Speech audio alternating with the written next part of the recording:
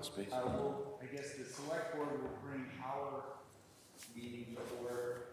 AFC brings our meeting to order. Thank you very much.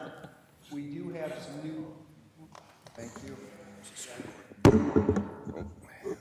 We do have some new faces here today. I don't know if we want to do a quick round of introductions for us and for the public, I guess. So It depends if that noise keeps going. me, okay. And I guess I can start. Sean Keogh, current chair of the select board. Hi, good morning. Shelby Marshall, Select Board Member. Alan Edinburgh, Select Board Member. Ian Johnson, Select Board Member. And Patrick Welch, Select Board Member. Tom Dolan, Advisory Finance Committee. Prashant Ahuja, Advisory Finance Committee. Walter Leslie, current chair, AFC. Jane Clapp, AFC member. Rod Shafford, AFC member. Gene McMahon, AFC member. I think you also have Josh Brandt on. Josh Brandt is remote.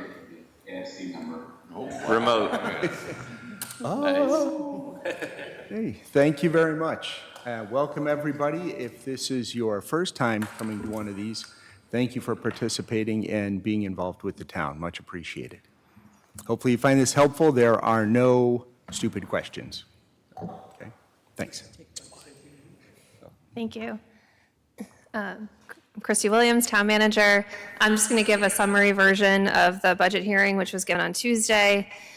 Before I start, I think I've handed out to everyone some updated budget pages. The numbers that have changed were actually mostly reflected on Tuesday, so it doesn't impact the overall estimated increase at this point. I will say that the governor did release her budget late yesterday, and so we're waiting for the cherry sheets to get updated, which is supposed to happen this morning, so I'll probably be able to provide you with a new estimate in real time sometime today. So this is the budget process. Again, we start with the budget summit in September where we talk about pressures that we foresee for the upcoming fiscal year. And then the budgets are due and we work through the budgets with the department heads. The budgets, my recommended budget comes out December 21st. It's very early, so there's a lot of things that we don't know, but that's driven by the charter and by the town meeting, the timing of town meeting. Budget hearing is by charter at the select board meeting. We did at one point hold it at the beginning of this meeting during COVID, but it's a public hearing, so a select board meeting in the evening is really a much better time for that to be scheduled. Here I just give you an updated or a summary budget presentation, but if you're interested in the budget hearing, that presentation is on the website or you can watch the recording on Westborough TV. Just wanted to point to something this is our second year doing, which is this program improvement request. So you'll see in each of the budgets for the different departments an additional line that says program improvement request. And so it's right next to that department request. And the department request is that department heads are told that your department request should reflect a level service budget. So not adding any staff, not adding any new programs or any new software. That FY25 department request should fully reflect what it would cost just to continue with the services that they currently provide. And then if they want to add any additional staff or anything new, that's reflected in that program improvement request. And then my recommendation is next to that. So you'll see here, this is an example, but in the IT department, you'll see that the clerical, there was a request for some additional clerical hours. My recommendation doesn't fully fund that request. I'll talk more about what we've done with that request, that we found other funding sources for it. And then at the bottom under software maintenance, you'll see that there was a request for $15,000 for additional software. Not only was that request not approved, but we actually reduced that line item. So it's an easier way to sort of see what we're doing and how we're sort of contemplating new services. This is the same slide that I presented on Tuesday night. Based on the current budget, the estimated average single-family tax bill increase is $979. I did say on Tuesday, and I'll say it again, that at this time last year, we were projecting well over $800 to the average single family. So there are a lot of things that we learn as we move forward before we set the tax rate in November. So it's very early. Currently, the excess levy capacity would be reduced by about $4 million. Again, we were estimating a reduction at this point of a couple $1 million last year, and we actually were able to grow our excess levy capacity by $200,000. Some outstanding budget items that we don't know. Our insurance budget, we don't know. That's a really significant budget. What we don't know about that is we don't know what our rate increase will be for health insurance. The town pays 75% of active employee and retiree health insurance. And so right now the budget is carrying a 5.5% increase. We're hoping that we do better than that, but we're waiting for that number to come in. Assabet Valley, that's an assessment, that estimate in your budget, it was provided by Assabet Valley High School, but that hasn't been approved yet. So they also wait to provide final assessments until the governor's budget comes out. So hopefully we'll learn more in the coming weeks about that. State aid, again, governor's budget, right now we're carrying about a 2.5% increase overall, which is a little bit higher than what we've carried in the past. But it's a little bit lower than what the governor had forecasted at the Mass Municipal Association meeting on Friday. If you look at the governor's budget numbers, what came out last night, there does appear to be an increase, but again, the final numbers will have to be updated on the cherry sheet. So more to come later today. The fire union contract has not been settled, so that's outstanding. The landfill budget, we're still continuing to work through. The waste management program will be effective July 1st. And then youth and family services, we've talked to both the select board and the advisory finance committee about the proposal for a different service delivery model. Based on initial discussions, we know that we will not need to increase the budget in order to move to this model, and we do expect a nominal savings. At the budget summit, I think we talked about revenues and the interest in seeing more information about that. So I do want to point you to your budget books. There is a lot of information in your budget books about revenues. There's a revenue forecast, but we have added this slide as well, which I think is a great slide. So thank you for the suggestion.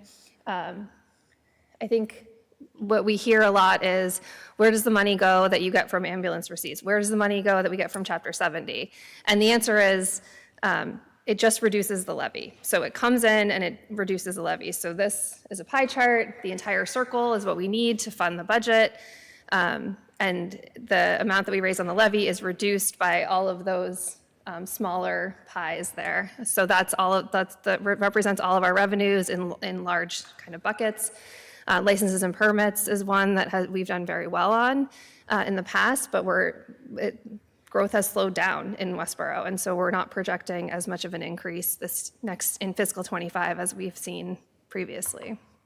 Hotel and motel meals tax has come up from COVID. That's that green slice, but it seems to be steady at this point.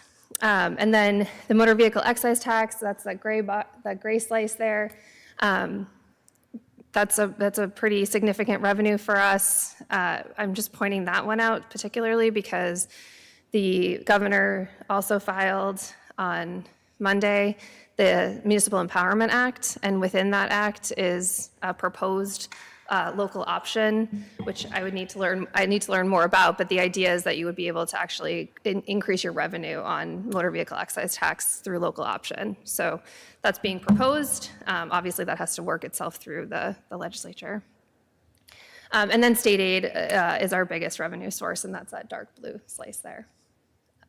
And then the lighter, larger piece of the pie is the tax levy.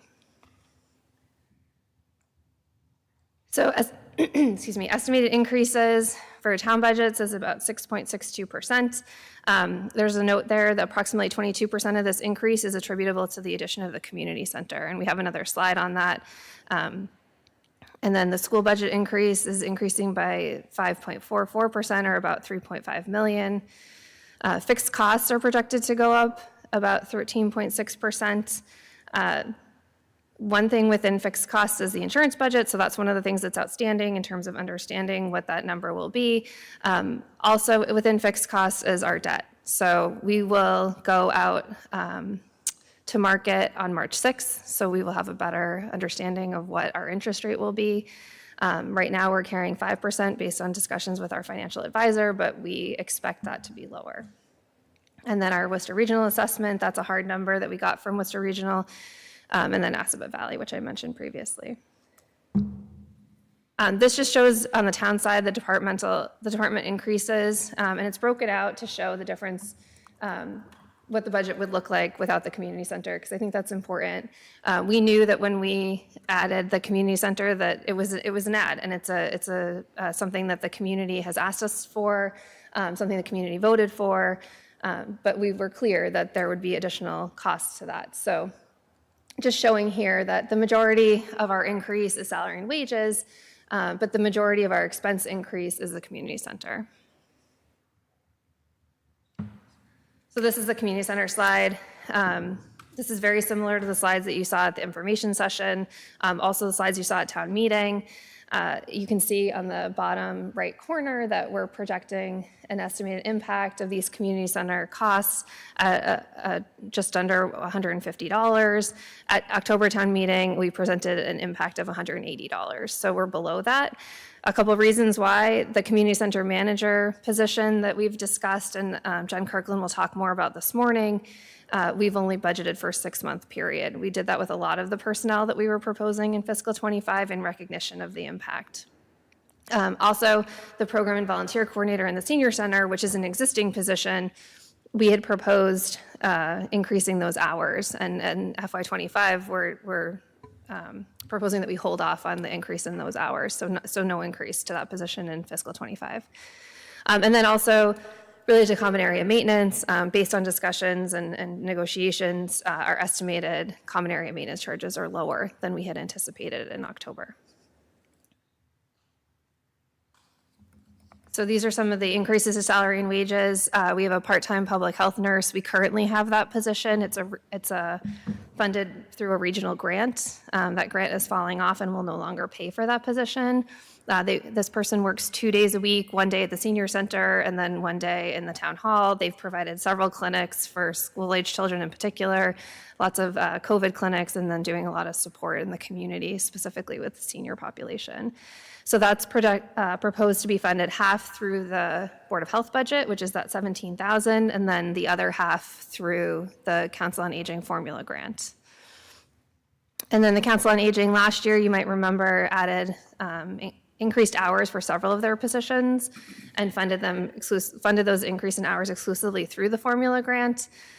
In this fiscal year, as we anticipated, we're bringing the 5 additional hours for the administrative assistant, who we brought from 35 to 40 hours, making her the only other employee besides the director that works 40 hours in the senior center. We brought those 5 hours onto the budget. The finance department, which we've talked a lot about, we'll talk even more about in probably 20 minutes. We had originally in your budgets had proposed that we take the town accountant position out of the finance director position. That's something we talked about at the budget summit, so that's not in response to the vacancies in the department. It's something that we were forecasting back in September. We're going to propose that be funded for half the year, similar to the community center manager, in recognition of the increase. With the vacancies that we're experiencing, we think that it's important to move that forward more quickly. So in the updated budget pages that I gave to you as you came in today, that finance department budget reflects a full fiscal year of funding the town accountant position.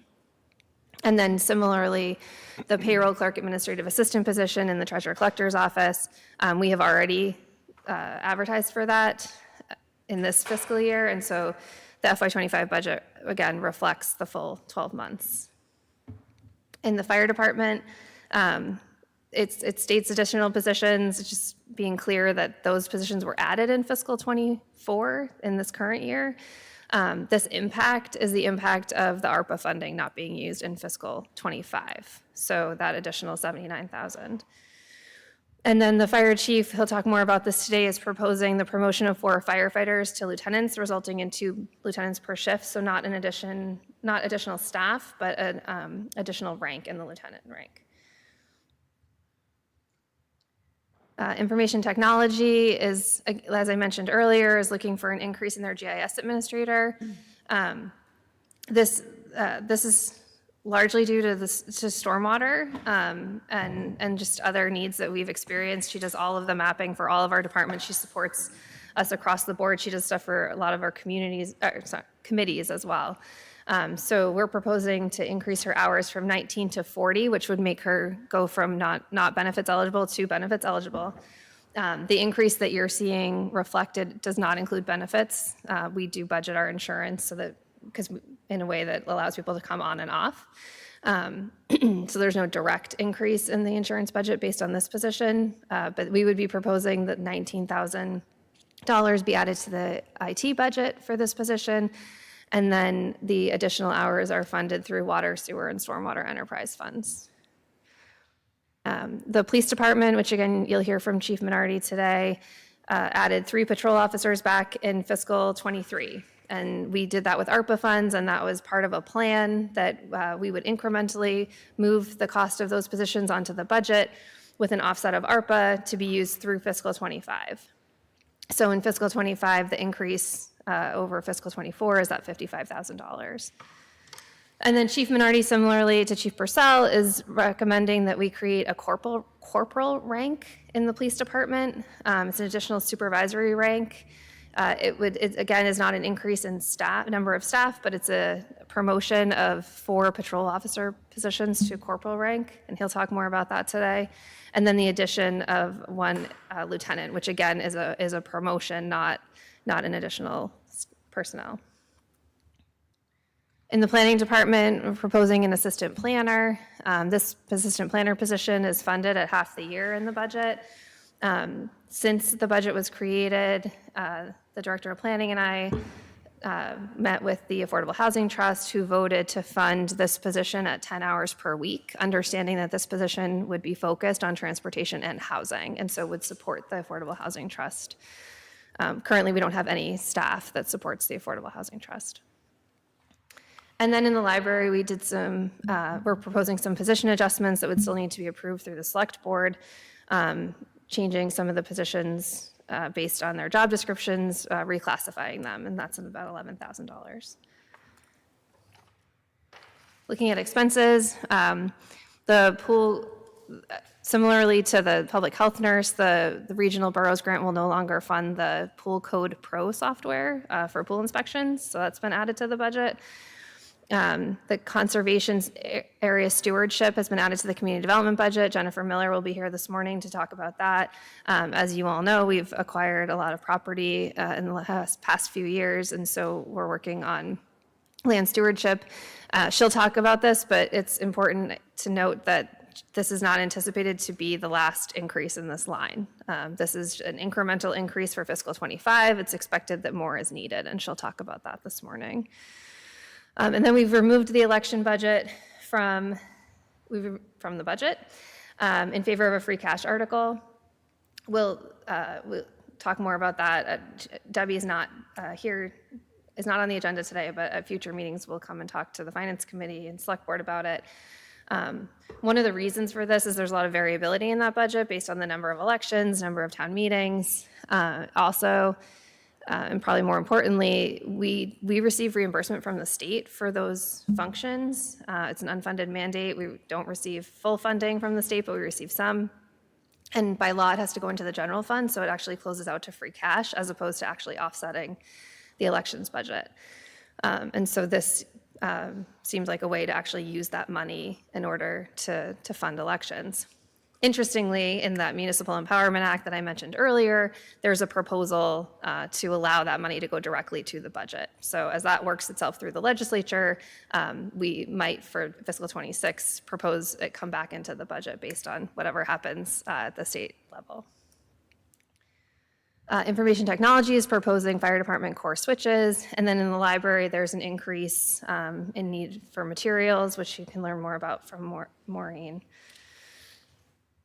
So fixed costs, we talked about. The increases in fixed costs are significant. Debt's not shown here.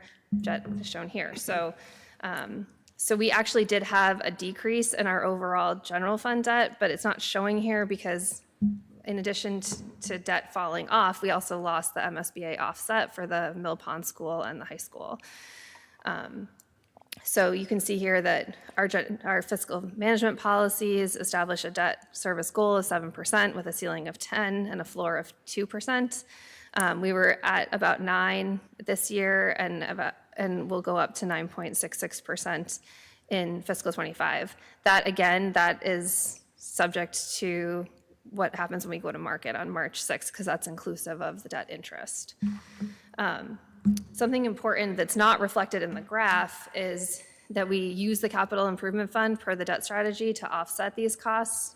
A lot of times we hear people say, well, where's that Pulte money that we put aside? And so that is actually part of the operating budget motion that's on the floor at town meeting, where we move money from the Pulte money or the capital improvement fund to the debt budget. So we'll offset in fiscal 25 the debt service budget by about 2.6 million. This is just showing what we anticipate using in free cash at the annual town meeting. As I mentioned before, there's several articles that just say a sum of money right now that are anticipated to be funded through free cash. So these numbers will change, but right now we're at free cash and stabilization 13.25%, which is within our fiscal management policy. And then this just shows how much we're using in free cash, anticipated to use in free cash in fiscal 25. And this number has been updated based on the most current version of the warrant, which has some additional free cash numbers in it. We're also using free cash to lower the tax rate. So we're remaining at that $450,000, even though we had hoped to continue to move off of that because we do have a structural deficit of $450,000. But in fiscal 25, we're not proposing to reduce that at this time. And so you can see that we would be over $1,000 without that $450,000. We're also following our OPEB funding schedule, which uses free cash as well. So $200,000 of free cash is used each year, and we add $200,000 to the budget. And then these are some other financial resources that can be used for specific things. And then just wanting to note that in fiscal 23, the town received over $9 million in grant awards, which has allowed us to do some great projects. This is the capital plan. It's broken out, so these are free cash articles as well as other articles that are funded through other funding sources, such as the senior center van replacement, which is being funded through a gift account. And we're within our fiscal management policies here at 1.21%. Our fiscal management policy says to stay within 1 to 1.5. And then here is other capital articles that are proposed to be funded either through retained earnings in our enterprise accounts or the general fund debt. The general fund debt are the library repair project as well as the school articles, and you'll hear more about the school articles this afternoon. And then this is the slide showing where the tax dollars are spent. This just shows a breakdown of the estimated FY25 tax bill and where those dollars are estimated to go. And with that, that's the end of my presentation. I'm running a little late, so I don't know if you want me to take questions. I'm also on for the finance department next, so. Yeah, I think if folks have questions now, please feel free to ask them. We'll pick up time so we can skip lunch. I have one question. On the department program improvement request, is there also any effort to look at programs no longer needed, done more effectively?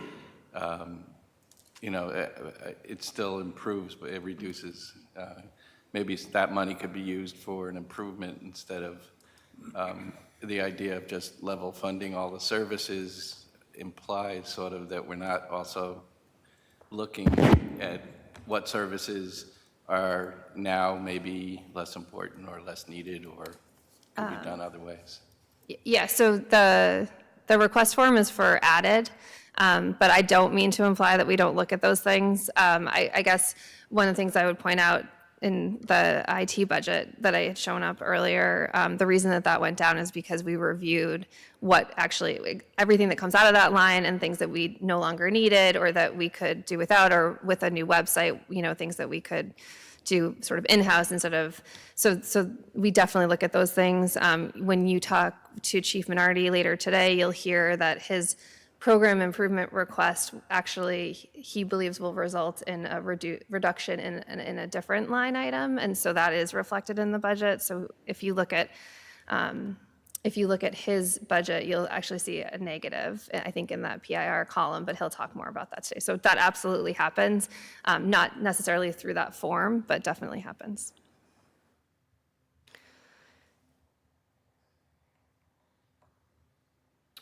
Rod Chafford. Could you use the microphone? That would be great, thanks.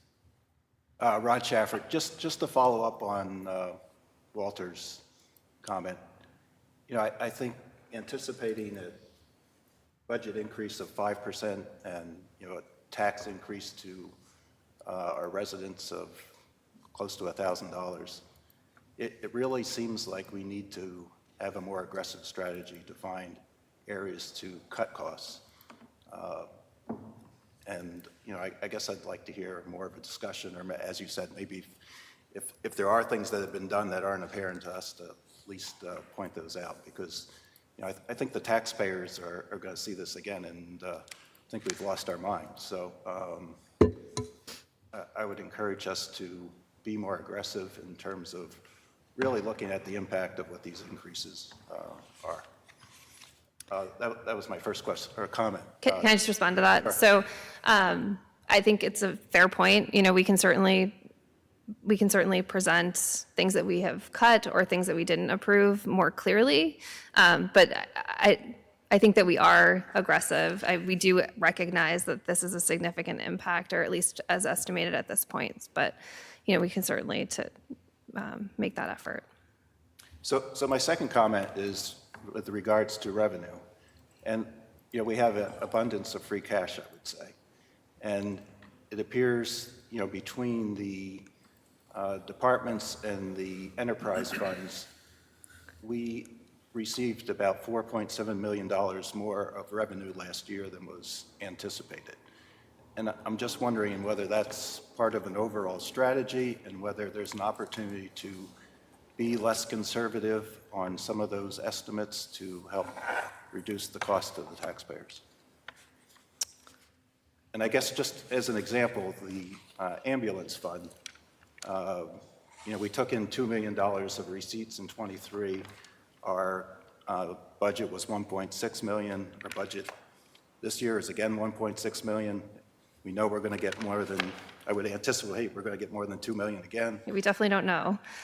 I mean, when we estimate our receipts, we look at an average. We can't just look at the previous fiscal year, so we look at an average. And so if you look on average at the revenues in that line, this is where we have budgeted. Is it updated before the tax rate is set? Yes, it's to updated continually. What we think it is? Some of what you see as we sort of change this number, as we get closer to town meeting, I mean, it's difficult, right? Because when we create our estimated receipts document in anticipation of the fiscal '25 budget, we haven't even received all of the numbers for the first quarter of fiscal '24. So it's continually reviewed. I think we are conservative. I mean, I know of other towns that have anticipated things that didn't happen and that went completely the wrong way. And so we don't want to be in that situation. So I think that we do budget conservatively, but I think it's responsible. So, In terms of free cash, I don't know what you mean by we got 4 million more than we thought. So if I, And that's not a revenue either. so so the revenue for budget for fiscal year '23 was $131 million. The actual revenue was $135,800,000. So we got $4.7 million more in revenue than was budgeted. And I'm just wondering whether that's a little too conservative. Well, so $1 million of that was the result of a settlement that happened through negotiations of one of our pieces of litigation. I mean, those are things that we just can't anticipate. So, I mean, we change, and, you know, John can certainly speak to this too. We review our estimates up until the tax rate is set based on has come in and based on previous fiscal years, so. If I could add to that, Chris? Yeah. If you go back in time, we can look at each year at big things that have come in that are unanticipated, whether it be a settlement with an abatement, where we got NSTAR to pay $460,000 in interest that they owed us, or litigation settlement of $1 million. We review it throughout the year as we meet as a finance team when we get feedback from the departments. You know, if we see that they are on pace after half the year to look towards that number, we stay with it. If it looks like they're on pace to receive more, we adjust it. I mean, we're doing this throughout the year with feedback from the departments. We're not doing it in a bubble. And it's important to note that we look at, like Christy said, a number of years to avoid the spike. Being on the wrong side of this brings an impact to the taxes that are less expected. You know, I think at the start of this process, it's important that we are conservative and revise as we go, because surprises at the end and the other way go really bad. When I go to project the values on work that I haven't even done yet, if I'm the wrong way by $5,000 on the average single-family value, right, that's $5,000 times the tax rate of $16, right? And so that's a significant amount of money. And so to look at the projections so early before things have happened, right, and expect us to be more aggressive only leaves you subject to going the other way, and that's bad. So that's part of the process, is that it's ongoing, and it's a moving target. So I think that's what Christy's trying to convey, that's, you know, the process. Yeah, I mean, we've had other settlements in other years where, you know, money has come in that was unanticipated through John's efforts. So, you know, some of that money it's not that we're, you know, we're overtaxing and this is all coming out of budgets. It's things that you wouldn't be able to anticipate. So I think we're comfortable with the estimates that we have put forward at this time. And I think, you know, I just want to be clear that they're constantly reviewed, so.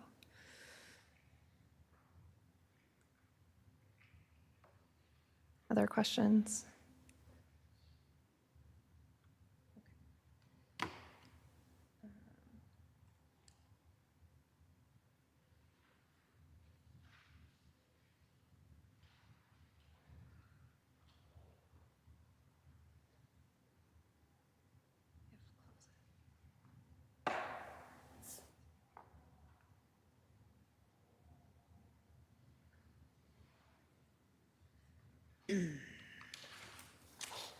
The next two items on the agenda are the Finance Department's budget and warrant articles, and then also the general bylaw amendments, and I'll just talk about them at the same time because they're pretty similar.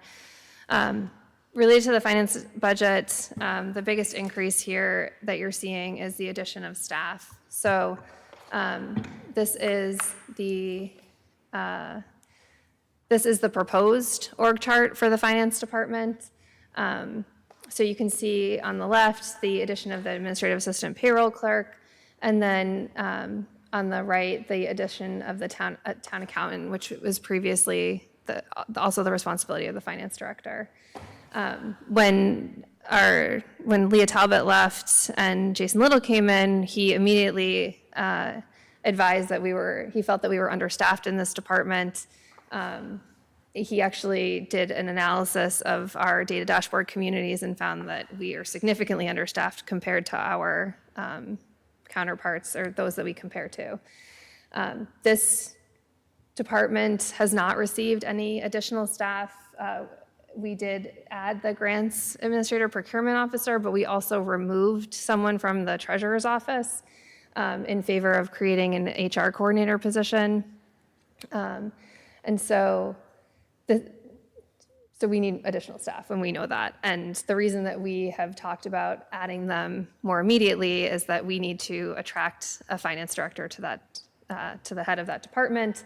And we also, obviously, we need to keep up with the pace of what's happening in the community. So specifically in fiscal 25, we'll be adding the stormwater utility fund. I mean, that's something that is going to take staff to manage, and in addition to DPW, it's a lot of work in the finance department.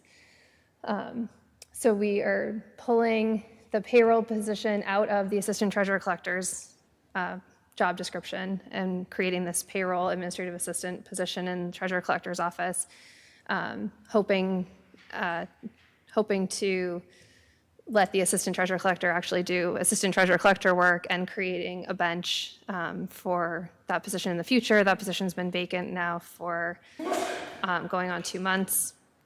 It's very difficult to find finance folks in the municipal world. That's actually also acknowledged in the Municipal Empowerment Act, that this is something that's across the state is very difficult to fill. And then in the addition of the town accountant position, you'll see in the budget document, we talk about the need for the finance director to really be focusing on sort of bigger picture strategy. So the debt strategy we brought to you, we've been trying to work on a long-term capital plan. It's very difficult to do, and the finance director is also responsible for the day-to-day accounting. And so we've been proposing that those two be separated. And I think John can talk can definitely talk about his experience at this point. So just so we're clear, the treasurer collector position is currently vacant. The town accountant position is currently vacant. The administrative assistant payroll clerk is new, but vacant, being advertised. So we're working through that. The bylaw change that we're proposing is an amendment to Article 7 of the bylaws, which creates the finance director position, and it calls for that person to also hold the town accountant position. And so the warrant article is just to remove that requirement for the finance director position. Happy to take any questions. Christy, the finance director position, will that continue, will that role require them to also have accountant credentials? Will they be a certified accountant? That would not be a requirement of that position. Okay. And is the assistant town accountant position a full-time position? Yes. Yep. Thank you. Yep.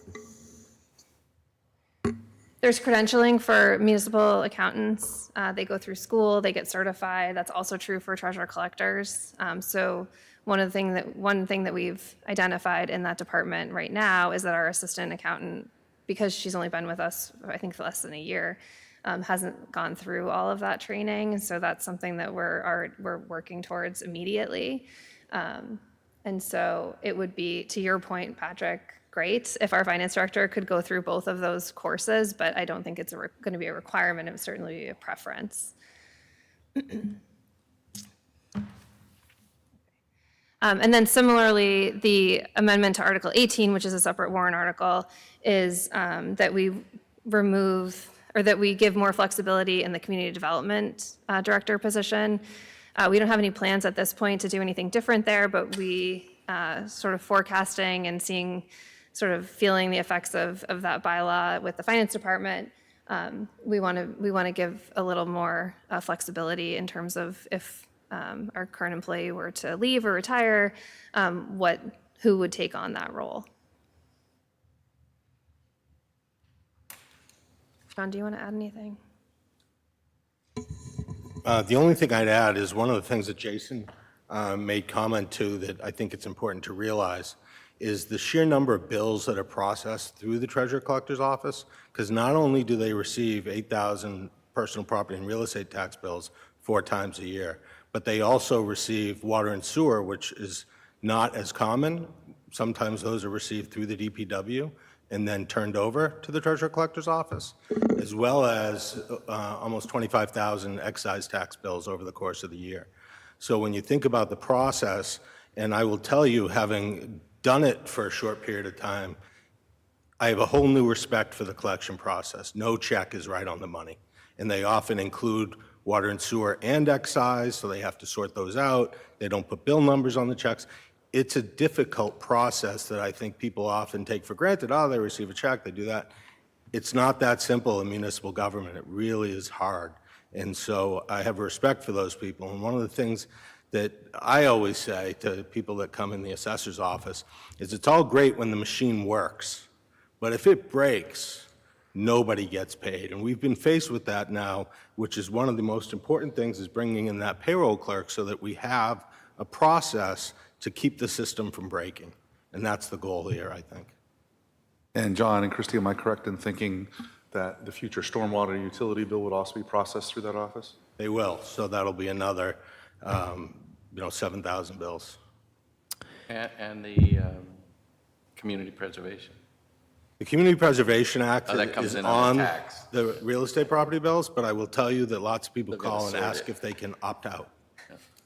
The, answer is no. Causes more Yeah. confusion. I would like to opt out of all my taxes.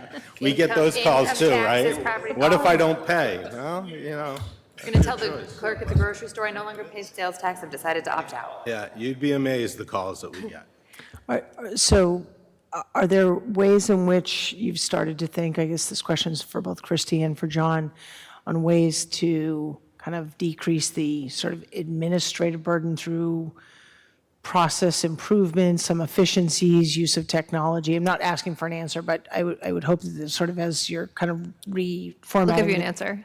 Go for it. So we obviously invest a lot in Munis, which is our financial software. And, one thing that we've identified is the need for the different functionalities of Munis to be deployed throughout the departments. So one of the things that John and I have talked about, hopefully once we get staffed up, is bringing someone from Munis back in to go over some of the functionality of that software so that we can identify how to roll out. It is a significant process to roll out. We're actually right now going through a conversion. It took up a lot of Leah's time. It's taking up a lot of John's time. So it's not insignificant to sort of add these things, but in the end, it will create those efficiencies, and we think that's really important. So we anticipate doing that. And can you just refresh our memories what this conversion that is? I know you've talked about it. I don't think I understand what it is. Yeah, so we've taken the real estate and personal property and excise tax bills out of what was Collect Pro software and moved it into Munis. And so there's 2 steps to it. There's the implementation of future bills and the conversion of past data. And to give you an idea, when we converted the real estate and personal property, we thought there was going to be 500 manual adjustments, and it turns out there was 500 per year for 10 years. So Leah and I went through and did 5,000 manual adjustments. Even just the quality checking of the data as we map it to the new software is tremendously time consuming. I mean, you're basically checking a text file and making sure all the stuff goes to the right place. So that's what the conversion is. We've done excise, we've done real estate and personal property. The next phase after we roll out stormwater will be utility billing, and we're working with the DPW along that path now. So I will say the accountant in me is really trying to figure out operationally how the office works and how these positions make sense. I have a hard time with the additional cost of 2 people, right? I mean, it's a 20% increase in the department, but I'm also trying to reason through like internal controls and how we manage processes. So I'm hoping I can ask a couple probably in the weeds questions just so I can, who handles your guys' accounts receivable? Like who actually processes those tax bills and checks when they're received? Is that done in the treasurer collector's office? It's a two-step process. So in receiving checks, they come in through the treasurer collector's office, okay? And so they will post them to accounts. That then gets reconciled with the receivables from the banks and making sure everything gets to the right place. And who actually does that process? First, it's done at the treasurer collector's office, and then they tie it out with the general ledger from the accounting office. So is that the assistant treasurer collector and assistant town accountant that process them? Or is that the administrative? I'm just trying to reason through The actual answer is people. yes. Okay. I mean, with the level of staff, they're all processing So it's receivables, everybody's. yeah. And then the accounting office is processing payables. So that was going to be my other question. And My vendors. next question is, who does the accounts And payable? So that the assistant sheer- town accountant is That would be the assistant AP? accountant and the town accountant. Right now, it's just the assistant accountant. And the town accountant relative, I mean, again, looking at the volumes, I think it's hard to really comprehend how many there are. And to have checks and balances within the accounting world, the accounting side of it took up a tremendous amount of Leah's time. And in that role, it removes the ability to be the finance director that oversees the system of it. And so it's very rare in municipal government of our size to have this lean in accounting staff. I mean, ultimately, that's sort of it's hard to justify a 20% increase, but I don't know how you have the internal controls in place with this level of staffing. Like, who reconciles the bank account?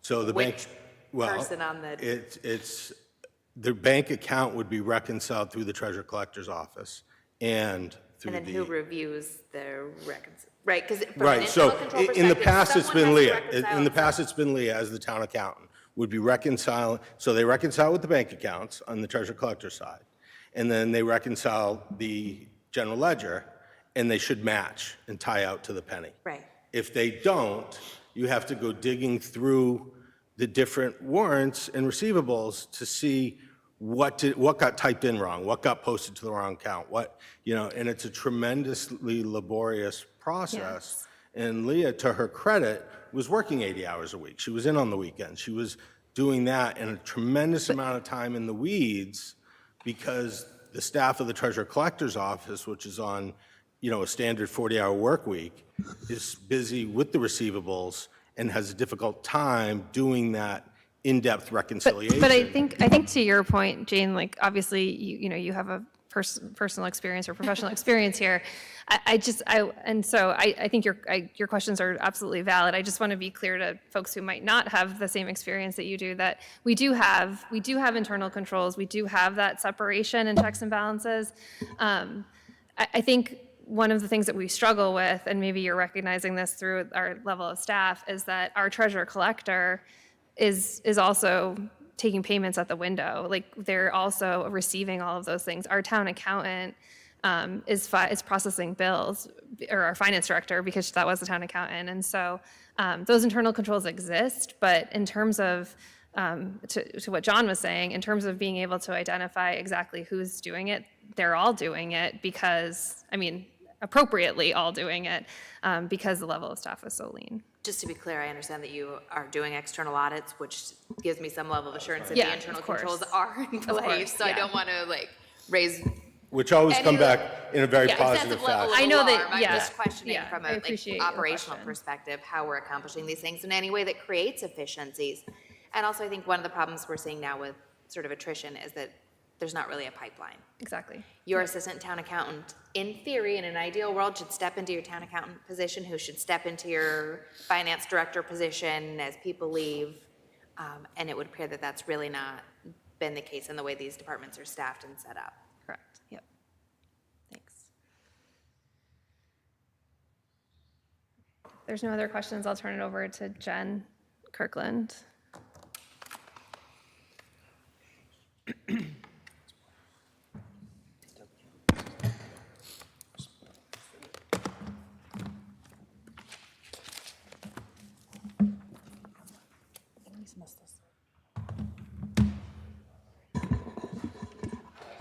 I guess I would say as we're getting into meeting with the different departments, to what Rod said earlier, to what Rod said earlier, I think this is a good opportunity for everyone to ask about, different, as you look at the budgets that are in front of you, asking department heads where they've cut back or what their review processes looked like, just as they're in front of you, I think is a good question. So, Sorry, Christie, one second. So I just want to confirm on the agenda, it has us covering Articles 7 and 18. yeah, those are the two bylaws that I mentioned. So that was the finance department pulling apart the town accountant and finance director, okay, and so then it's all part of that. All right. I briefly mentioned the community development director, but same got it. spirit. Got it. Okay, so I missed it. That Will we have a conversation with the community development position? Okay, as part of the bylaw, that will be next. Nope, I mentioned it and I didn't hear any questions. So if you have questions, we can talk about it now. Yeah, I mean, I guess, I know it's part of, sorry, Jen. So I know it's, we've talked about it briefly. I guess I'm not fully understanding why we're making this change now sort of proactively without sort of, I guess I don't understand kind of the long-term plan that's driving this change now. I think the reason that we're preparing for, there could be potential retirements in the community development department. And I'm not, escorting Fred out, but. Congratulations, Fred. But I think we want to be prepared and we want to be flexible. I think one of the things that we've run into with the finance director, town accountant piece is, can we even hire a town accountant standalone? The answer is yes. I did check with town council that we can certainly do that. But we're having to pivot quickly in response to something that's going on in the finance department, and under the bylaw, it's unclear sort of how we can move forward. So with Fred's position, it's a little more flexible as it's written. It says that they may be the building commissioner, but the reality is they may not be. They may be, a different position. And so I think what we are learning and what we're seeing in other communities who have similarly created these sort of senior leadership levels, but have pulled up a position in favor of, not spending too much. There's a need to pull apart these positions. And so I think we should forecast for the community that we see a need in the future to pull apart these positions, and we want to have the ability to do it when the time comes, and it might not be consistent with town meeting timing. Sure. And I think we saw that when our former town planner retired, we saw the need for some changes in terms of the structure of both reporting of the town planner, and that obviously didn't pass at town meeting, but Yeah. But in terms of the organization of the department and the role and so on and so forth. So I'm in line with what you're saying. I think it's just important that I think that there's some very strong feelings in the community about kind of community development, and I think that there could be some, maybe, I think it's important to explain kind of what we're anticipating so that it's clear what is expected to be achieved by this bylaw change versus what it isn't, because I think that it could be, I don't know, I just think that it could be muddied in thinking that this is another attempt to kind of change the town planner reporting structure, and I just think we just need to be clear. No, it's a good point. I know that this is what you're saying, but just to be clear that this proposed bylaw change doesn't have any impact on the town planner position, but I hear what you're saying, so. Thanks. Now you can. Hi, everyone. Jen Kirkland, Recreation Director, and I'm just here to talk a little bit about our budget and mainly the new position that we're hoping to acquire for the community center. And I'll talk about my warrant articles as well. And thank you, Westborough TV, for this beautiful drone picture here. So I'd just like to start just reminding you of who we are, what our mission statement is. The Recreation Department operates and oversees a dynamic array of programs, events, playgrounds, parks, fields, and even a golf course. We strive to serve all of our residents and encourage everyone of all ages and abilities to engage with our lively sports, creative programs, and remarkable facilities. I thought I'd take a moment to just kind of give a timeline of the evolution of our department over the last 10 years. In 2014, we saw the retirement of two longtime employees in the Recreation Department. This time, the Recreation Department was responsible for overseeing a variety of programs, facilities, tennis courts, sports fields, and playgrounds. In 2017, we opened the town's first cricket pitch at Hennessy Field, and the Tot Lot Playground opened at Bay State Common.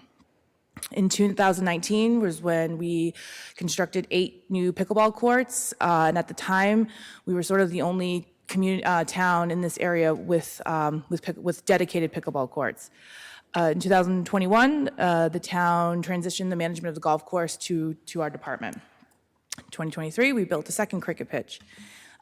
Later on this year, we're anticipating the opening of a dog park, and this spring, as we all are aware, we're anticipating the acquisition of 1500 Union to serve as our community center.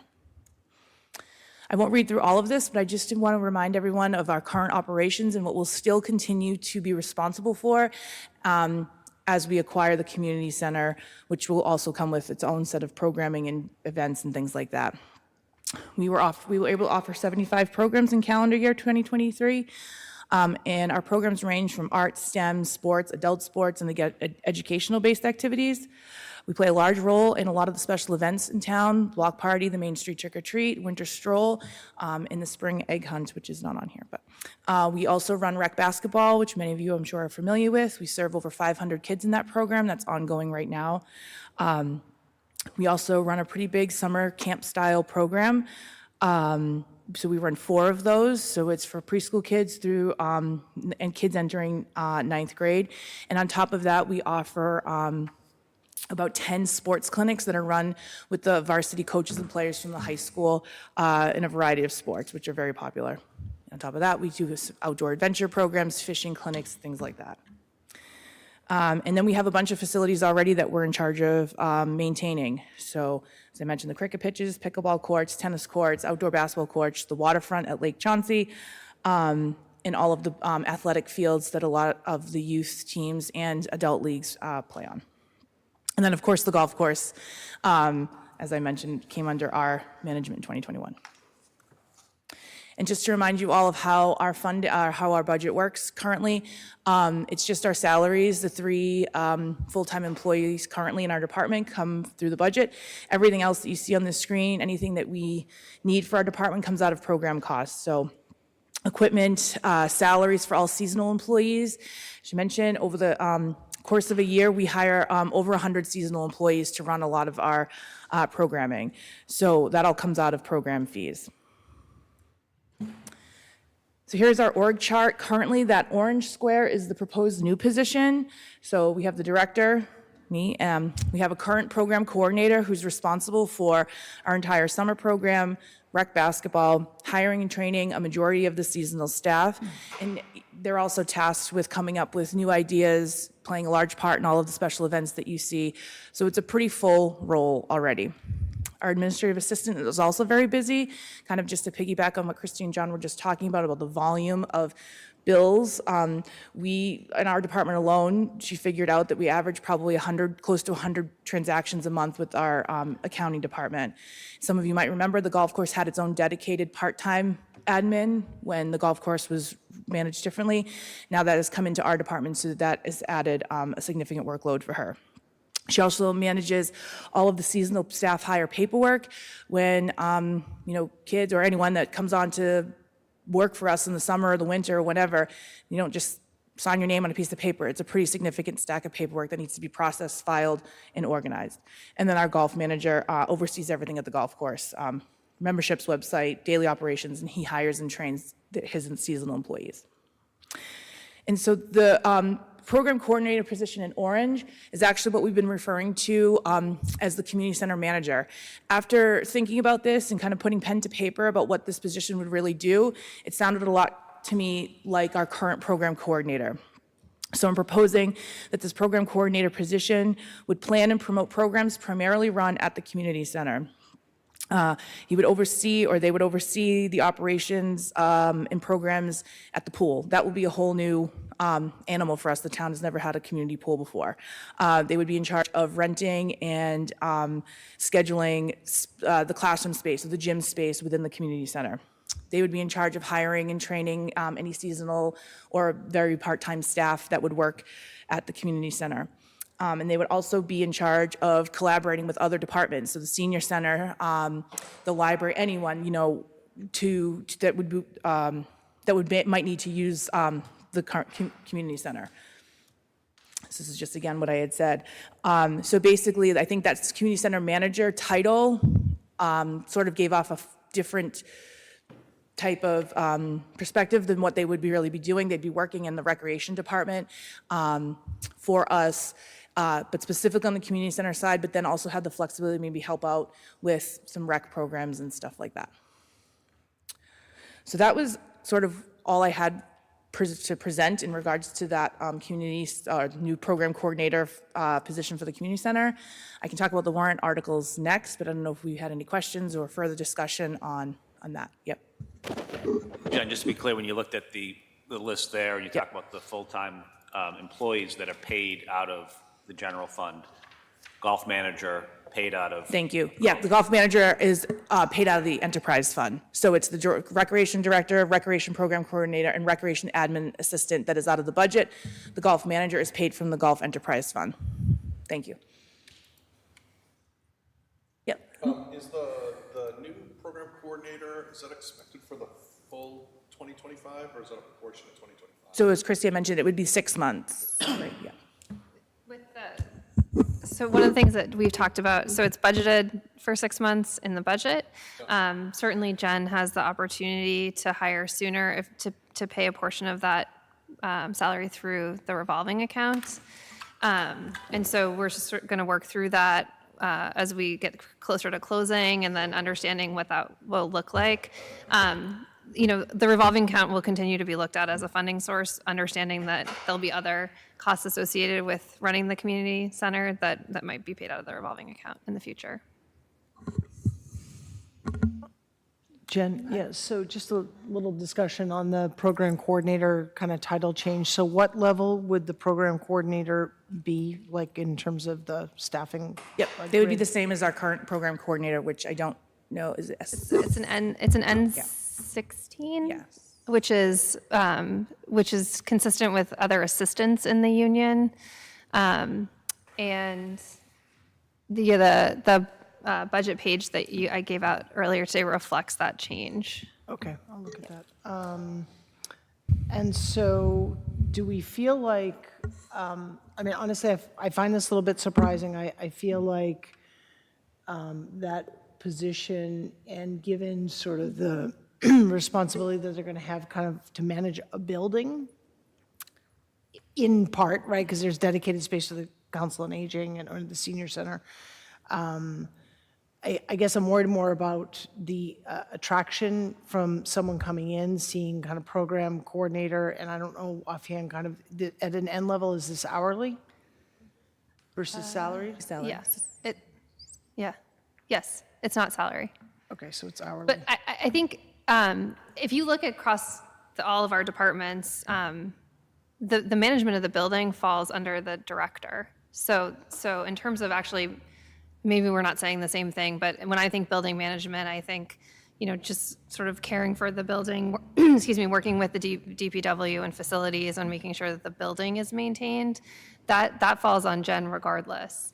As the director in that department. And that's similar to the fire chief and the DPW director, the senior center director, that the actual physical management of the building and working with facilities, it's a coordination certainly with DPW, but it falls on the director. Yeah, okay, and we're probably using slightly different words. I mean, I do see where director says facility management, so I get that. I mean, I'll support this. I guess I just worry about,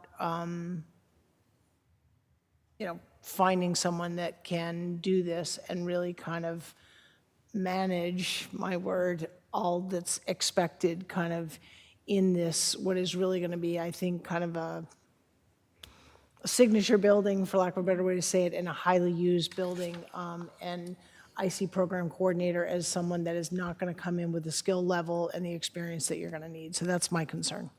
If I could respond, just because our current program coordinator has actually been here almost 2 years, which is crazy. But when we had to, when we put that position out, we had applicants, and I think that this could be a good opportunity for someone that maybe has graduated with a sports management degree, has had a couple of years in a municipal rec field that's looking for that next step. So I understand what you're saying, but I do think, just given the history of when we've ever had the program coordinator position open, maybe the title doesn't sound as exciting, but then when you get into the meat of what we're expecting, I think that we've had some luck with candidates, just my opinion. So on a, real quick, on the same vein, I just want to make sure I'm clear on this. We have it called program coordinator here. Christy, in your earlier slides, we talk about community center manager. In the budget book itself, it calls for community center manager, 0.5% headcount for FY25. We're talking about the same thing here, right? This program Yeah, community. this is just an example of one of the things that's evolving. So as Jen mentioned, when she was developing her slides for today and the bullets and everything, the more we talked through it, the more it seemed to align with our current program coordinator. And so it became a program coordinator position. I think Fair to say that this position would be the person who is managing what's happening inside the building. Jen would still be Yes. responsible for the physical building. correct, with, That's an easy way to think. with the DPW, yep. Yep. I also think, this is evolving. So, Jen hires someone to run all of her camps also in the summer. We're just not talking about that person because they're paid for through the revolving account. So we have many different positions, or a couple different positions, that help her run these programs sort of in these different sort of defined spaces. Certainly, one of the things we don't know about the community center is how much of it needs to fall under separate control, meaning that if it's not fully built out under the control of the senior center, in the lower level, as an example, so that position could evolve and could, move up in classification if it needed to, but currently the way that we're proposing it and the way that we see the need is another program coordinator. And this position at 30, I think the number I got here is 32,490 for that half year. That is hourly wage based. Is that fully burdened with all of the other costs of a 40-hour position? No. So it does not include changes in the insurance budget. Okay, thank you. No, I'm sorry. I actually like the retitling of the position.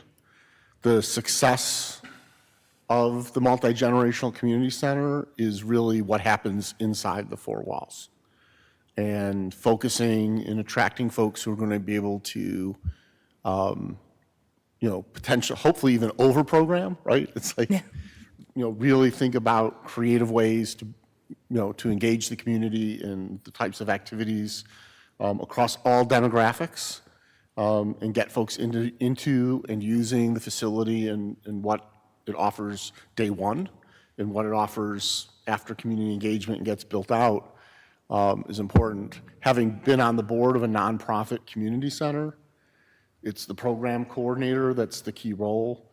The title, manager, if you say I'm a community center manager, it does in the market lend itself to someone who's really about, I'm running the building and I'm going to have a program coordinator working for me who's going to do the programs, and I'm going to have a facilities person, right? And I'm going to have an administrative staff, and that's not really the role we're looking for here.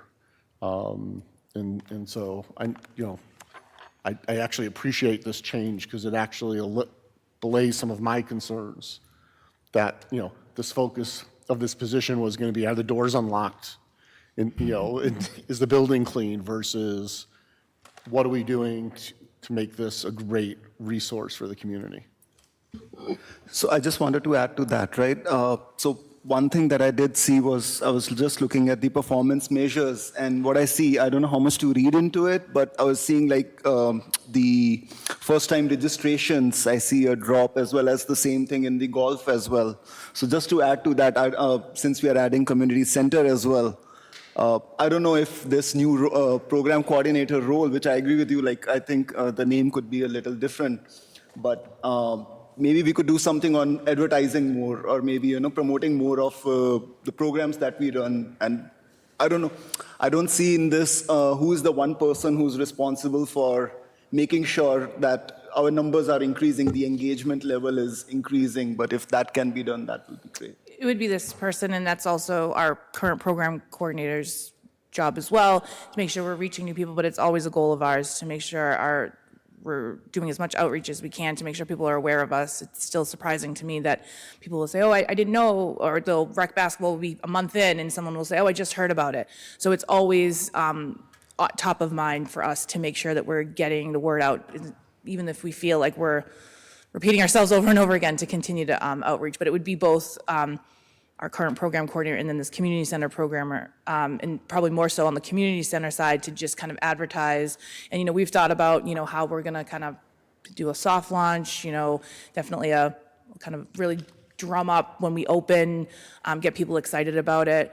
And it's just an opportunity for our department. I feel like I've said this a bunch, but we're just limited right now. With the space that we have, we really can only program at night starting at 6, just because we're at the mercy of the schools and they have their own policies and protocols, which we respect.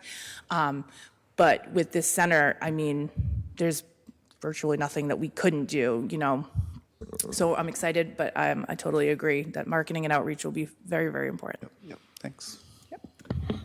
Along those lines, something you might consider is the job title could be Program and Engagement Coordinator. That was one of the keywords, though.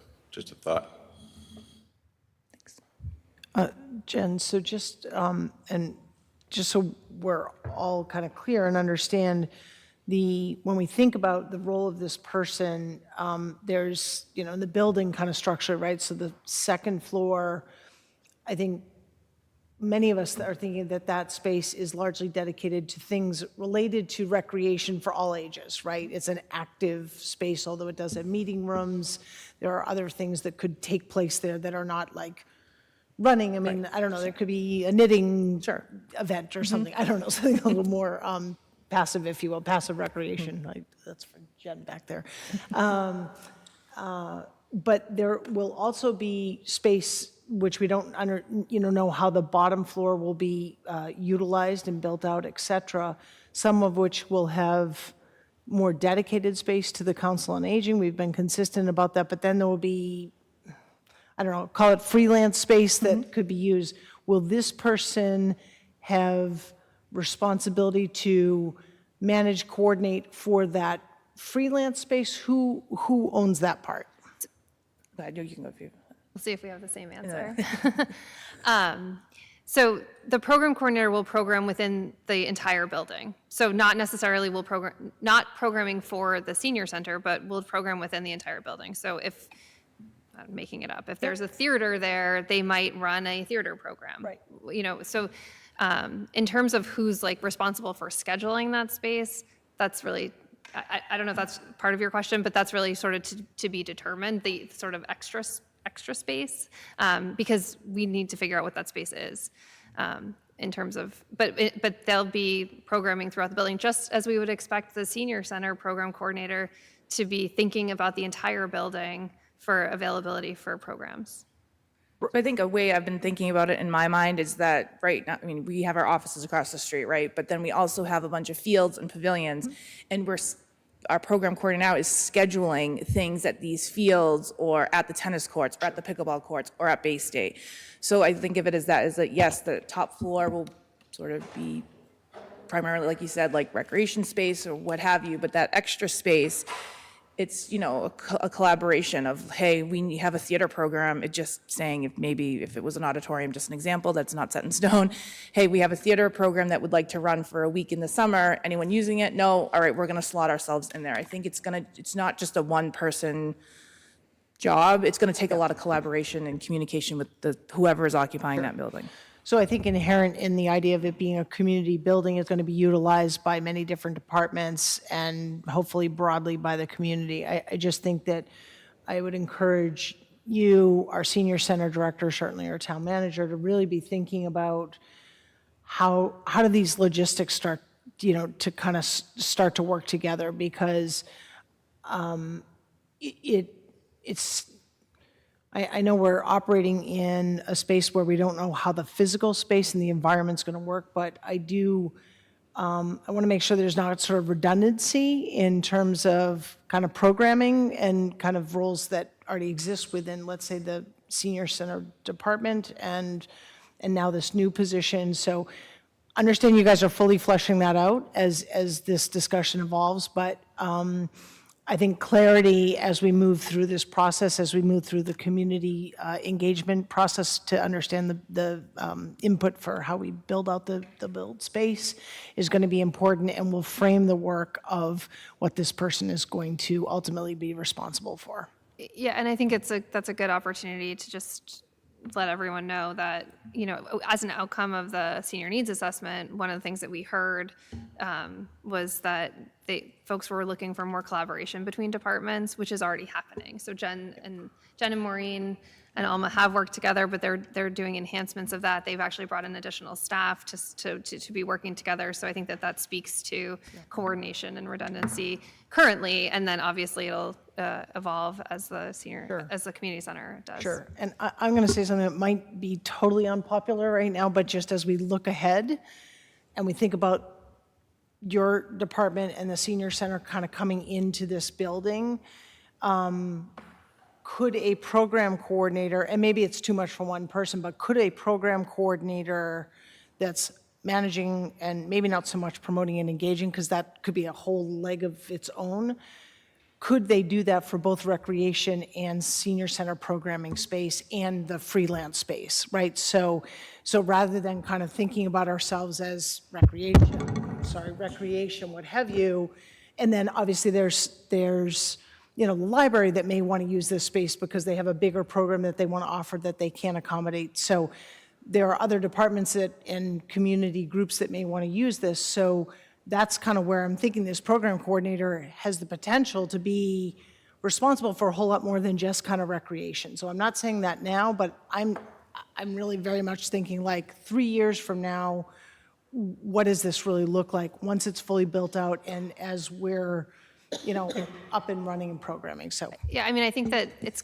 going to evolve, and as you all know, in the staffing study that was done a couple of years ago, there was a discussion about creating a larger department similar to what we did with community development. Yep.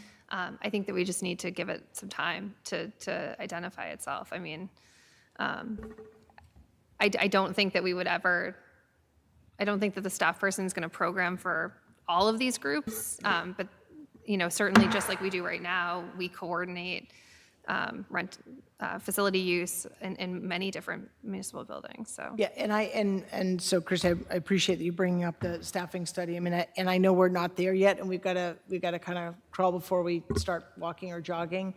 But so I'm already looking forward to what does the FY26 sort of programming look like in the budget, because I think I do think we're going to be there sooner than we are anticipating in this conversation today. So thanks. And I think this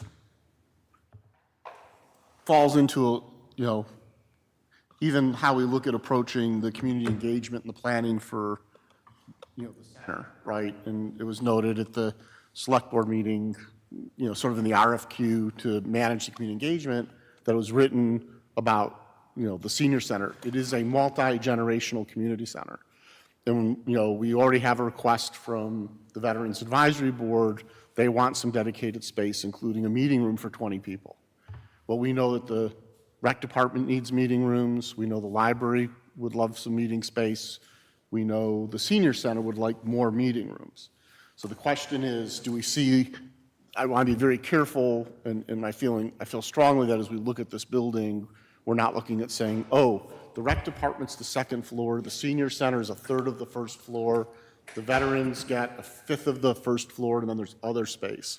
That when we look at it, we say, gee, across all the potential departments and usages, this is the meeting room space we need.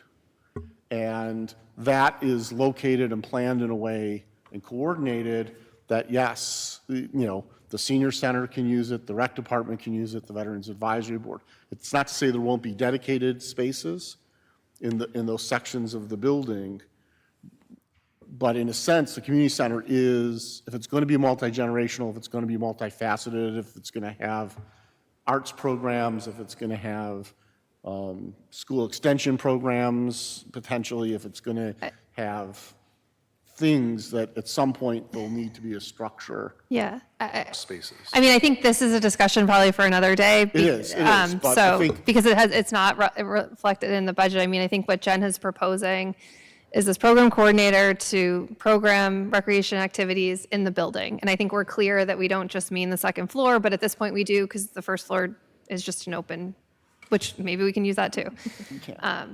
But I think the board needs to have further conversation about Agreed. the approach to the community engagement process. Okay. That was the bulk of my presentation. I can talk just about, I have a few warrant articles, hopefully. So these are all of the articles that have recreation attached to it. So I have a prior year bill for a food and beverage invoice for the golf course, $163. And I just to know anything golf course related would come out of golf club retained earnings. I do need, I'm asking for a budget adjustment of $2,792. When I did the FY24 budget, I failed to recognize that our superintendent contract was going to end. So we just entered into a new 3-year contract with him. And of course, you know, his price went up a little bit. So we just need to make up the difference of the $2,792. And then the next one is restocking Sander Pond. I was told that the price of fish has gone up slightly, so we're asking for $4,500. Fish inflation. Yes, it's the food apparently that they feed the fish has gone up. The block party request for $30,500. That is pays for a small portion of the expenses related to the block party that we all enjoy. And then I have 2 capital improvement articles for the golf course, again coming out of golf course retained earnings for a utility vehicle and a rough mower. The utility vehicle, you might remember last year or maybe not, we asked for a utility tractor. This is a utility vehicle. The main difference is that where you haul stuff is on the back. I actually have a picture here. That utility vehicle is here. The tractor had something, and I'm going to probably, I don't know even know the name of it. It was on the front. This is just on the back, and then this is the mower. That's not the actual mower, but that's what we're asking for. I'm happy to go into detail on any of these if you would like, but the 2 pieces of equipment, I say it all the time, are just essential to the golf course. We take care of our equipment. We use it until, we use it for as long as we can. This is specialized equipment for a golf course. We just can't go out and use, a mower that you would use in your backyard. This is specialized equipment to keep our golf course in pristine condition. And again, that money comes out of our retained earnings. So, Yeah, sure, go ahead. One random question. Yeah. How many fish do we get for $4,500? I wish Gary Bowman was here. No. I don't know. He tells them. rainbows, what are we talking here? No, I really, I could get you the answer. It's really Gary Bowman that yeah. spearheads this. He told me he tells them how much money we have, and then they give him a number of fish. So it's kind of in reverse. And they had alerted him that $4,000 probably wouldn't get them as much as they're used to this year. So because of the price of fish food. And we, we continue to restock the pond because, it's catch and release, isn't it? I People believe actually so. fish and take, oh, no, it's not. Oh, okay. Thank you. I'm not a fisherman, Yeah, so a fisher never mind. person, whatever. Okay. Yeah. Then actually, on a maybe more important topic, so have we ever considered, and I don't know the history on the golf course, have we ever considered as part of our kind of contractual arrangement with the maintenance, on the maintenance side, that whoever we subcontract that out, that they would be responsible for bringing all the equipment? I don't know the history. So Kim and I have had a lot of conversations about this where we were going out where our current superintendent's contract was coming up. Yep. And what we found is that we often will get a better price because we're a municipality. And then if something were to happen, if the superintendent all of a sudden was not able to work anymore, they would obviously take their equipment with them. Now we retain this equipment so that we could hire somebody in a pinch to come in and say, hey, we have all this equipment, you're able to take care of the golf course. And also on top of that, speaking with other people, the price of the contract would likely be even more because now this person needs to have their own rough mower. Yep. They're gonna charge us for the cost of that mower, that they had to pay it, and then maintenance, and then overhead, frankly. So it was advisable that it's in the better interest of the town that we Yeah, purchase sure. it. So Did I it would be say that more right? volatile. I certainly, I understand that we would have less control. I just wanted to understand if those conversations had taken place. It sounds yeah. like they have year Yes. after year. Yep. Thanks. So I had a couple questions. So in the actual budget book, it shows the utility tractor replacement, not utility vehicle. It does have the same 6,500. Is this the It's the tractor we same. replaced last? I think there might have been, yes, it's the utility vehicle, it's that word But utility. what's in here is It's not the- accurate. yeah. It's something different that we're, They basically do the same thing, so the description is the same, they haul equipment, seed, loom, that type of stuff. but so didn't we replace the tractor last year? Mm-hmm. So why do we need both? Is there something? So right, as we I use said, them the to tractor has I don't know what it's called, the thing that digs on the front, and this is more to haul stuff in the back. Yeah, we've always had both, Right, and so we need to replace this one. okay. DPW said they could probably tell you the So name of when- that. Well, and so that was gonna be my second question is how frequently do we use it? And does the DPW have equipment that could serve the same purpose without purchasing an extra $65,000 piece of equipment? No, as I said, we need this in the busy season daily, and I'm sure DPW has projects. This isn't, in the golf course operates, in the morning. If there's something that's going on that needs to get done before people start teeing off, we need to have it accessible to But us. that really was my question, right? If Yeah, we're absolutely. using it daily or No, it's several fair. times a week even, then it's certainly It's- not. That it's was a- really it's a my question. vital is piece of it- equipment. And then the rough mower, the description gives me the impression we're replacing it because it's 10 years old and it has a 10-year useful life. Not that there are issues with the current mower, but rather it's just time. Are we replacing it because it's fully depreciated or because we genuinely need it? Yeah, so what happens is when it breaks down, it's harder to find parts, it's harder to fix it. In 10 years, we've gotten our time out of it. And we've had some issues with it, that it's becoming more difficult to get it fixed because of parts and things like that. So it's not proactive, like, there are maintenance issues currently, and that's the reason, not proactively, I guess, was sort of my. Right. I mean, proactive to the point that we're not out a rough mower at this moment. Certainly. But yes, we try to kind of walk that line of like, oh, what can we fix? But it's time. We're trying to balance that because a few years ago, we were in a situation where equipment had not been replaced and it was effectively not usable. And these are not pieces of equipment that you can run out and rent when you don't have them. And given the direct impact on the operation of the course, we didn't want to be in a situation where, sorry, no golf today because our mower's broken. Okay. Thanks. And just to be clear, these are both coming out at the golf enterprise. And both enterprise funds, yep. Anything golf related is enterprise fund. What just, I think No, we all know absolutely. that. No, it's good to I think we all know reiterate. that, but sometimes people see those numbers and say, what? Why are we paying that much for a No, mower? absolutely. But it's really the greens fees and.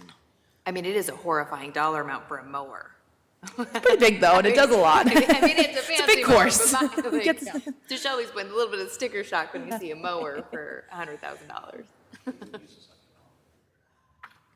How long does it take from the time you order it to receive it?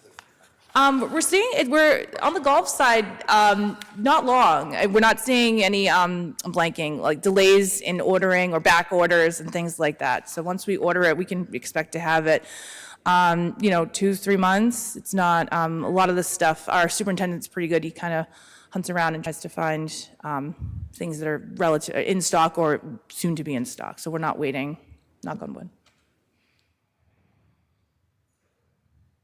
Jen, just curious, this is a diesel lawnmower, and I'm just curious, have you looked at other options around, that are most sustainable options around electric battery mower? I mean, in this price range, $95,000, I gotta imagine there's some products out there that, and there's also charging stations right there at the golf course. It's an ideal place to put something like that.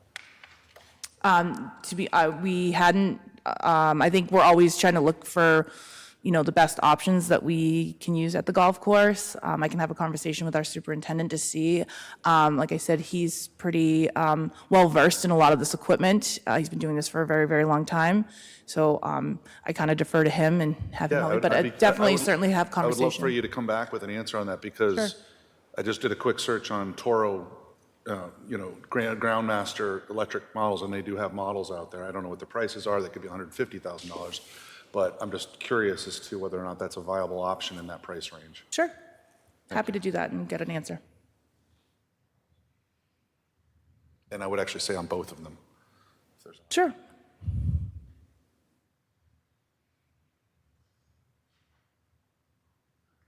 Good. Thanks. Jen, I just have one last thing. Sure. No, you don't need that. Okay. I want to shout out, because I know I have talked about the Polar Park Town Takeover, and I understand it's a boroughs event, and I think Westborough needs to take the lead here. Yeah, oh yeah, it's not till August, so there'll be a lot of promotion around that once we have some more solid details, but it'll be a fun night. Polar Park. So the Woosox do a town takeover every year.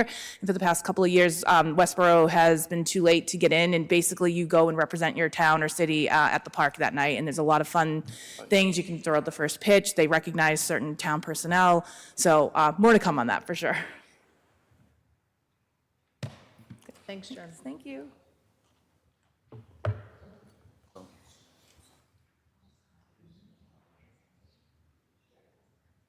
I think it's a good question. I mean, you know, and you have electric golf carts. I mean, it could be different charging, but Yeah. I have no idea. It could be twice as expensive. Well. It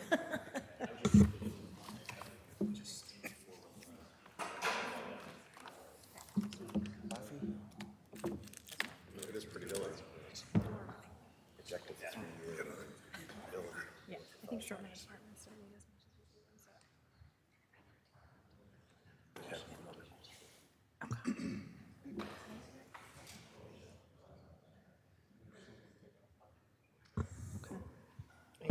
All right, so Jen Miller is going to talk to conservation articles, and Fred is here also to speak to the overall community development budget, if you have questions. Good morning, everyone. Jennifer Miller, Conservation Director, for those of you who I haven't had a chance to meet yet. I've been here for a little over a year, but I didn't really participate much in the budget summit last year because I was here for, I think, all of a week at that time. So we have a few warrant articles for conservation this year. The first one is a joint article with recreation.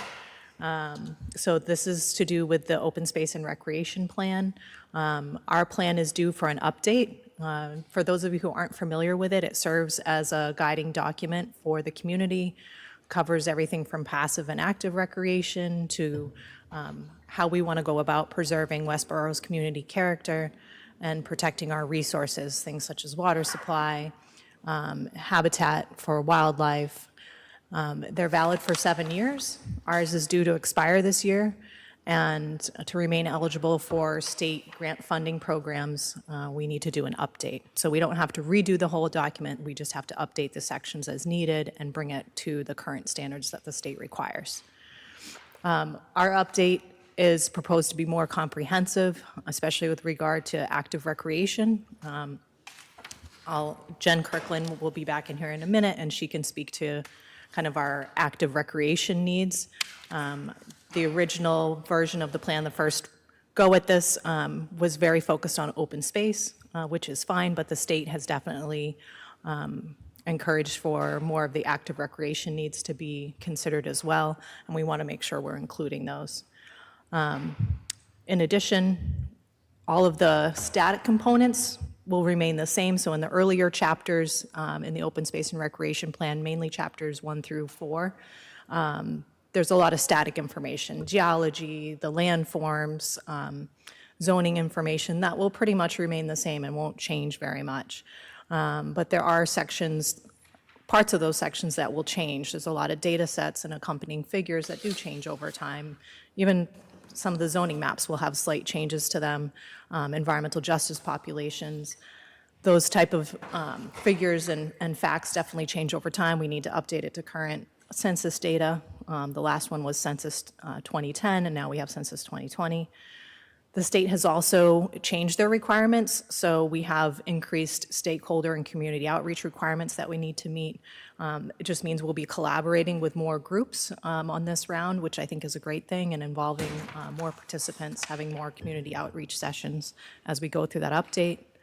And then lastly, in the later sections where we get into what are our goals, our objectives, and how are we going to carry it out in an action plan, those items the town has made progress on over the last 7 years of the current plan, which is fantastic. But that means we need to update it. So we need to take the things that we've achieved out of there, and we need to think about how is our community changing and evolving, and where do we need to look at changing some of those action items and goals and objectives. So with that being said, we're looking at a pretty significant update. And because of that, we're looking at working with a consultant in this area.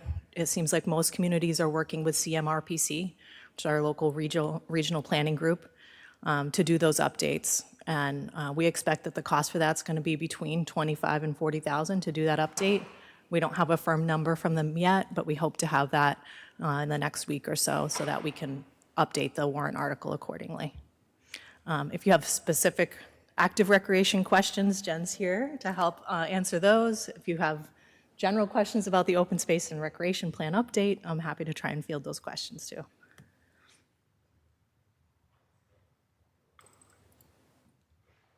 Good. All right, well, I guess you're off the hook. No, I'm sorry. Did you mention when we're due, it's coming up to expire, when it would start, how long it will take to do, and when it would be done? Sure. Because it's an update, I'm hoping that we can get through the bulk of the first sections relatively quickly, those chapters 1 through 4.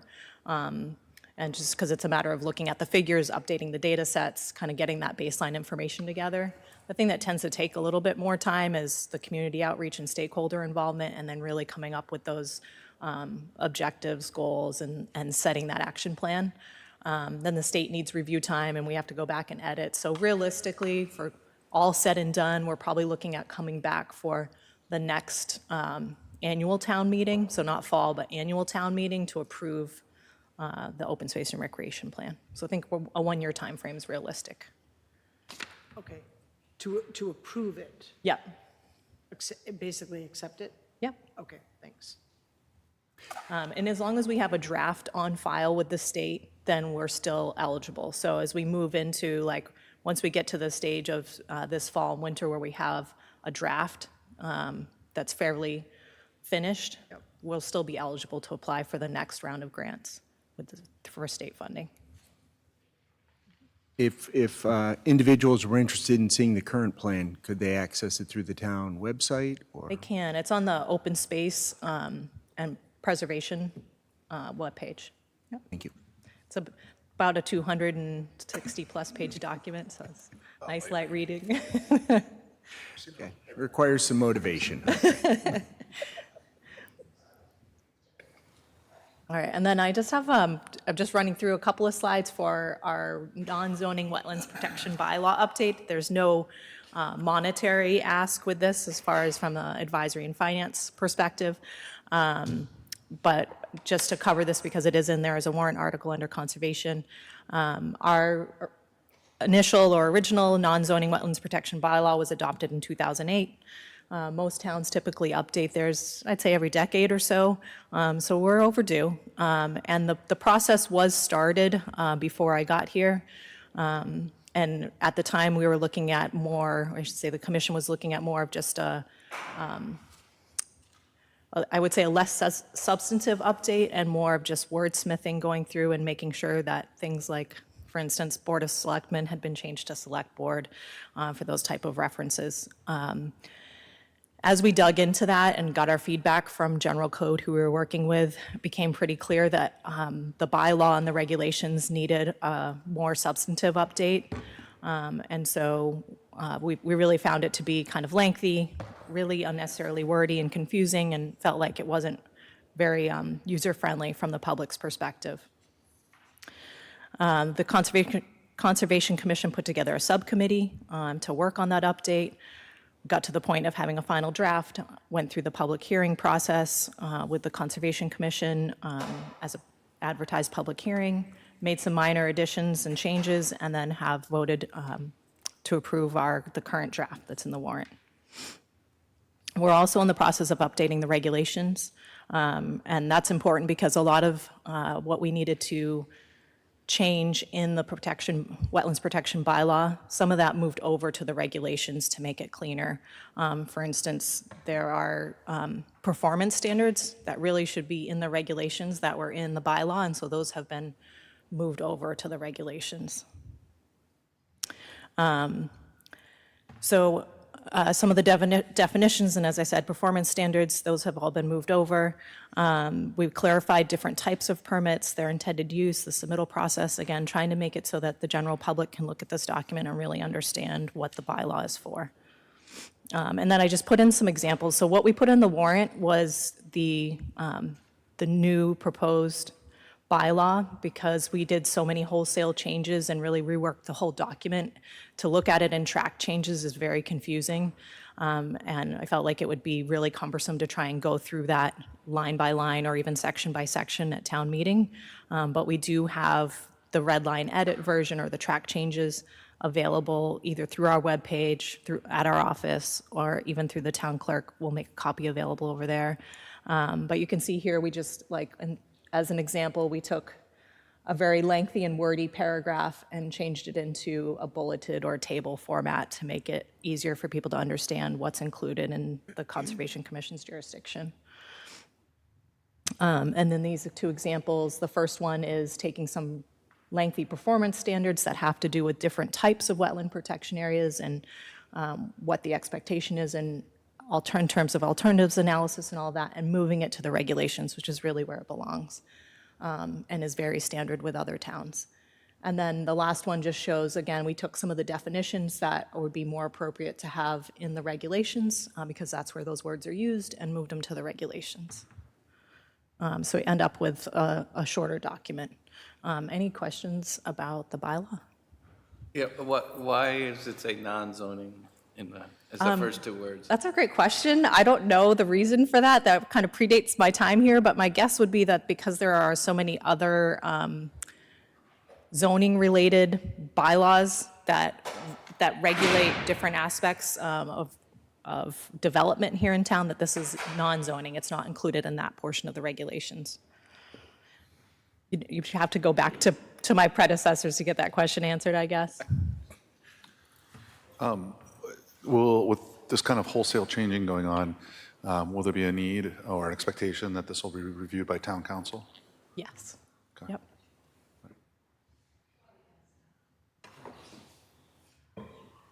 Anything else? Moving right along. I know we're trying to get back on schedule, so two more warrant articles to go through for conservation, or one more warrant article, and the other one, this one is more budget related for community development. So again, Fred is here to answer more overall budget questions. I'm specifically going to talk about an item that we included at my request in the budget this year, and that we discussed and have come up with an initial figure for. And this has to do with land stewardship. So just as a little bit of background, the town has about 1,000 acres of town-owned lands that are set aside for passive recreation, habitat protection, water supply protection, and climate resiliency, among other things. We're fortunate in that Westborough has dozens of miles of trails. I can tell you in other communities that I've worked in, there are maybe lots of open space areas, but they aren't necessarily as accessible or open to the public as here in Westborough, and so I think it's a fantastic thing and something that you all should applaud yourselves for. There's great public access and lots of trails, including the charm bracelet, and it gives lots of different recreation opportunities to both residents and visitors. And even more so, Westborough has this amazing partnership with their local land trust, the Westborough Community Land Trust, that has helped establish and maintain the trail system for decades.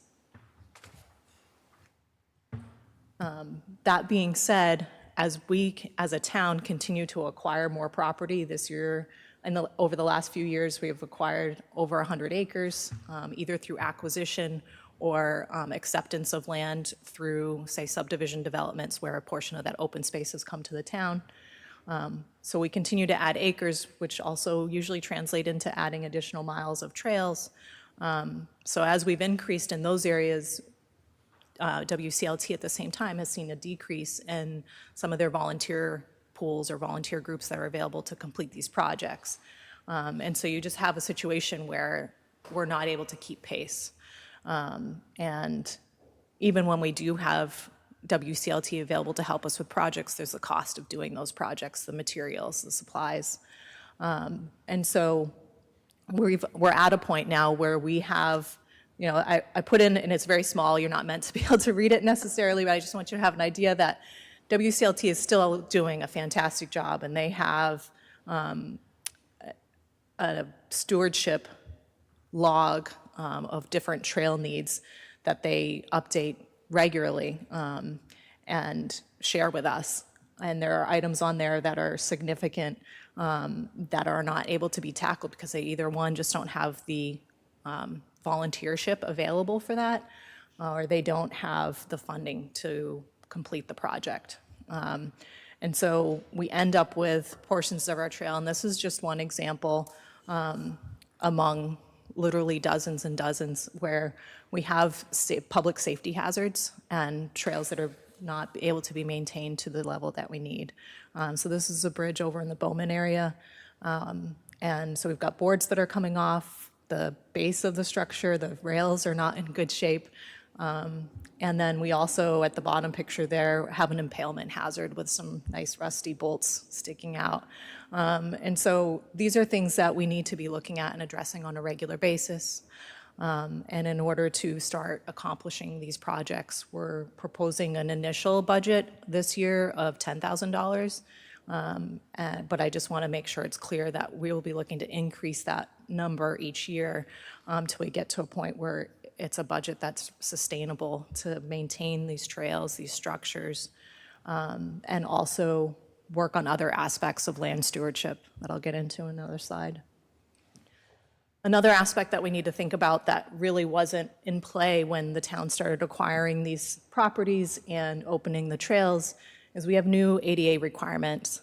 And I think it's really important to understand that ADA, a lot of people when they hear ADA immediately think of like the highest threshold, which is the wheelchair access. But we have other things to consider too. Is it accessible for the mom with or dad with the stroller? Is it accessible for someone with a walker? Is it visually accessible, visually friendly?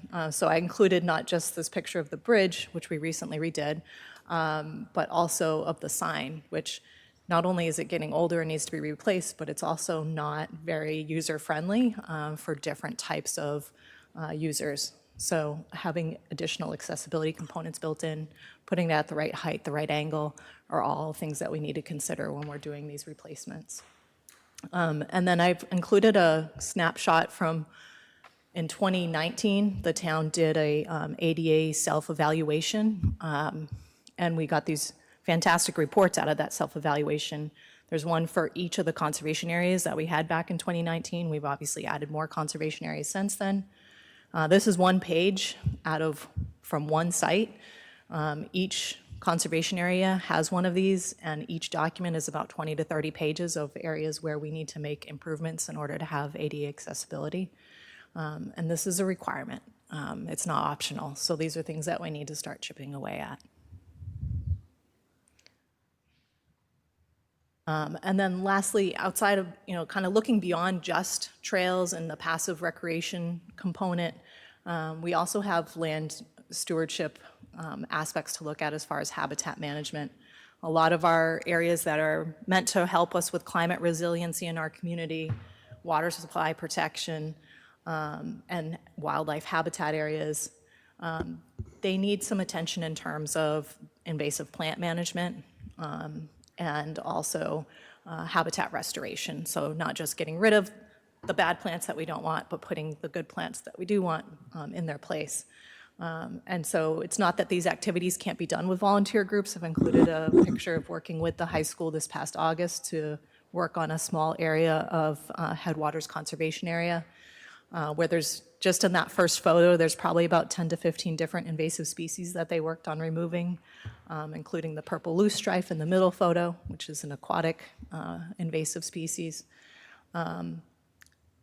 It's great to have people out there and involved in the community, and they can do a great amount of work in a short amount of time with that many hands. But we also need to provide them with gloves, with tools to work with. And if we're going to do habitat restoration, we need to purchase seeds or buy plants. So there's a lot of other expenses that we need to provide for, and we do that through a stewardship budget. Any questions about that? Yeah, I just see this as an area where volunteerism should be the predominant method of our maintenance. I'm not concerned about the particular 10,000, but I'm more concerned about statements of and expect large increases in the future. Because I think we should tailor our needs in this area, and having been involved extensively in Scouts, part of the Land Trust, I think a lot of these things that have happened are much easier to be done in these groups.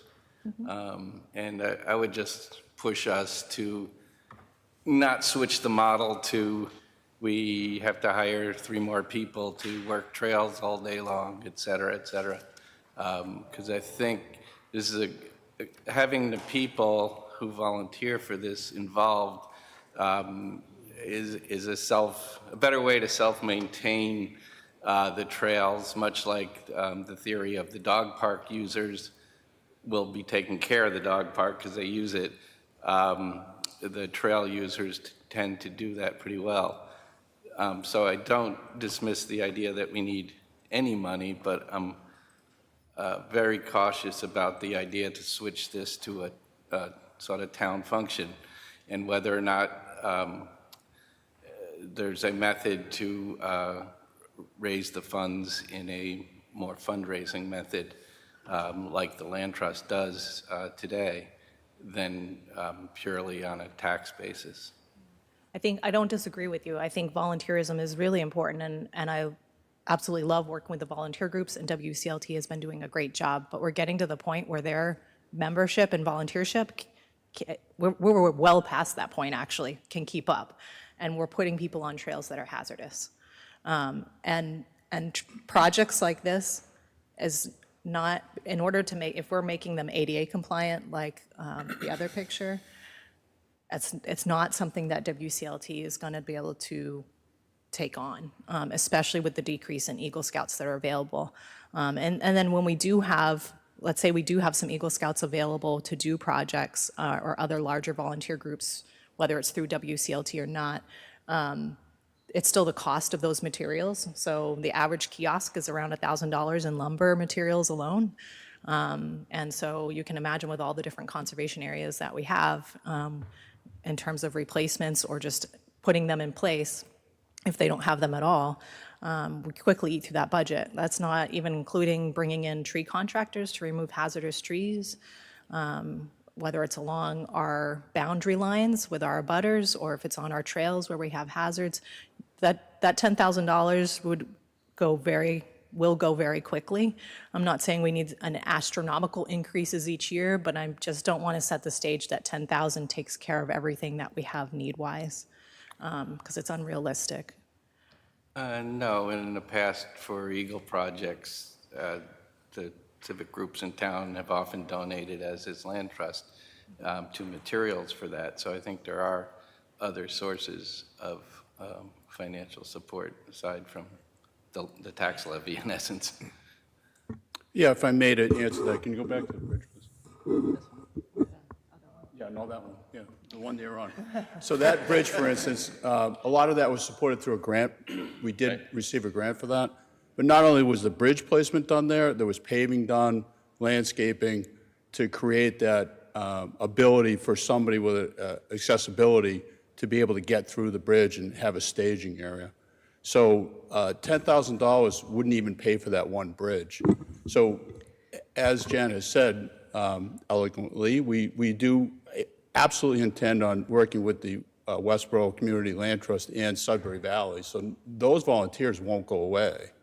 It's just that they're taxed to take care of the 1,000 acres that we have. I also just want to say that I think that you're right. There's fundraising opportunities out there, but the town can't fundraise. So we need other groups, these existing groups or potentially like a Friends of group to be created outside of sort of our authority to do that work. And that would be wonderful. I think the difference between the network of trails and all of the land and the dog park is that the dog park is much smaller. Right. And so understanding the user group there and having that group sort of materialize into caretakers of that space is a little bit easier than the network that we've created. So. And I think, I think WCLT does a great job in terms of like trail tread. It doesn't maintain itself. They are out there on a regular basis as part of their going through and checking the trails, trimming back branches, taking care of any easy to remove hazards in terms of height and walking hazards.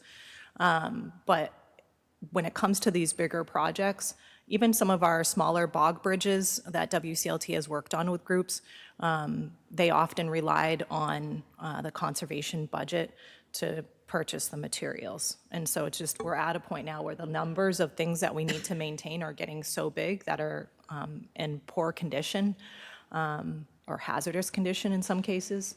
We've got rebar sticking out of steps that are falling apart because they're rotted that need to be replaced, and people are on them. And so the cost of someone hurting themselves and what that bill looks like for the town far outweighs what we're asking for in terms of stewardship money.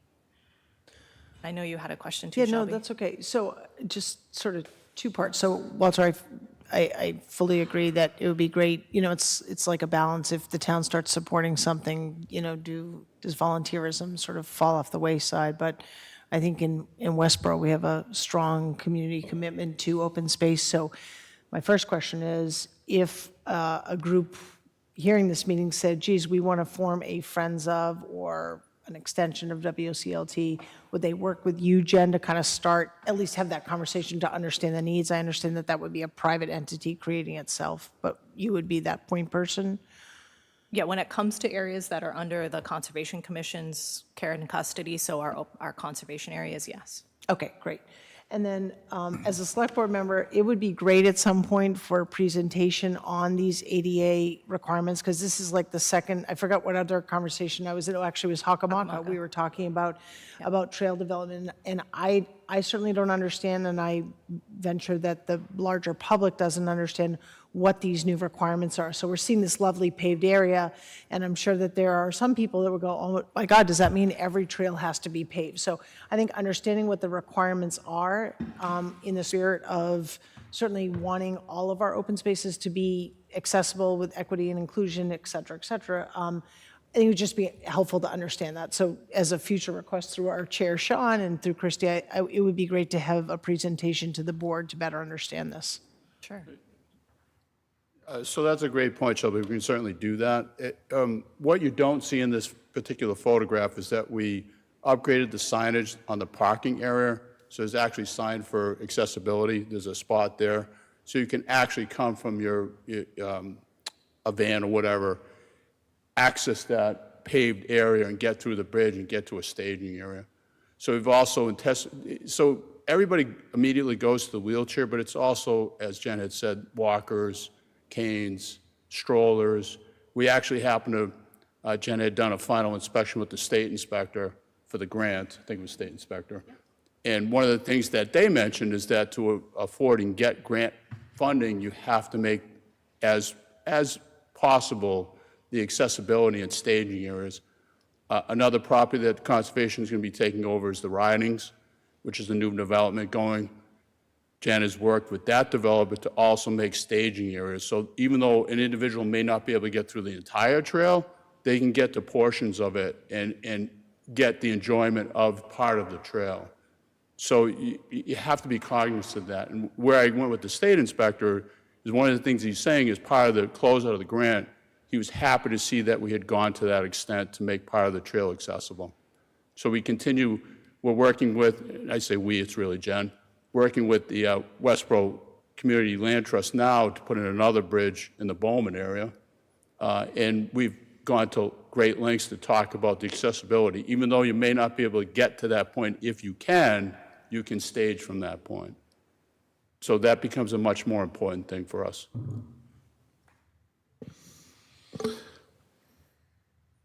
Anything else? Yeah, Jen, question for you. I love all the partnerships internal to the town, schools, clubs, et cetera. It's fantastic. It certainly sounds like you're working with the state in the appropriate way. Has there been any work done to look at other, I'll say, partnerships with larger organizations like the Sierra Club or perhaps the U.S. Forest Service, to see if there's any grants or funding or any human capability to come support some of these efforts? That's a really great segue into the next set of slides. Thank you. Yeah, so we are looking at other grant resources as well, certainly. I think when we're talking about these, I'll say smaller projects, but they're a bigger dollar or higher ticket value for us. So we're not talking about just a $1,000 kiosk or a couple $1,000s for a bog bridge, but like this bridge here, we're talking, you know, 10 to 20,000 for a similar type of bridge in another location, and that's without the asphalt improvements. Those items typically are great fits for the Mass Trails program for their smaller projects, especially when we incorporate the ADA component. We are going to rank much higher and be much more likely to get funded. There are sections of the trail where, especially when you get to the interior, where you're just not going to have that ADA accessibility option. And so we're not expecting that every trail in town is going to be ADA accessible, but just that we're creating similar experiences at all of our areas for folks with any challenges or limitations. In terms of other funding opportunities, one of the ones that we applied for this year and are hoping to be awarded is federal money. So it's managed through the state or dispersed through the state, but it's a federal program. That's the Land and Water Conservation Fund. Those tend to be for bigger items. So if we were looking at doing, it's for both passive and active recreation, so it's also a good fit for recreation fields, athletic facilities. It actually funded the acquisition of the golf course for the town, but we're applying for funds for that for an acquisition. You can also apply for it for maintenance. So if we knew, for instance, one conservation area, we purchased it, now we need an additional, let's say, $300,000 to put in bridges where they didn't exist and bring it up to ADA standards in terms of staging area or parking lot, then we could apply for those bigger grants for those types of projects. Before you move on, I just wanted to make sure that we're clear that the reason that Jen spoke to this item is because it's really the largest change in the budget. So if you have other questions about the community development budget, Fred is here to take them now. As you can see on your budget table, there's about a 5.5% increase in salary and wages for community development employees. It's a 12.5% increase in expenses.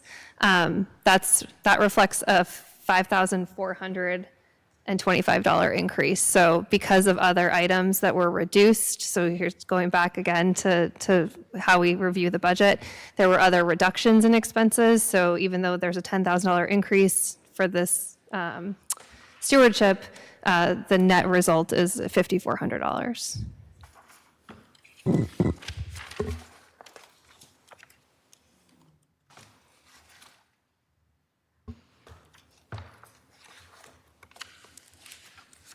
Are there questions for Fred, or should Jen move on?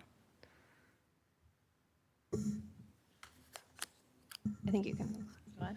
All right. So the last warrant article item for conservation is a proposed acquisition. And this is sponsored by the Open Space and Preservation Committee.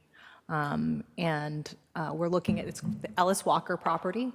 It's located on Bowman Street. You can see towards the bottom of the screen where it's outlined in red that it's right on the Upton town line. So basically at the bottom of the red line is Upton, and you can see the I-90 corridor passing through. So what's outlined in red is the proposed acquisition. The areas in green are other town-owned properties in the area, including Upton Road, Bowman, and Bowman West Conservation Area. Bowman also includes Sandra Pond Reservoir, which I should note is co-managed with DPW. And then Upton State Forest is just over the town line. Doesn't connect directly. We're hoping that there might be some additional acquisitions through the state that would give us direct connections at that lower edge. But as of right now, we have properties that are situated nearby but not with direct connections. Given the close proximity, it would offer increased trail connectivity. The property itself does have some footpaths and cart paths that exist within it already. It was formerly used as agricultural land. It's about 34 acres in total. There was woodlands, open meadows, and wetlands with meandering streams. The streams and wetlands are highlighted in blue, and the crosshatched shaded areas that are purple and turquoise. Those streams can eventually, there's 3 different streams. Those streams all feed down into one stream and eventually feed down to the Sandra Pond Reservoir, so it becomes part of our drinking water supply. The parcel would be acquired not only for land and historical preservation, but also for climate resiliency. Obviously, with all the wetlands that are on the property, it offers us some climate resiliency in terms of future large rain events and flooding, drinking water supply protection, passive recreation, and also we hope to have an environmental education component there as well. This is the proposed budget. So we're looking at, I should note that we have because of the way the Land and Water Conservation Fund appraisal process is set up, it requires a more thorough appraisal than you would typically have for if we were just doing the acquisition ourselves. It's called a yellow book appraisal. And because of that, it's a more lengthy appraisal process. We hope to have an initial appraisal value in the next week or so. What we have here is a ballpark figure of $1 million for the acquisition. That number will be solidified, and we expect that may decrease. We don't expect it to increase. We expect it may decrease. But we wanted to make sure we had a higher ceiling initially. And to submit for the grant application, we had to put a number in. Their appraisal deadline isn't until the end of February for the appraisal itself.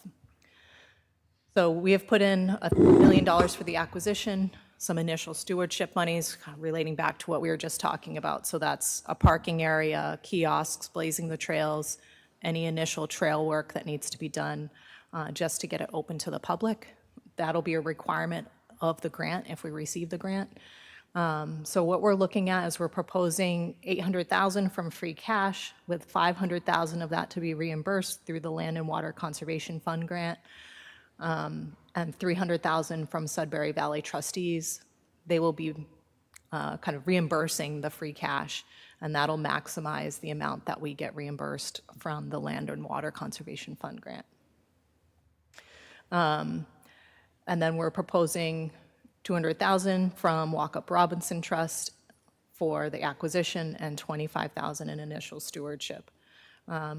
We've written the warrant article such that it's contingent upon receiving the grant. So if the town doesn't receive the grant, we're not locked into expending the free cash for the acquisition.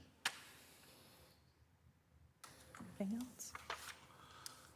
Yeah, a couple questions for you. I noticed there's a building, so are there structures on the property? And how are they in condition? What type of maintenance? What is our liability on them? So we have just the one structure, the barn. And our hope for future use for that structure is not only for storage of equipment, so if we have needs there are open meadows on the property, so there's a potential for things like a community garden in the future because there was former pasture land here that's located in close proximity to the Bowman Street frontage and close to the barn. So if we have a need in terms of storing any type of equipment for trail maintenance or for community gardens use, the barn is there for that purpose. We'd also like to have it as space for potential environmental education and other programming. Because this property is well situated kind of in the middle of a lot of different open space or conservation areas, it would lend itself to that really easily. My other question is, if you go back to your first larger, that slide, is there any connectivity opportunity between this and the larger green space as far as trail connectivity between, is it the Mass Pike that's running right through there? Yes. So is there, Hard to connect that. But, well, Bowman Street itself, it's not a very far walk, so that it is possible for someone to park, say, at the Bowman Conservation Area parking lot and walk here. But I would hope over time, so for instance, the Upton Road parcel, again, it's a very short walk or very short distance between the two of them. They almost touch with Bowman Street in between them. And with some conservation easements or use easements, we could, from other property that owners, was we where my could have next question was, connectivity. is there any opportunity for easements there? Because I looked, if you go to the closer magnification, the next slide, it looks like it's all residential properties in there, up there in the upper left of the picture. So I'm just curious as to what easement opportunities there are, or is there access to Bowman Street? Looks like there is. And I don't believe there's any sidewalks on that street. There's not. So, yeah, so, Yeah, there's not, but so like in this corner right here, this is town-owned property, that's the Upton Road area, Right. conservation area. So, with an easement through any of these properties, we could be, especially down here towards the end of the road, we could be looking at Yeah. connectivity. It's not touching, but Right, we right. can provide close access, yep. okay.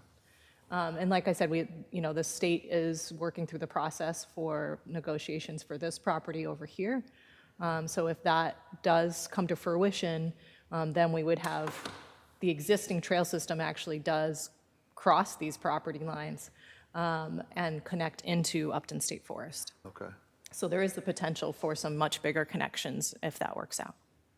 thank you. A question.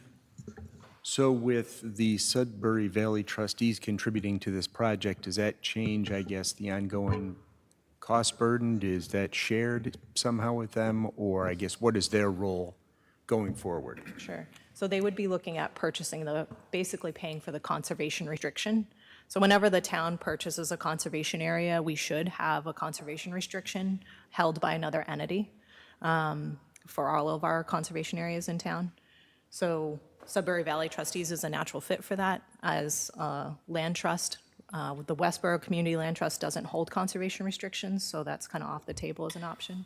And so they would be giving the town funding towards the value of that conservation restriction. Thank you. And so, to be clear, if you get the grant and the Sudbury funding and the other funding, the net expense at this point, other than we have obviously the Walkup Robinson Trust, it is zero. Yes. Yes, so that's what we're hoping for. And again, we've written the warrant article so that if we aren't awarded the grant, the town isn't beholden to make that free cash expenditure. But Yeah. it's not zero, right? Because it's 25,000. Well, and the 200, but he said other than Sorry, Walkup Robinson. sorry, okay. So.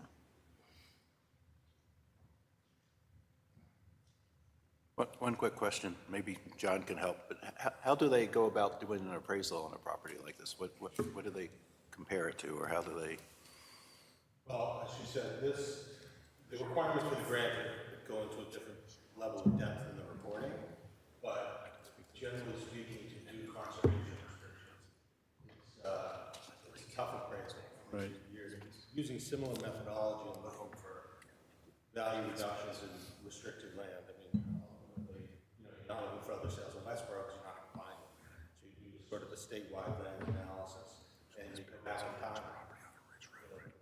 Methodology is just about being. You know what property's appraised for now, for the town? I can answer that partially, too. I did speak to the appraiser on this. Yep. So some of the difficulty on this particular property is that the frontage is limited, and part of actually, most of the frontage is on the Mass Pike, which wouldn't constitute frontage as we know it, because I doubt the state would allow us to have driveways onto the Mass Pike. What are you saying? Well, just saying. So the appraiser is having some difficulty coming up with an appropriate appraisal for this property. That much I can tell you. If you look back at this photo here, or this image here, you can see that there are only 2 small areas on Bowman Street that offer frontage. And this one has wetlands right behind it. So with this area, and you can see the barn right there, are kind of the best access points. So as part of that valuation, they look at, can they bring a potential subdivision roadway in there? And if so, how many lots can they get out of it? Or are we looking at single A&R lots versus a subdivision? So that's how they kind of come up with the value for it on a very basic level. Any other questions for Jen? Okay. All right, we're running about 30 minutes behind, so DPW is next. I don't know if you want to take a quick break while they get set up. No, not because Jen and Brad, because of me. Just want to be clear on that. Because of me.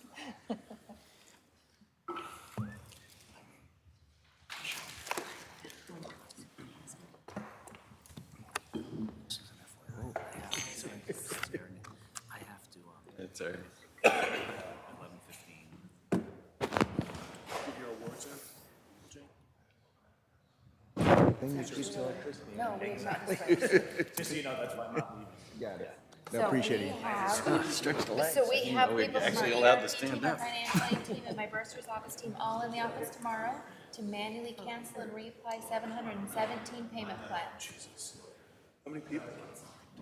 I think that we're looking at 8 people to do it.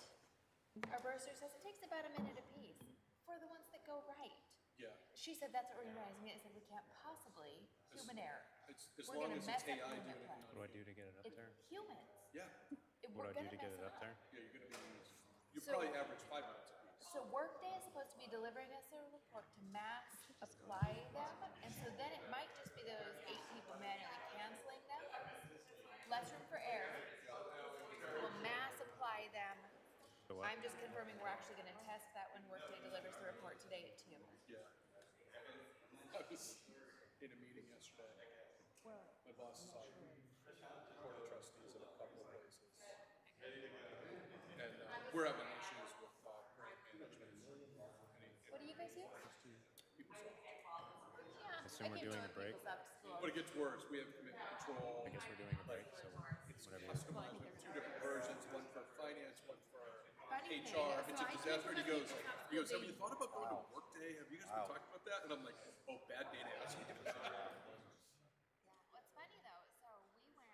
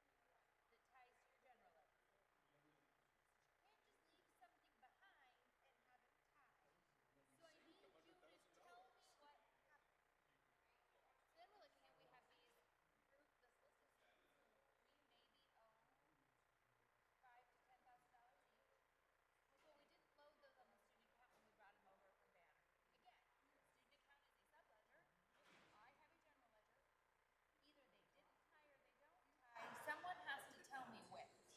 I'm like, so who reconciles this account? We reconcile. No. Who reconciles? Right. Yeah. Bring them to me and let them explain what do we tie out. 8 months is not long enough to migrate your ERP system. No, that's too They fast. did it without any additional staffing too. That's insane. What, do you want to know if they brought over for fixed assets? Placeholders. They're like, an asset in banner. I'm like, so how do I retire them? They brought over fixed assets admin FY17 As a single entry? as a bulk. But you know what that means? If you brought that over as one asset, you have one amortization schedule. So what, are they all 40-year assets? Are we amortizing a truck for 40 years?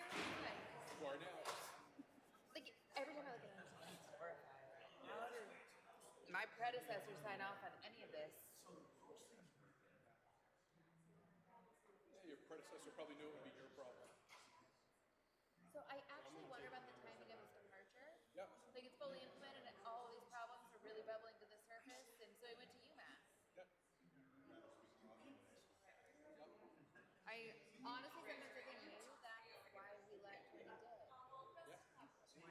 She's like, I got it going. It looks nice. Everyone's happy. Before they realize that underneath there's all these cracks in my foundation in my mouth. I think we're going to try to get started. So if everybody could take their seats again.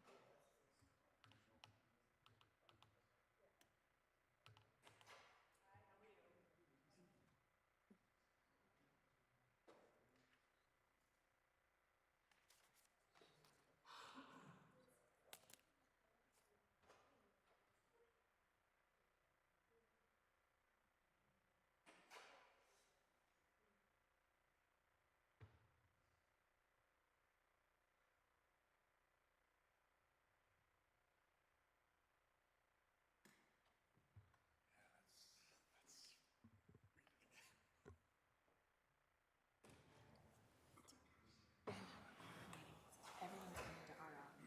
Great. We have a couple workstations. Also, I'll book a meeting, and I won't be there, so use my office. You ready? There you go. I have to meet with our VPR at the same time, so you can have my office. All right, I got the word to start, so I'm gonna kick this off. So good morning, everybody. We're gonna obviously talk through the Department of Public Works. I think this will go relatively quickly outside of questions, because I think most people here are familiar with a lot of what we're talking about. We do show this slide every time. I show it, so you know we do, but also part of what we try to communicate while we're up here is that we're pretty deliberate about what we do, and we're conscious of concerns people have regarding money, and to hold ourselves accountable, we have to know what our mission is. This is our mission. This is what we do. There's people sitting right back there: Derek, Mary Elena, Jim, Josh. They were all major factors or people involved in developing this. There's a whole bunch of people outside this room that helped to put it together, but also the ones executing. And so we think what we're asking and requesting through the budget this year is appropriate for the services the town has requested us to provide, and so that's where we are. This is something new that we're showing, and again, this is not to be defensive. I appreciate questions about challenging why we do certain things. I want to reassure people that we're doing what we're saying we're doing. So several years ago, we were standing right here and we talked about tablets, just iPad kind of tablets, and GIS and collection of data and asset management, which was on the previous slide. And our goal 3 years ago was this. Like, we wanted this 3 years ago. It took us time to get here. But this is a dashboard. This is a PowerPoint slide, but it's a picture from an actual dashboard. It's a live, real-time database that we're using. And so it's hard to read, I get it, but all these things in this box here, these are our assets, not all of them, but the key ones we've identified for now, as this is kind of the test pilot, and then we're going to refine it over time. But these are all live, so if you were to go to this today or tomorrow, somebody went out and did something to one of these assets, the numbers change, so it's live. It's not a PowerPoint slide where it's static. It's continuously updating. And then below it, we've identified metrics associated with each column. And these metrics, so this is catch basins cleaned, this is water valves exercised, and I can't even read, it's so small. But roads paved, and manholes inspected, and trees planted, right? So those aren't the only things we track, but these are the ones we've identified for now, and we may modify or add over time. And some of this will be public. It'll be on our website, and people can look at it if they choose to. If they're that interested in knowing, how many valves we exercise, you can come see it, right? But for us, again, to hold ourselves accountable, to show ourselves that we're doing what we say we're supposed to be doing. This is our method for tracking. And then below at the bottom, these are a couple of apps.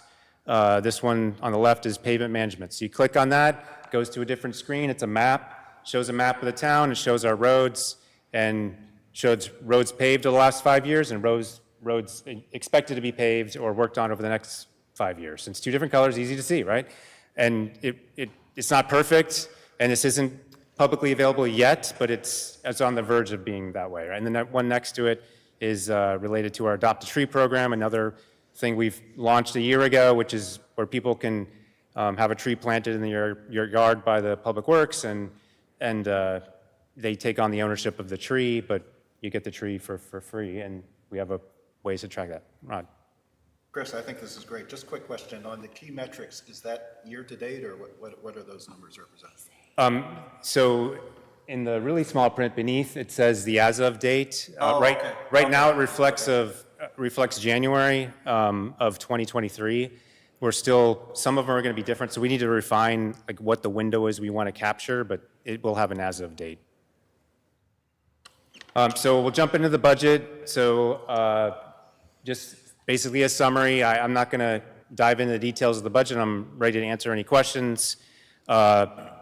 Kind of high level, if you look at the general bullet, the first bullet up there, just as Christy did earlier, important to note, so this is a 12% increase, but the predominance of that is related to the community center and those things that were already discussed previously.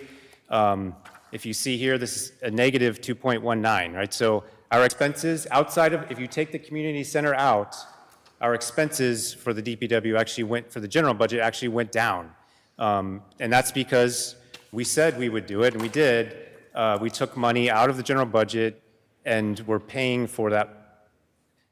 Nothing went away. Like, we still have the requirements, and we're still paying for them, but we're going to be paying for them out of the stormwater fee that we're generating as of July 1st. And so that meant the money generated through taxes is reduced. So we took tasks and moved them that are appropriate to the stormwater budget. So there's actually a decrease there, again, outside of the addition of the community center.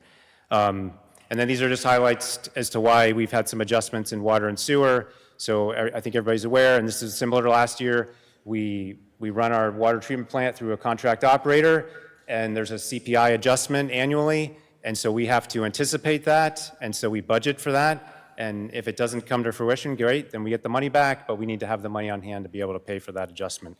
And then electricity, and we are adding a staff member, which I'll talk about, and then sewer, predominantly electricity, and that staff member I'll talk about is paid for out of sewer and water, so that's that expense there. And then I mentioned stormwater, the removing of money from the general budget and moving it to stormwater, and the stormwater budget is in the budget book. It's brand new, so there's not really much to talk about other than that's what it is, and that's what we briefed and presented and discussed over the last year and a half as we've developed that program, and there's no change to the snow budget. This is our org chart. These are the three positions that we're asking to fund for this year. I'll start on the right, the custodian. That's been discussed multiple times. That custodian's related to the community center. In the center is the stormwater engineer. That was also discussed multiple times through the presentations and discussions about the stormwater utility, and that's funded outside of the general budget and funded specifically from the stormwater budget. So these weren't mentioned at the beginning by the town manager because they're funded differently than the, so they're not funded out of the general budget is my point, the two on the left. And the maintenance craftsman, that's a water position. Both the water position and the stormwater position were identified in the 2020 staffing study. So we've known their requirements. We validated those requirements over the last couple of years. It's just we were deliberate about the process of bringing new people on board. Last year we brought someone on for sewer, and this year we're going to water. And these capabilities are needed for all the reasons you've already heard. I mean, the requirements are the same. If you look at finance or DPW or recreation, the tasks aren't the same, but there's a gap, and we're trying to fill that gap, and we need to have people to fill that gap. So that's the adjustments there. So before I jump to the capital stuff, we can talk budget on any questions anybody has. Yeah, I just want to be clear. Can you go back to that slide for a moment? So those three positions, I understand stormwater is being funded through the stormwater utility. Custodian, maintenance craftsman, maybe I missed it. On the general budget, you have an increase of $59,980. Is that covering both of those positions, or? Nope, that covers, the custodian is the only general budget requirement, yes. If you look on the water budget, the water position is page 194. Yeah, it doesn't say water, but this is the water position, stormwater, and custodian. Thank you. I got you.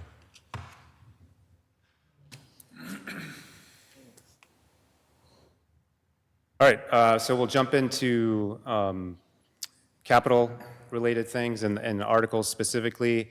Everybody, I think, here has seen this probably multiple times, but just a reflection of our fleet that we maintain. I think the bullet I'll highlight here is just this 4 vehicles per year equates to a 14-year or so life cycle. A typical life cycle is 10 years if you really want to stick strictly to what industry standard is. So we're above that, and we're okay with that, but we've been consistent over the last several years at 4 or so vehicles, and we're proposing that we stick with that. This year it's 5, and you'll see why. This is, before we dive into this year's requests, a look back. So the town approved all of these vehicles in past town meetings, and you can see that we've got 3 from town meeting in '22 that we just still don't have. And then we've got a couple from last year that are still on order, and then these are obviously the ones we've received. So all the discussion that you've heard from myself and Chief Purcell and probably Chief Minardi about ordering vehicles and how it takes a long time, I mean, that's the evidence of it. It's been 2 years and we're still waiting on some vehicles. We anticipate that we'll get them later this year, but you know, it's the process and we can't control the creation of those vehicles. We just get them when we get them. So we need to get them on order because we know it's going to be a long time before we get them. And so you'll see in a little bit, you know, you might see a vehicle that's 12 years old. You're like, why do we need to get a new one? Well, we're not going to get it for a couple of years. So there's that's part of the logic. This box here, you know, just to reinforce that every department is doing something to contribute to the town in some way in terms of revenue. So the things that we buy and replace, like generators or vehicles, if we can't trade them in, then we auction them. And we don't get a whole lot of money, but we get some, and that's evidence of that. We do trade in vehicles when we can, and so you can see we've completed some trade-ins, and then these vehicles that we're waiting for and potentially vehicles we're going to buy have some trade-in value that is, you know, we're going to ask for the full cost, but that doesn't necessarily mean we're paying the full cost because we can get some trade-in from that. And then we did, you know, pay for a vehicle recently, this sidewalk plow / mower. We got a grant for that. So there's an effort on our part, and I say our meaning the town staff, to, you know, pursue options to reduce expenditures. So this is what we'll talk about today. I'll go into each one of these briefly, but I show the chart just so you can see that the funding's coming from a lot of different places, and we do our best to balance that and apply the appropriate amount of money from the appropriate fund source. So we're going after a few admin vehicles this year. So 3 specifically, one for the DPW, Health Department, and the Building Department. We're making some refinements to how we manage the fleet across the town staff, which is why I'm asking for the Health Department and Building Department vehicles, because we're trying to consolidate our fleet management and make sure we're efficient and all those things that we want to be and you want us to be. So we've got 3 vehicles on tap for this year. They're probably going to be sedans, and we'd like them to be all-wheel drive, but we're going to go with the best option for the least amount of money. We are looking at electric, we're looking at hybrid, and we're looking at gas. And, you know, we're going to abide by the town's requirements for what we should purchase. If we can, we're going to buy electric vehicles. And generally what we've seen is that the price difference is not really significant, and it's been the intent, as I understand it, that the town would like us to do that. So that's what we're going to go after. But there's lots of decisions that have to happen between now and when we would buy them. Besides getting the money, we have to have availability, we have to have charging stations, all those things have to be figured out, which we will, but I'm just letting you know that we acknowledge the requirements for pursuing equipment that is sustainable and meets our climate requirements, and so we're doing that. Chris, can I just want to acknowledge in appreciation for the balance of cost as well as the town's interest in kind of more,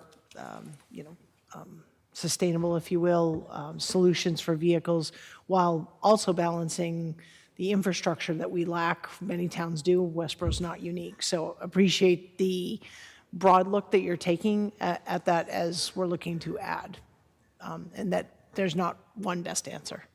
And I'll also just add, just for the sake of everybody in here as well, Sustainable Westborough right now is working on the ZEV policy, zero emission vehicles policy, in alignment with meeting the requirements of the Climate Leaders Program, which will enable the town to be eligible for additional grants in the future. But as part of that, we're having conversations with other towns to understand what they're doing. For example, the town of Acton has implemented in their policy that their inspection vehicles, unless otherwise needed, are always like a Nissan Leaf, right? It's not a four-wheel drive vehicle for the Board of Health inspector to go out and inspect, as an example. So those are the things to consider, and Chris, I certainly appreciate your comments. So we're working on that, and sounds like you're in alignment with that future need. So this is for 2 trucks, replaces what's pictured, a utility truck. A little, and I'll show another truck that's closer to 30 years old. This one less than that, but as I mentioned earlier, there's time involved in getting them, and so, and we already know we spend money to maintain an older truck, and it just makes sense, and we've communicated over time that, we're going to use them till we absolutely can't anymore, but we also want to be smart about trade-in and getting some money back and all those things that you all do when you buy your cars and maintain your vehicles. So that's these 2 trucks, and then this is a part of our 6-wheel fleet. As I said before, we have 2 of these already on order, and I've said multiple times in various meetings and town meeting how, we want to look at how we can refine the fleet of these trucks. These are predominantly our plow trucks, and so that means we don't use them all year round. We use some of them year round, but all of them are not driving out every single day. And so there might be a way to reduce that fleet and be more efficient with it. But we can't do that until we actually get some, and we've got 2 on order, so it's been a couple years, and this one's going to take another year and a half or whatever it takes. So we don't have the answer yet because we haven't gotten the trucks to make the decisions and figure out kind of the details of how we would do that. Chris, quick question for you. On the 1-ton trucks, are all of our 1-ton trucks, so that's a tongue twister, are they all used for plowing operations? Yes. They are? Yeah. Okay. Which, as you probably know, that beats up vehicles even more than just driving them every day and doing all kinds of things with them. So that drives the requirement to replace. This is the last vehicle we'll show. Pretty hefty cost here. The cost is being borne by the enterprise fund, so we'll pay for it out of the water, sewer, and stormwater fund, split equally. This is a jet truck, a vac truck, does multiple things. You can read what's listed there, but basically, it's most important from its emergency response perspective, because if you have a clog in your sewer pipe, you want that reduced pretty quickly, and so we need to have something to do that. That's not the only thing we use it for, and that's not the only reason to purchase it, but that's probably the most important thing most residents care about in terms of getting something unclogged if it's clogged. It jets pipes, so there's this hose on the front that you'd stick into a pipe, and you can clean out pipes, whether stormwater or sewer. There's this machine, this part of it here is a vacuum essentially, and so you can excavate, which is important when you're working around utilities and other things, and you don't want to break something else. So it brings us a lot of capability. It's pretty old. It needs to be replaced, and that's why we're proposing it for replacement. Chris, did you say this is coming 100% out of enterprise? Yes. Okay, thank you. So the warrant will be updated, because right now it's only showing 418,000 coming. Yep. That was an oversight on my part, but it's the language, we had to clarify the language because it's not, we don't have retained earnings for the stormwater because it doesn't exist yet, so it's going to be a raise and appropriate, so that we weren't sure about what language to put in there, but it will be updated to reflect the same amount of money that's listed for the other two. It'll just, there'll be a third one that says Okay. stormwater. Thank you. How often is a vehicle like that used, Chris? 2 to 3 times a week. Yep. Yep. It was used this morning. Oh, okay. The question that maybe I'm setting myself up here, but people ask about contracting or why can't we hire somebody? And we do. We do hire trucks like this for stormwater because there's different sizes of this truck, and sometimes we need a truck that has more capability than the one we have. But there's no way we would be able to afford to do the things we do 3 times, 2 times, 1 time a week, every day, every week of the year, out of our, it's not financially feasible and it doesn't make sense. We should have this, and we will all appreciate it when, something's flooding or backing up into a house that needs to be addressed, so. Well, and I think that's one thing worth reiterating, right? And the sort of jokingly just made the comment to Rod, there's some sense of urgency, right? And if we can't get one and sewer, right, there's a sewer issue, certainly I don't want to be the house downstream when we can't find one to rent to Right. come and fix the Right. issue. And feel free to, as you have, throw out questions as we go, otherwise I'll just keep kind of plugging along. We're going to jump to articles. I think it's Article 15 in the warrant. So what you're looking at is obviously a map of, this is downtown, just to orient you, downtown, here's the high school. This is Brigham Street, Bay State Commons here. So just to orient you, and this is obviously Cedar Swamp. So this is the pond that difficult to see, but this is the Sudbury River that flows out of Cedar Swamp. So Cedar Swamp is the headwaters. So we've had some challenges in Cedar Swamp, we think.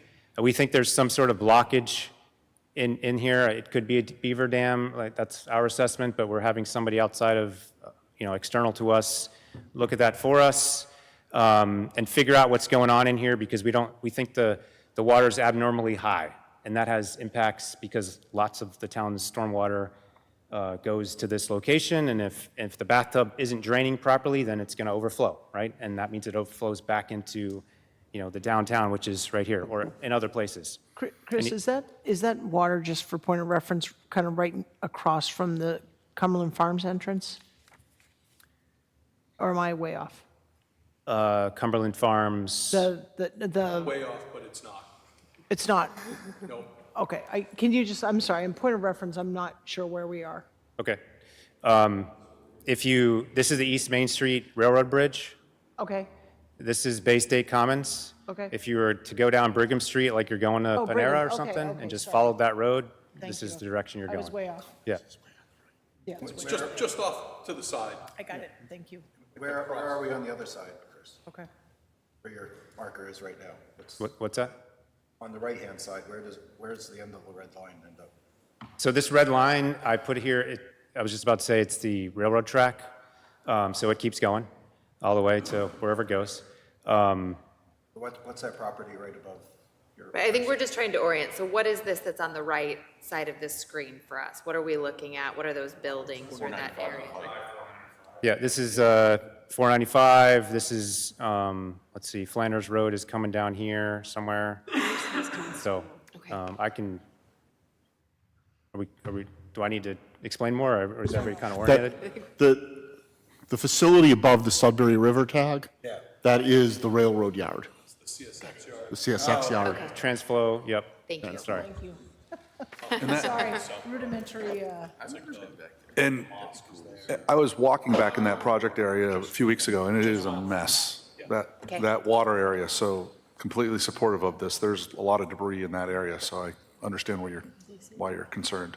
So this work I mentioned here is actually ongoing. It's funded by an earmark through our state rep. I believe Kate Donahue got that for us a year ago.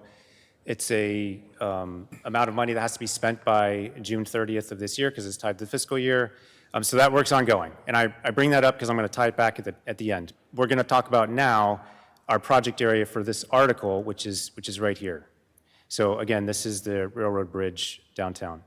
So here's kind of a zoom in, and we're going to be talking about this right here, which is a drainage swale that parallels the railroad track. So again, railroad bridge, Dunkin' Donuts, Arturo's and other things over here, just to orient everybody. So there's this swale here that takes water from the town and takes it out to Cedar Swamp and then sends it down the Sudbury River. So this shaded area represents generally, and I'm communicating conceptually and very generally. I mean, if we want to get into details and talk about which catch basin we can, but I mean, don't hold me to like the exact line on here. This is just to give people an understanding so you know what we're talking about. So generally, inside this shaded area is where it's called the catchment area. It's where the water falls, rain and everything else, and water inside of that shaded area is going eventually here, right? Or somewhere along here. There's triangles here that you might not be able to see. Those are outfalls. So there's a pipe with a discharge, and it goes into this channel, and then it flows down the channel into Cedar Swamp this way. So what we're looking to do, so all this yellow goes back to our GIS. These are all structures that exist, that have been documented by us. There's catch basins and pipes and everything else to show us where everything is, to show us how the water flows, and tell us where to get here, how it gets here. So what we're proposing with the money that we are asking for is this channel has to be maintained. So it fills up with water, but it's also filling up with debris and sediment and everything else getting carried in there. As a channel, it's a specific volume, and when you fill it with dirt or anything else, your amount of volume available for water storage is going away. So if we know that we have maybe a problem downstream, we want to make sure we're maximizing the volume of our swale so that we can get as much water off the road into that swale and then give it time to go where it needs to go. So the project is paying for someone to come in and clean this swale so that we can get our volume back, essentially. And it's full of water now, so it's not a super simple project, which is why it costs a lot of money, because we have to hire somebody to come in, and basically what they do is they compartmentalize sections of this swale, and they seal it off with big sandbags, essentially, pump out the water to one side or the other, clean out the stuff, and then jump the sandbag and do it again and all the way down the stream, right? So it's a process, takes lots of money, and got to hire somebody, and that's why we're asking for the money. No permitting is done yet, so I'm sure if someone from the COM was here, they'd be, very nervous, like, I got it, we have to go through that process and figure all that out and get permission, but we're anticipating that at some point, we would get that permission so we can do what we think is appropriate here. So totally acknowledge that we need, support from or approval from other entities in the town, but we want to be ready to execute when and if we get that approval. Chris, what's the distance, and I don't have the warrant in front of me, if that's in there, that you're looking to address? The distance that the quote covers, which is pretty close to the amount that's listed in the warrant, is 2,000 feet. That extends, way down here somewhere. That's all has to be figured out with, through permitting as to how far we're going to be allowed to go and all that sort of thing. But it's the funding that we're requesting covers the whole thing, and then, we figure out where to go from there in terms of what's done. Did I forget anything? So that's it for. What I was going to tie it back to. Sorry. So in the warrant, it says this is coming from free cash, right? And I've been up here multiple times telling you about this stormwater utility, and we can pay for all the stormwater out of the stormwater utility, which we will eventually, but it has to be set up and established, which is July 1st. We're trying to get this work done, again, pending approvals of permits and everything else, before June 30th, because, as I mentioned, we have this project going on out here, and we want to maximize the use of that money. So that money is $45,000, it's known. We're spending some of it right now on some work to figure out what we can do, and then we want to spend some of it to potentially mitigate whatever the issue is out here. But we may have some money remaining. So let's say we have 15 grand out of that 45 that's available. We either give it back, which we don't want to do because it's somebody else's money, or we spend it.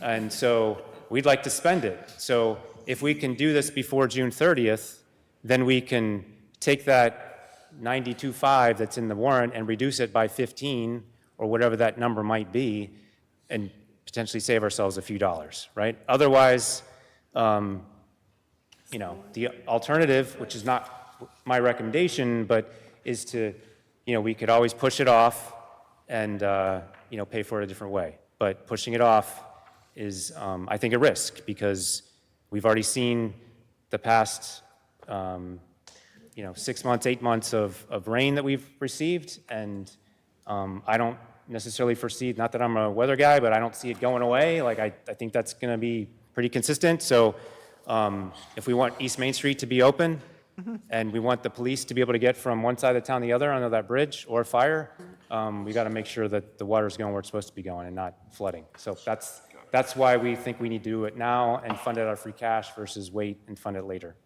How much did you say the earmark is? I missed that. 45. 25? 45,000, yeah. Okay, thank you. I apologize, Beth Blumberg, I apologize, I'm confused. One of the things I don't understand is how you can take money from an account this year and spend it on a future warrant article. The article is for next year, like, because there's no wording about that in the article itself. Free cash articles can be spent immediately upon appropriation. So that's true with any of the free cash articles. Okay. Because the free cash is certified at the end of last fiscal year, available for use in this fiscal year. Okay. And as we found out with the library, it isn't available until July 1st for the borrows. Right, right. So it's Sorry, an I mean, that was important, exactly, I important forgot thing to about the keep free- track of. I apologize, I forgot about the free cash sort of open loophole of, like, yeah, you can spend it, because I was sitting there going, okay, you're approving something for next year, like, that just had me. Thank you. Chris, quick question. If you can go back to your previous slide for a moment. So just curious, do you have all, I mean, there's several business properties along that, I'll call it north or east side of the swale. Do you have all the easements and access? I can imagine there's going to be heavy machinery that's got to get in there, and it looks like it's all wooded, and I'm just curious, do you have all the access needs that you need? There will be some coordination that's required because we're going to be operating, like the equipment's going in here. I mean, this is Colonial, is it Colonial, right? Yeah. Yeah, so that's our road, like we're going to use it, but it's going to require some coordination with the businesses there, but Yep. we've already kind of preliminarily started that process. Okay. But yes, that's all part of the complexities of it. Yep, thank you. I know the answer to this question, but I want to put it out there anyways. Test me? You wanna This, test me? this project is maintenance of the swale. It's not going to lower the water table that would let us lower the roadway under the bridge. Because I expect this question's going to come up at town meeting, so this is maintenance and ensuring that the swale is working properly, but it's not going to let us lower East Main Street so trucks don't hit the bridge. Correct. How frequently do you need to do this kind of, what I'll call major cleaning the swale? Like, should we expect this to happen every 5 years, every 10 years? I mean, because this sounds like a pretty major event. Yeah, so it has been done previously internally to the town. The condition it is now, it's just beyond our ability based on equipment that we could either use ourselves or contract. 5, so every 5. So that will be part of the process that we go through to, and Jen Miller, Conservation Director, is aware of this, and we've had lots of discussions. To get to your point, we could probably get to a point where we could do this internally if we do it on a routine basis every 5 years or so. Internally, meaning we could hire a contractor that we use regularly for other stuff, so a lot less expensive. So it doesn't have to be something we come back for $100,000 every 5 years. It could, If we start taking care of it yeah. now. But there's requirements we have to adhere to in terms of, what we can do, the town has to adhere to in terms of what we can do in a resource area. So if we can figure that part out, then I think we can, then we could probably get something more consistent that alleviates the need to spend this amount of money regularly. Anything else? So we'll jump into water. Again, just a summary chart, so you can see that comes from different places. So we'll talk about retained earnings, we'll talk about a borrow, and then, this didn't necessarily have to cover this today because it's not something the town's approving, but highlighting again that, we have requirements out there. We're pursuing other means to fund them. I'll talk about the spillway briefly in a few minutes. So this is Article 19, the $275,000. It covers two different efforts for us. On the left side, refers to things related to water metering, which we've talked about a lot. I have it kind of listed here, timeline. So we had a water audit done a few years ago. The town provided funding to do a large meter study, which we did. This is all related to water loss. So we produce and pay for water every day, 2 million gallons of it every day. It comes out of the ground, and we pay to treat that water and then distribute it. But some of that water is lost through leaks or other thing. There's a variety of ways that water is lost, and so we're not necessarily getting paid for that water. So we're treating it, producing it, but we lose it before it goes through a meter, and so it's lost revenue.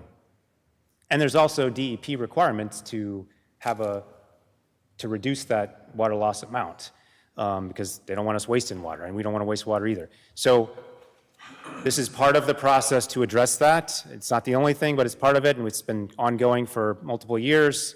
So we're starting with our large meters because that's where the most opportunity is to address issues, because if you have a really big meter in a building and then you changed uses of that building and now the facility or the occupants of the building aren't using the amount of water that was previously used, and that meter is not calibrated and it's not operating the way it should, then potentially you're not getting paid for water that's going through the meter. That's kind of a simple way of describing it. So we want to address that. So part of addressing it is installing some more modern metering systems. So right now, your house is either someone walks up to your house and physically touches the side of your house to get a reading that's then taken back to the DPW, downloaded from some chip into a computer. Somebody does some work to figure out how much you owe for water. Or in some cases, and not a lot, but some cases, there's a vehicle drives by your house and there's a signal that comes from that same pad. It goes to the truck, goes to a device. That device is brought back to our office, plugged into a system, communicates to another system, and we produce water bills, right? What this does, and this is, I say newer, but it's been around a really long time, and lots of communities have it, especially even around like neighbors to us. So there's a system in your house, here's your meter, this is a little device that sends a signal, it goes to a cell tower, it then gets to the DPW. It's that easy. And it's real time, so that guy walking to your house to read your meter, that happens once or 4 times a year. So you get your bill several months after that thing's been read, and you see that you find out from your bill that some people unfortunately discover they have a leak in their toilet because their bill's a lot higher, and they're, oh man, I didn't realize that. But it takes several months to figure that out because of the process we go through now. But with this system, you would essentially know, like you could, when we get to this point, you could set an alarm for yourself on your own house, and it gives you a signal that there's some leak, you're using more water than you typically have, right? And it's the same thing at the bigger picture for us at the DPW in terms of managing the entire town. So it will give us indicators of leaks before we have to wait for the water to come up out of the road and go fix it. So There's lots of value to it, and so we're starting the process to get to that point, and so this money is to pay for some of that infrastructure to help us move in that direction. Just because not everybody is, I'm going to say, technology savvy, is there any way that you can build in part of this that if you at the DPW realize some homeowner had a shoot up in usage, that you could notify them? Because I don't think a homeowner passively, no matter how much you send out information about setting up your smartphone, is necessarily going to be clued in as fast as somebody who knows what to look for. Yep, the answer is yes, and we will probably do that. And just to be clear, we are in the initial stages of this. This is going to cost us millions of dollars, just to be clear. We're just trying to break it into chunks. And if you look at the capital plan from last year, there is a block on there that says something about water meter infrastructure, and I think it says $5 million or something to that effect. We're going to take probably a different approach in how we do that. Instead of, at some point, we will come back and ask for a big chunk of money to just do it across the whole town. Right now, we're just introducing it through a pilot. But to answer your question, yes, we will have some alerts set up, and this isn't going to exist tomorrow and even over the course of the year. But it's part of the plan. But it's part of the plan, yes. Chris, I'd even take that a step further. I mean, it's a great idea. I love the technology, but even I'm looking at the homeowner to be able to access that information directly as opposed to getting a notification from the town. I, for one, have a product in my house called Sense, which I can actually monitor every single electronic device in my house to see the consumption, very similar to what we're talking about here. I would love for the homeowner to be able to go in on a daily basis if they wanted to do and say, hey, do I have a leaky toilet, right? Because we've seen the emails come across from residents who've had a leaky toilet and get whacked with an $800 water bill, right? So my point was, as you're looking at this, I hope the technology affords direct access to the information and not have a reliance on the DPW to alert. But it has to be both. Potentially, the DPW would provide that information as a self-service by the consumer, but to send an alert to someone, I don't know if I necessarily want the town to get involved in actually alerting them. My question to you is on meter sizes here. Are we talking about are all 104 part of this initial scope, or is there a break point at which you're saying, hey, 3-inch and above is what we're targeting for this $275,000?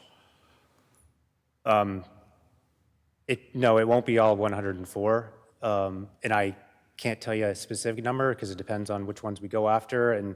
And there's more behind the scenes. There's regulations that have to be updated because it applies to commercial meters and who owns them and whether the town owns them or the property owns them. So there's some things we have to figure out which will drive which ones we go after first, and which ones we go after first are based on size, and that size will determine cost. So, Sure. Two other questions for you. So first of all, you mentioned that this is leveraging cellular technology.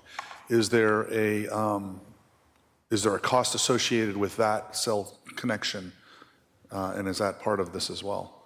There is a cost, and when we are doing this on a town-wide scale, there is a fee associated with the cell fee, and that will be rolled into our rates. It's not going to be, it won't be, and I don't think it'll be noticeable to anybody. I mean, we'll be clear about it, but I don't think it's going to be a noticeable increase in terms of rates. But yes, there's a fee because it's used in cell. Okay, and then my final question is, you mentioned that, we have DPW employees walking around on a quarterly basis, touching houses, getting the data.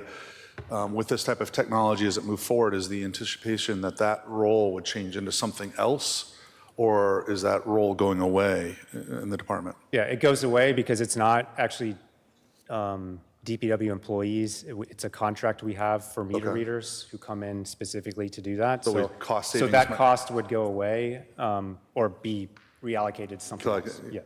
So somehow, hopefully we'll see data over time. There's trade-off. I mean, there's benefits, like we see benefits financially by doing this. Right, as so you over said. time, we should see even more greater benefits, hopefully. Yes, yeah. Thank you. But I just want to address your point about access, an individual home. Yes, that's part of the process. Like, once we have this rolled out, which again is in the future, I'm not talking about in the next year we're going to do this, like have this for everybody, but you would be able to log in. Part of the program that we'd be providing would allow access by a resident to a portal, to a website that gives you all that data you're asking about. You could set your own alarms and see your use and everything else on your own.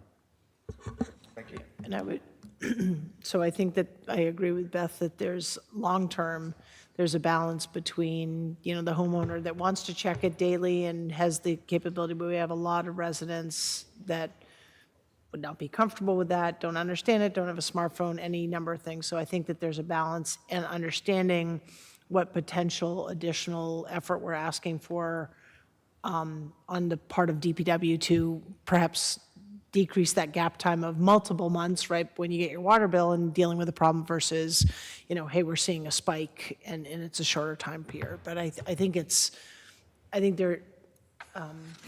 automation is great, and I'm fully supportive of this, but there are a lot of people who just would be like, I have no idea what you're talking about, and Right. and I'm elderly and I can't do this. So. And just to be clear, for any homeowner, there's really no change. Like, they won't notice any difference. It's only if they're interested in pursuing the data, like Patrick said. But I get your point that we're not taking on every homeowner's management of their water. We will have at a very high level alarms set up, like something to trigger us if something crazy is happening in the system. We would obviously pay attention to that, but we're not going to protect everybody's water bill, is I guess the right, point. but I kind of assume this is something like the bank looks at fraud, like, oh, you have a suddenly unusual pattern. Yes. And we can, this triggered us to say, if you did something different, great, but if you didn't, we think you have a leak. Yeah, absolutely.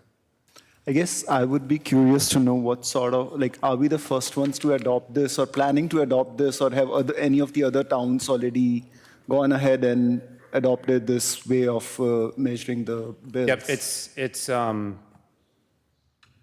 I don't know the numbers, but there's many, many towns that already have this. Northborough is using the system where we're talking about, I don't know, I could give you a list, but we're definitely not the guinea pig here. This is proven, it's in use by all over the country, but specifically in Massachusetts.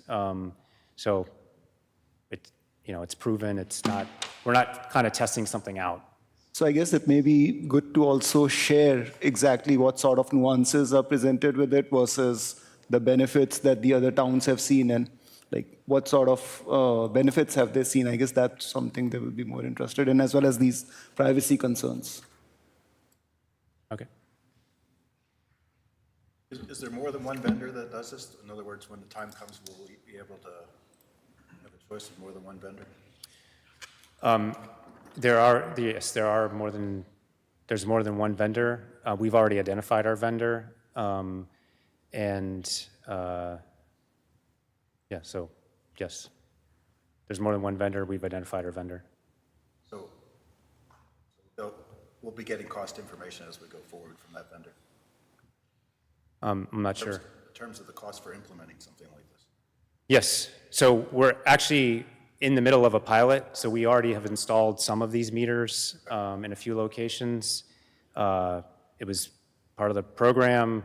So the next year is really a pilot to kind of get things going. And we already have that money, which was approved previously. This money is basically to kind of carry that pilot beyond the next year or so. We're not committed to a specific cost yet for implementing the whole thing? No. That's up to us. So if we said tomorrow we didn't want to do anything more, then we just stop. But I mean, have they given us a cost for the whole program already? I think that $5 million or so that was in the budget, I mean, that was from many, many years ago when the town originally discussed this process. So that's really ballpark.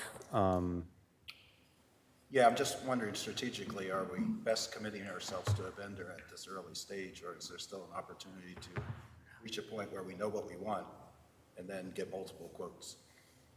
We've spent the past couple of years figuring it out. So even if we weren't talking today about this, we're committed to a vendor like the previous model of meter that we use. So we buy meters all the time because we have to replace them. So, or for a new house, we have to install a meter. So we have basically a shelf full of meters. All we're doing is buying a different meter. But we'd be buying meters regardless of whether we're talking today or not.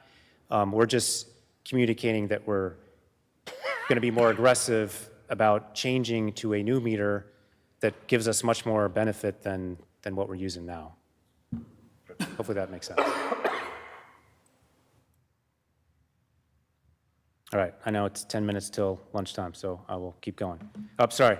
A part of that article too is on the right valve replacements, which we did last year. So it's about 200,000 is for the meter, and then 75 for valves, which is just an ongoing process we have. Town meeting approved in 2022 the design for a water main. This is Route 9, Otis Street, and this is Milk Street. There's a water line that goes in between. We want to line that pipe, which is basically rehabbing it for another 75 years. And so that's what this article is for. It's a borrow, $2.5 million. So that's the project. Chris? Sorry, go ahead. When would you expect to bid the project? Probably the end of this year, maybe early next year. So is there any logic to having the bids when we go to the town for the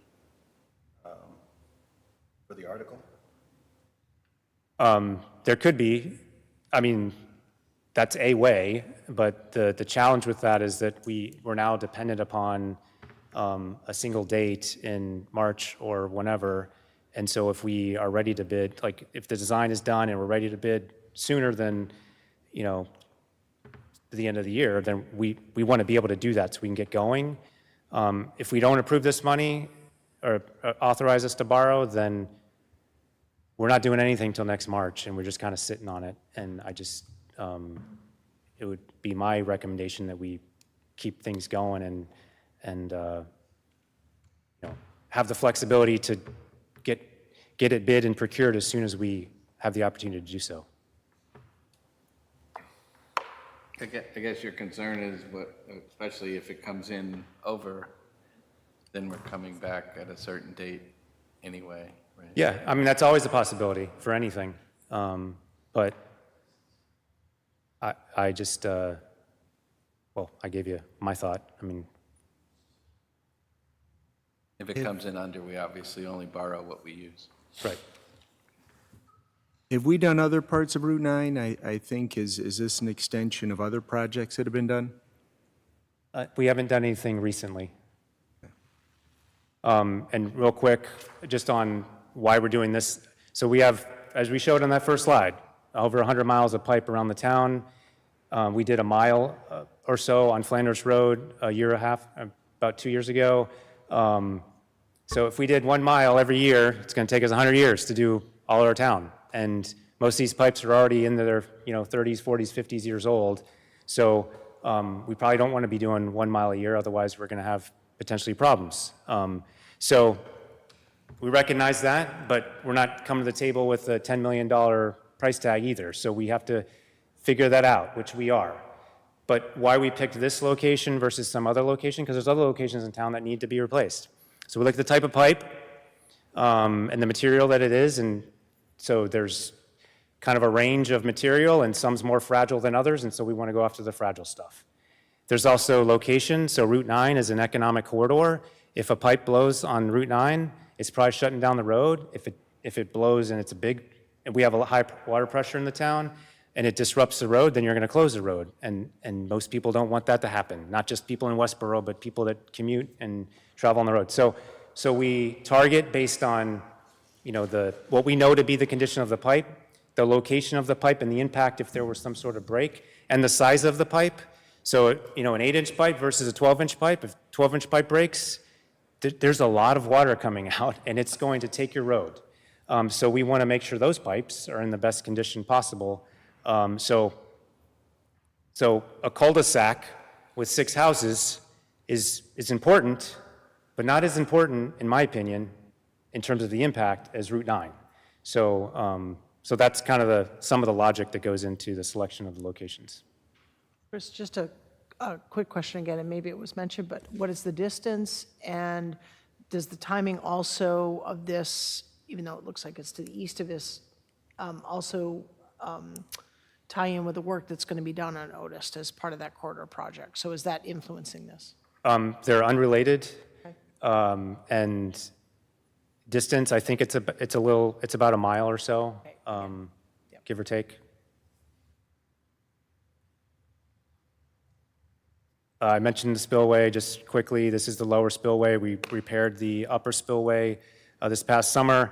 What happens here is all the water, there's some issues here at the front of the spillway, and the water is coming around. You can actually kind of see a trench on the side of the concrete there. So this project is to basically replace that and update it. It was identified in a dam inspection previously, something we do every 5 years that we're required to do, and so it's just on the list to repair, and we need to do it. Trying to get some grant money to do that. I think I'm confident. I can't say we'll get it, but I feel pretty confident about our possibilities there. So that's what we're doing there. All right, freeze up here. Give me a second. We're going to talk about sewer next. As soon as I get this going.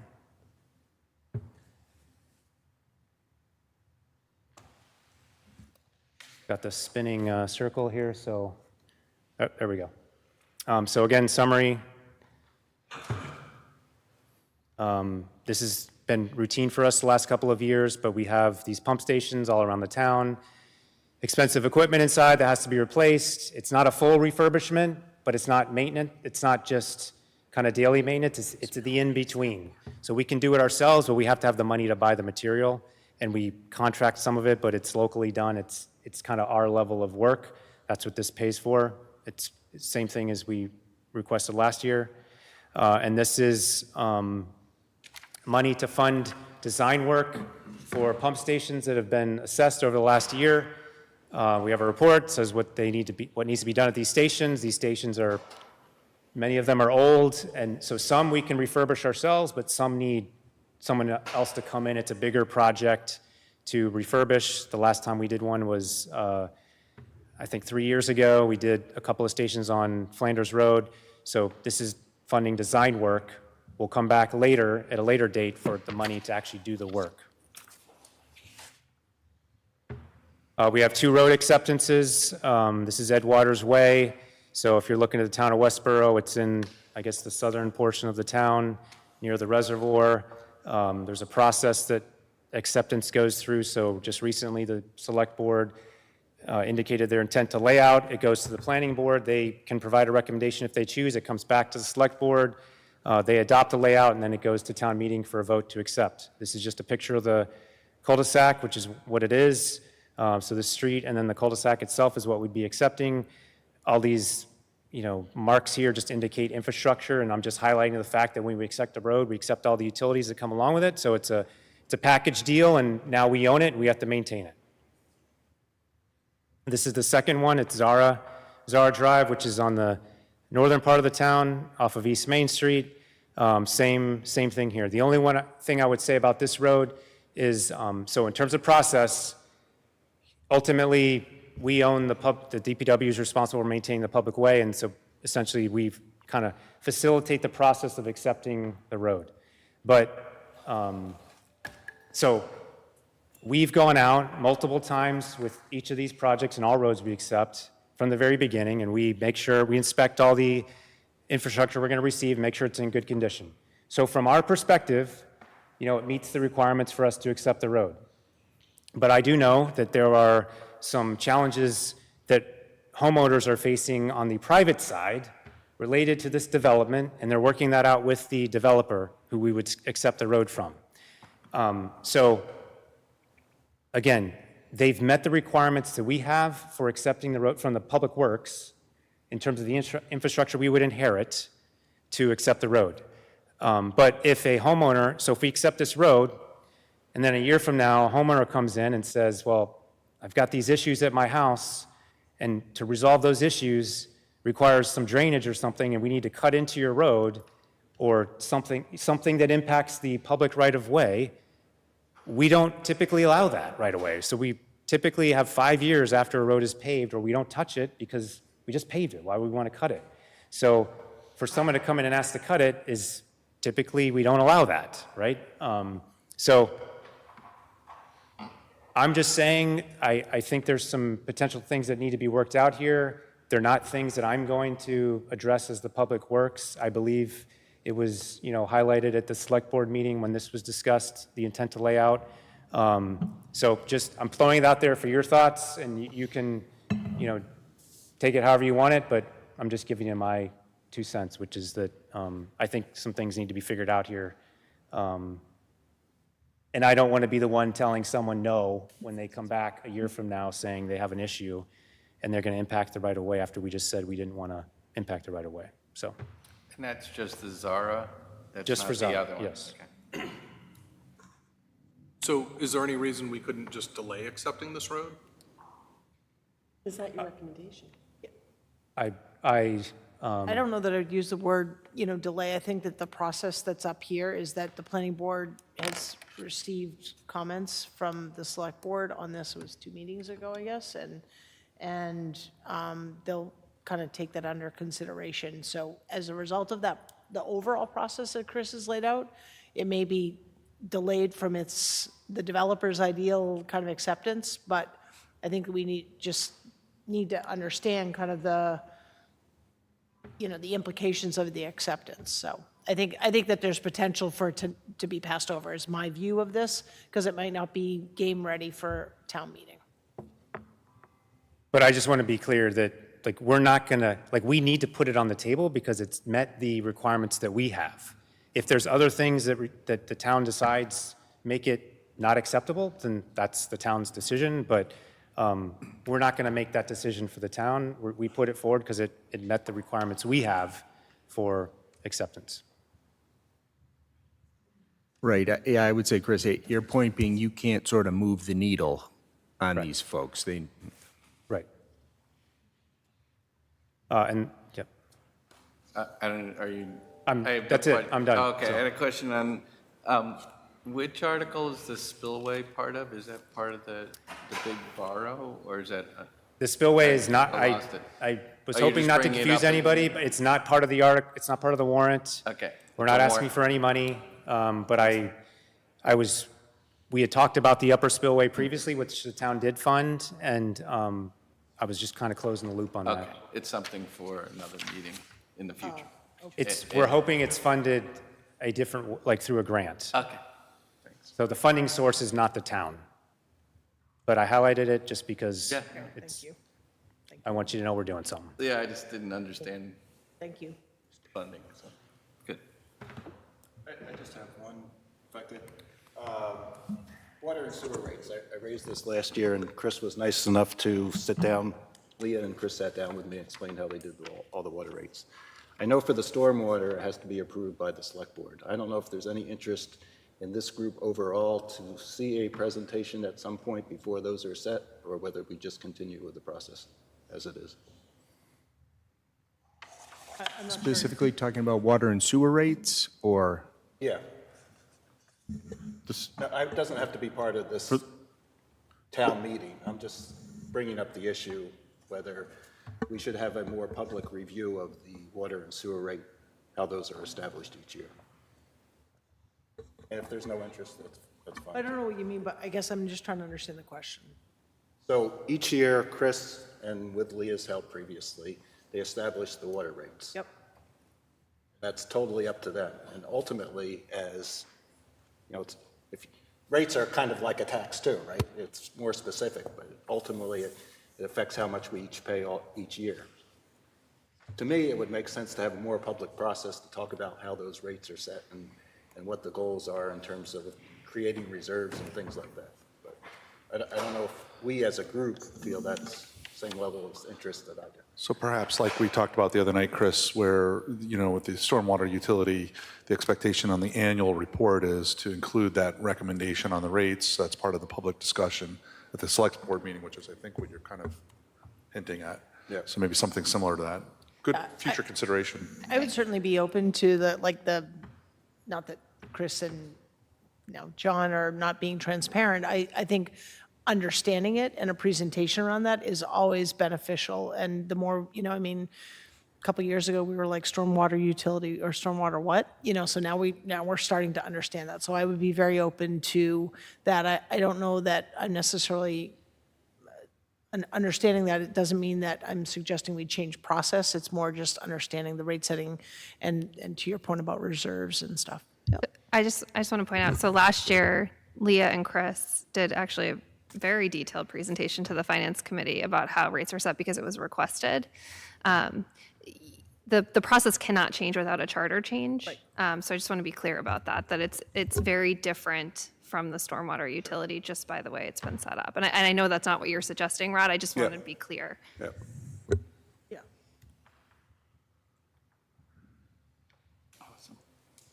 Okay, I don't have anything else, so if everybody's good. So I do have one question for you, and I apologize if this was already spoken to earlier, but we had received an update in the budget book, page 196, and it calls out a change on clerical wages of $8,770. I don't think I saw you present anything about that. What is that? I actually presented about that. So that's the increase in the IT position, the GIS hours. So Okay. 4 hours are being charged to each enterprise fund, which equates The to that clerical's 8,700. GIS Yeah. is, okay, thank you.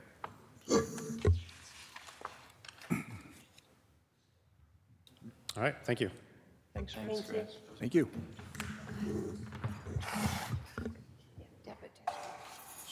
It's the GIS position. So we are going to break for lunch. We're going to put out sandwiches. I know there's a lot of folks in the room, but we got we have sandwiches for the committee members. If there's extra and other folks are in the room, certainly welcome. But Kim's going to put them out, and you guys can go grab them.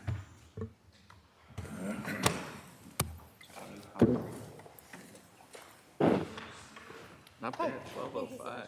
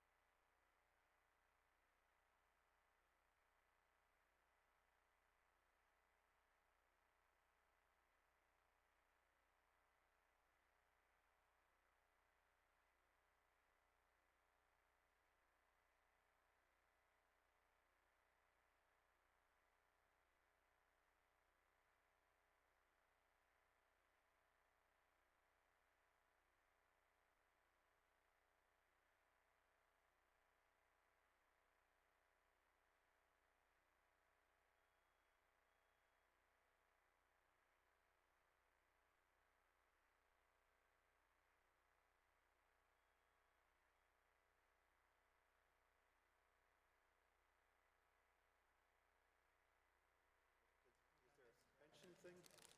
Yeah, so OPEB is expensive. I didn't factor in OPEB. Right. God, I'm so glad to not have to deal with OPEB ever again. It's about 25 to 28,000. Between For a pension, family plan. between pension and health? Oh, no, I'm sorry. I thought you were talking about insurance. Oh, it's how much? So like 25 to 28,000 for a family plan? Oh, I see. Okay. I thought that's what you were asking, sorry. on average what the What the all-in? cost to salary is? I'd have to look at that. Yeah, because we don't, it's not budgeted all in one line, so Right. it's hard to, yeah. So someone doesn't get Well, paid and much, like it the could be a risk high assessment just goes on the Right. recap, the Worcester Regional Assessment Which just I goes think on the is helpful, recap right? sheet. That's So what it's we not do even. it is. Because health insurance costs the same. Right. Depend, you know, do they have a family by themselves or do they not need the health insurance?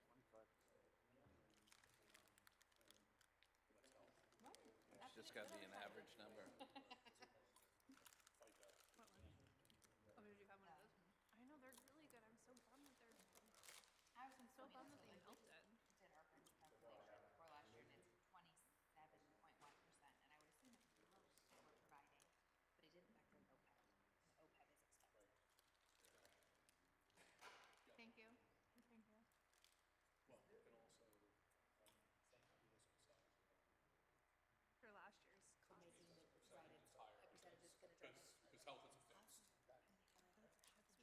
Usually when you repave a road, like the DPW, if they're going to repave West Main Street, they tell everybody, that, you know, you're not going to get a permit because of something for the next You're right. at least 3 years. or something. Because Because we're otherwise do it calculating now. 27%, which factors in the whole bunch of faculty salaries. I think that's usually with these Right. new developments, they try, if Low-risk population. you're going to accept the and development, it's going to have to be salary, paved. highly It should be compensated, done. yeah. Then that's part of, before we accept it, you should be finished the work. And a lot of times they don't put the final pavement till they're done either. They do a one-coat pavement on a lot of these developments and then come back and finish it at the end. But, yeah, in this case, it sounds like it's an open case. It also puts more pressure on the developer to support the residents. They want to do say, oh, we're not going Or whatever's Except lower road. is available. I think. to. So you I'm got to the keep person that plowing didn't it use and the- maintaining it yourself. Let's go over there. We'll grab something.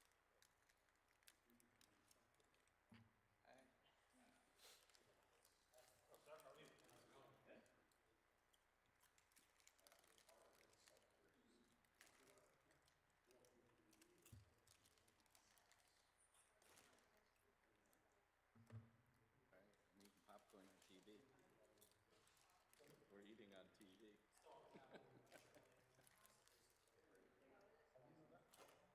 I got to zoom in because Was it the hard what? when I wanted to make sure Lucilla and I are watching in case Joshua wanted to say something. So I told him I'd do it because she isn't always there because she has to do other things. We can talk about that. I would monitor it too.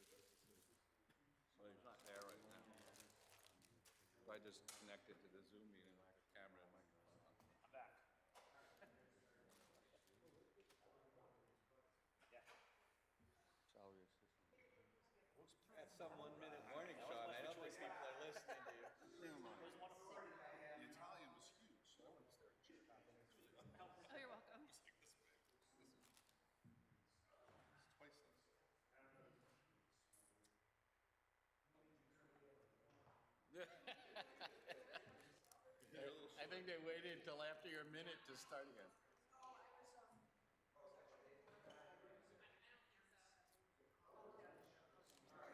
The Zoom meeting is back. It's all your fault, Sean. Well, at least the Zoom is, so they had a thing up that said recess. And You were now trying to it's get a it moving. picture, so I think they must have changed something. Might be able to do it remotely. How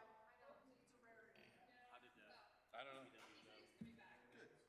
Questions?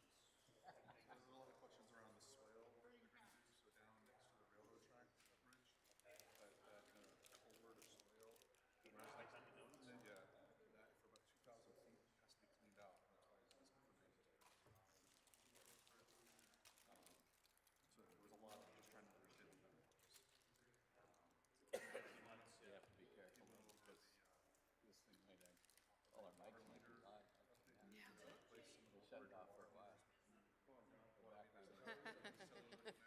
See, this would be the time I'd get myself in trouble. I warned you guys. Yeah, yeah. You're aware of that, it's good enough for me.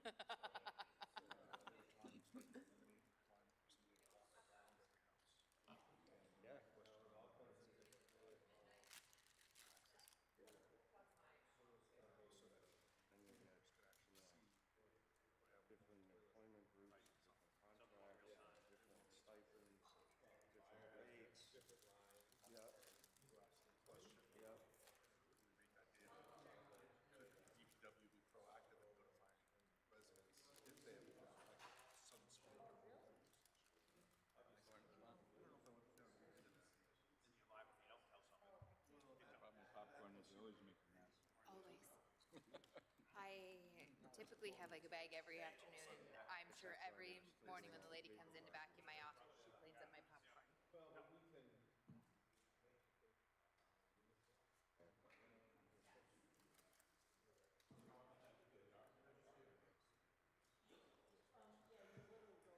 We need like a little red light. Cling, ready.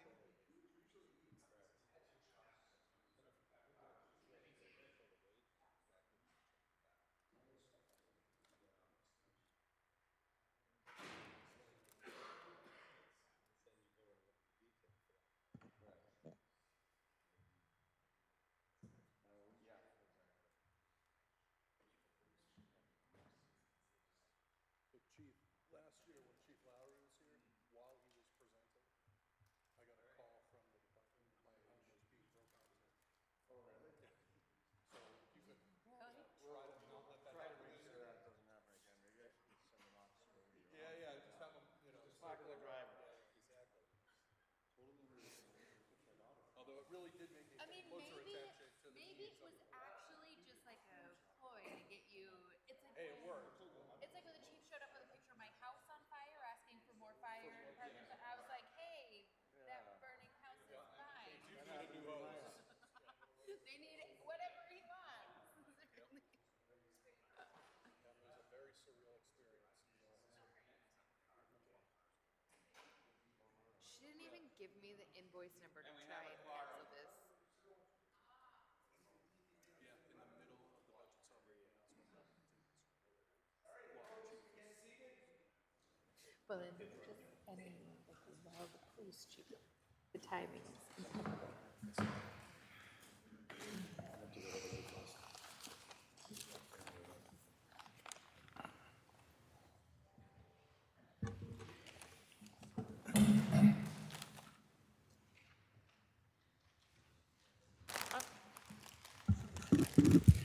All right, thank you, everybody. I think we have most everybody back. We can get, and I believe Westborough TV is up and running, so thank you very much. Chief, thank you for coming this afternoon. The floor is yours. Thank you. Todd Minardi, representing the police department. Good afternoon. I hope you all enjoyed lunch. Look like some yummy cookies over there. So the police department budget, we'll start with the budget. I guess I'll go with the police department budget, our capital request for cruisers, and then the animal control budget will be really quick, if that's okay with everybody. So I always like to start with the police department's mission statement. I'm not going to read it to you, but I just want to keep it in the forefront. It is our department's values and our mission, and it's what we strive to achieve every day. If you look at programs that we develop, our enforcement activities, our educational activities, our community outreach, it speaks a lot to what our mission statement is, and I think it's important. So I do like to begin with that. We are here to discuss the budget. As requested, it's $4,725,271.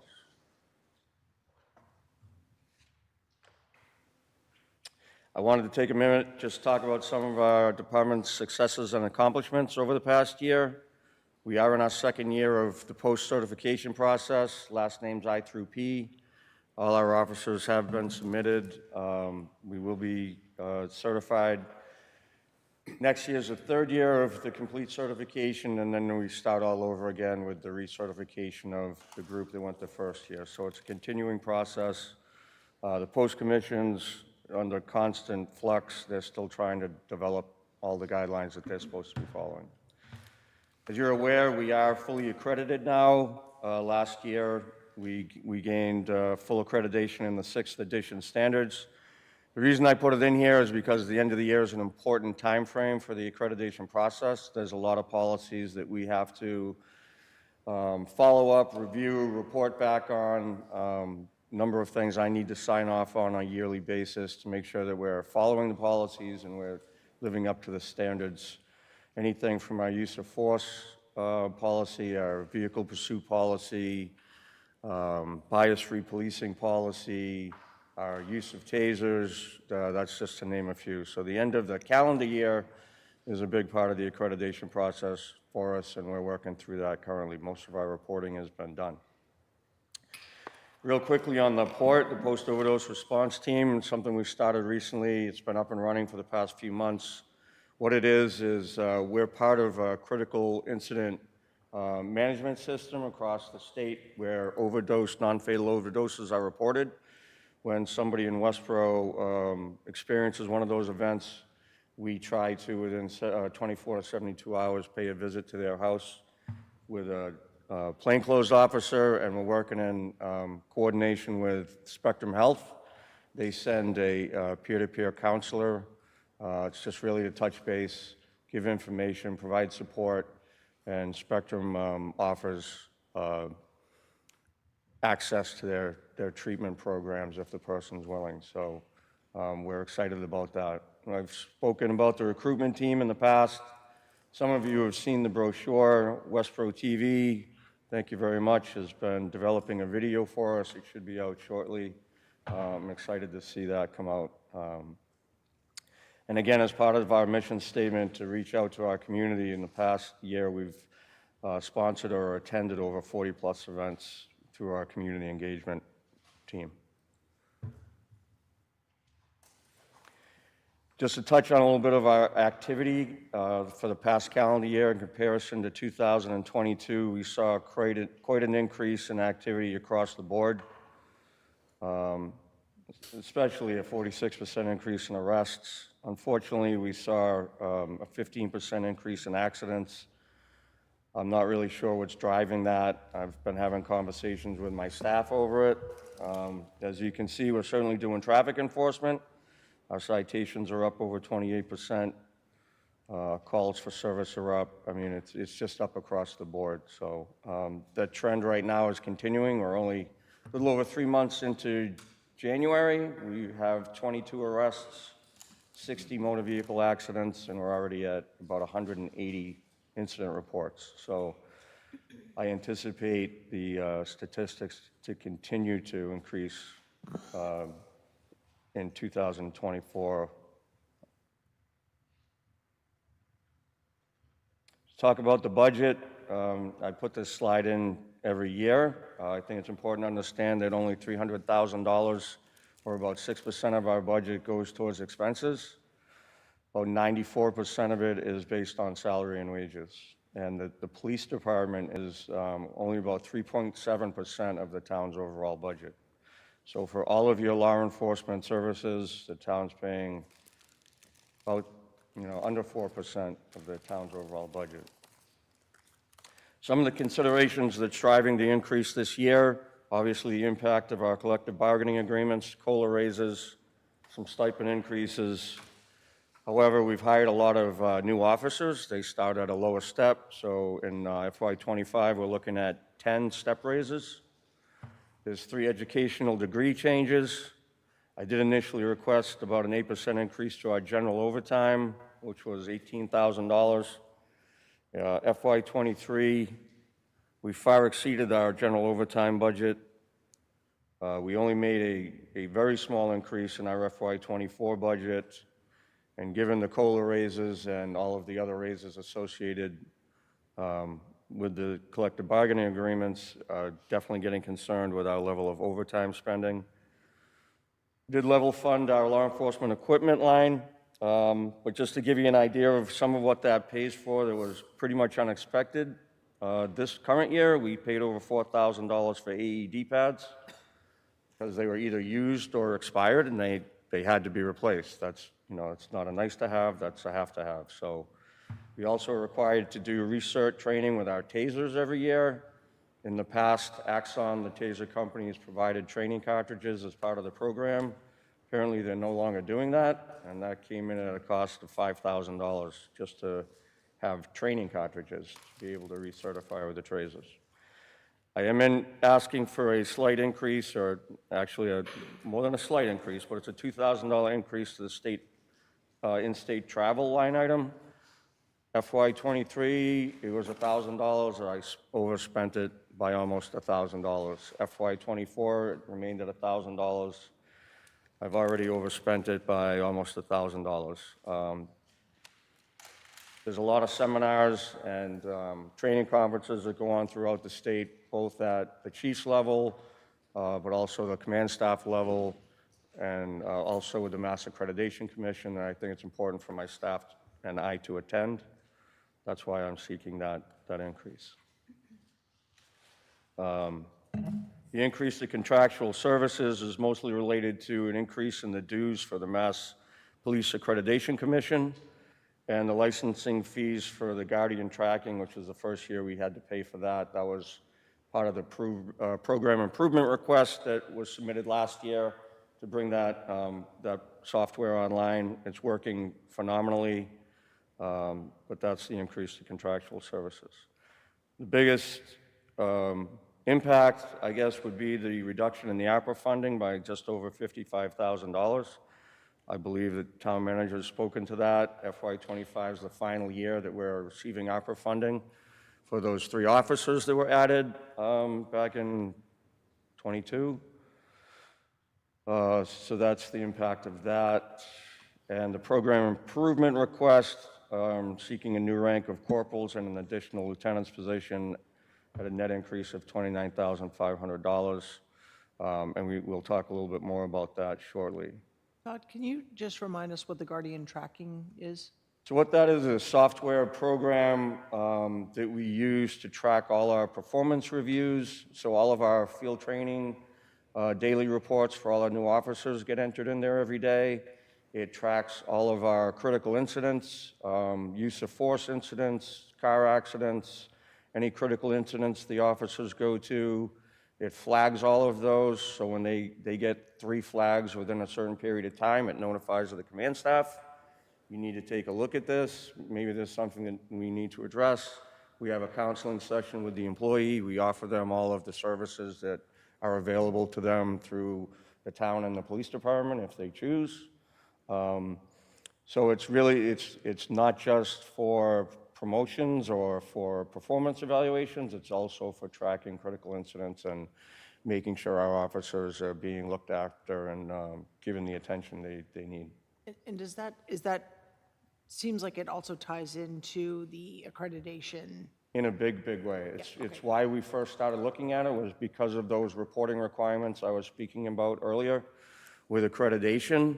It was very difficult to use our current records management system to, say, track our use of force incidents. All of our use of force incidents go into Guardian tracking. We can run a report on every single one of them. Every single one of them is followed up on by our defensive tactics instructor. It's reviewed, the body camera video is reviewed, a memo was submitted to me through Guardian tracking explaining how it was reviewed and whether or not it was within policy. And that goes on for all of the policy issues that we need to track on a monthly or bi-monthly or yearly basis, depending on what the policy is. So it really has been a huge asset for us, and we're still learning how to use it even more to its capabilities.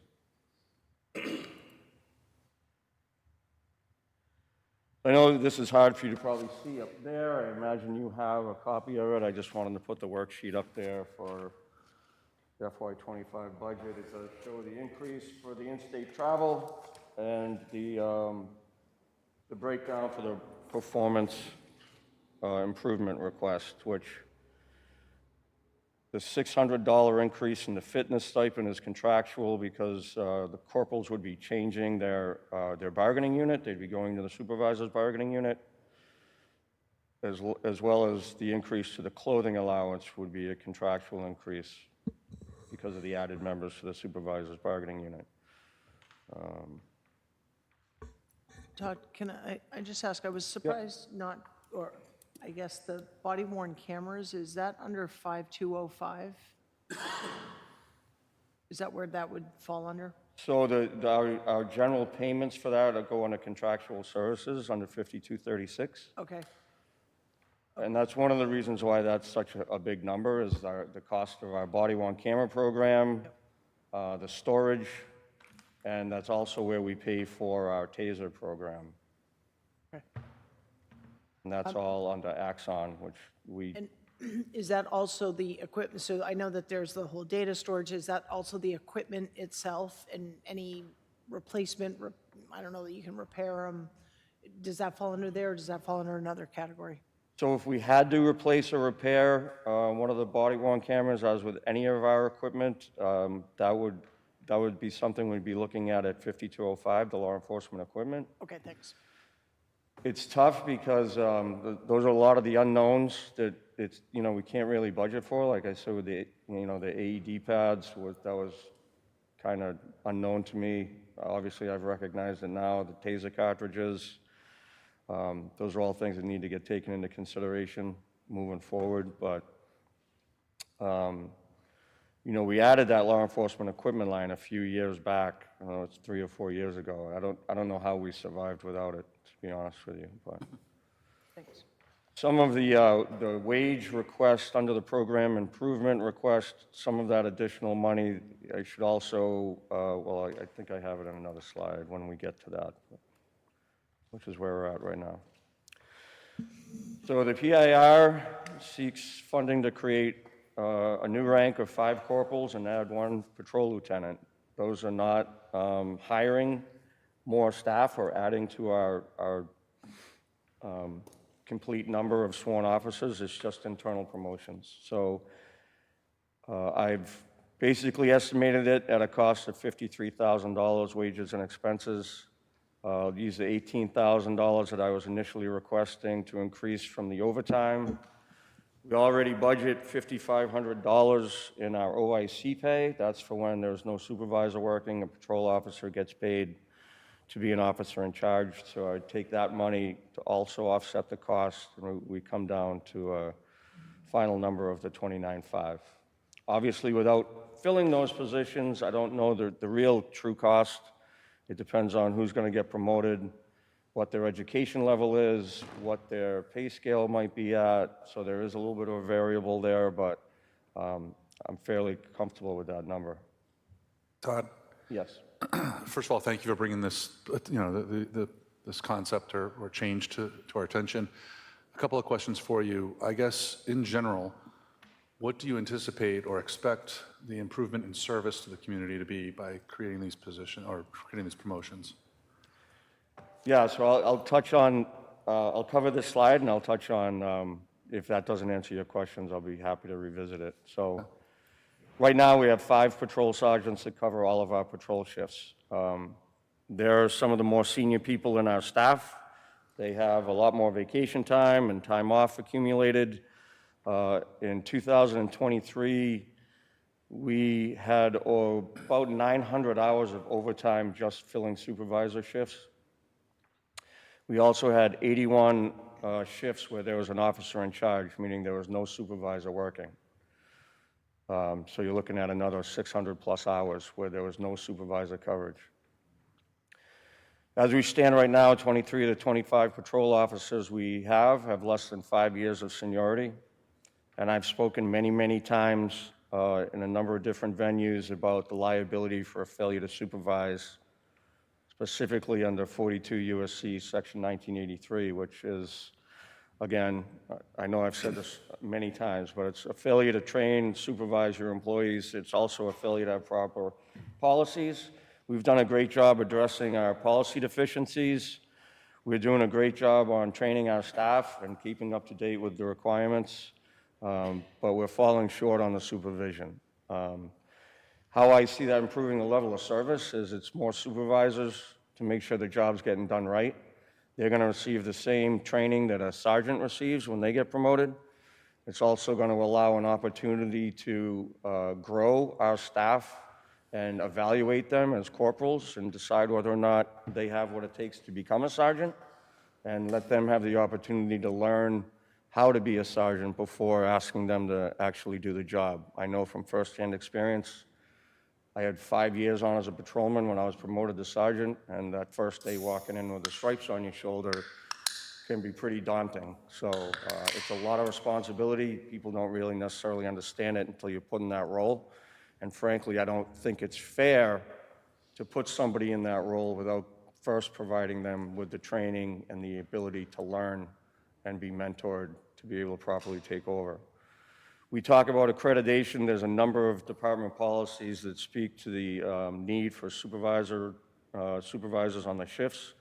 Just a couple of them: accountability and discipline. The role of a supervisor states the first line supervisor has the best opportunity to observe and foresee disciplinary problems, and then bears the primary responsibility for the conduct, discipline, and duty performance of all personnel under their supervision, and the basic accountability for failure to take warranted disciplinary action.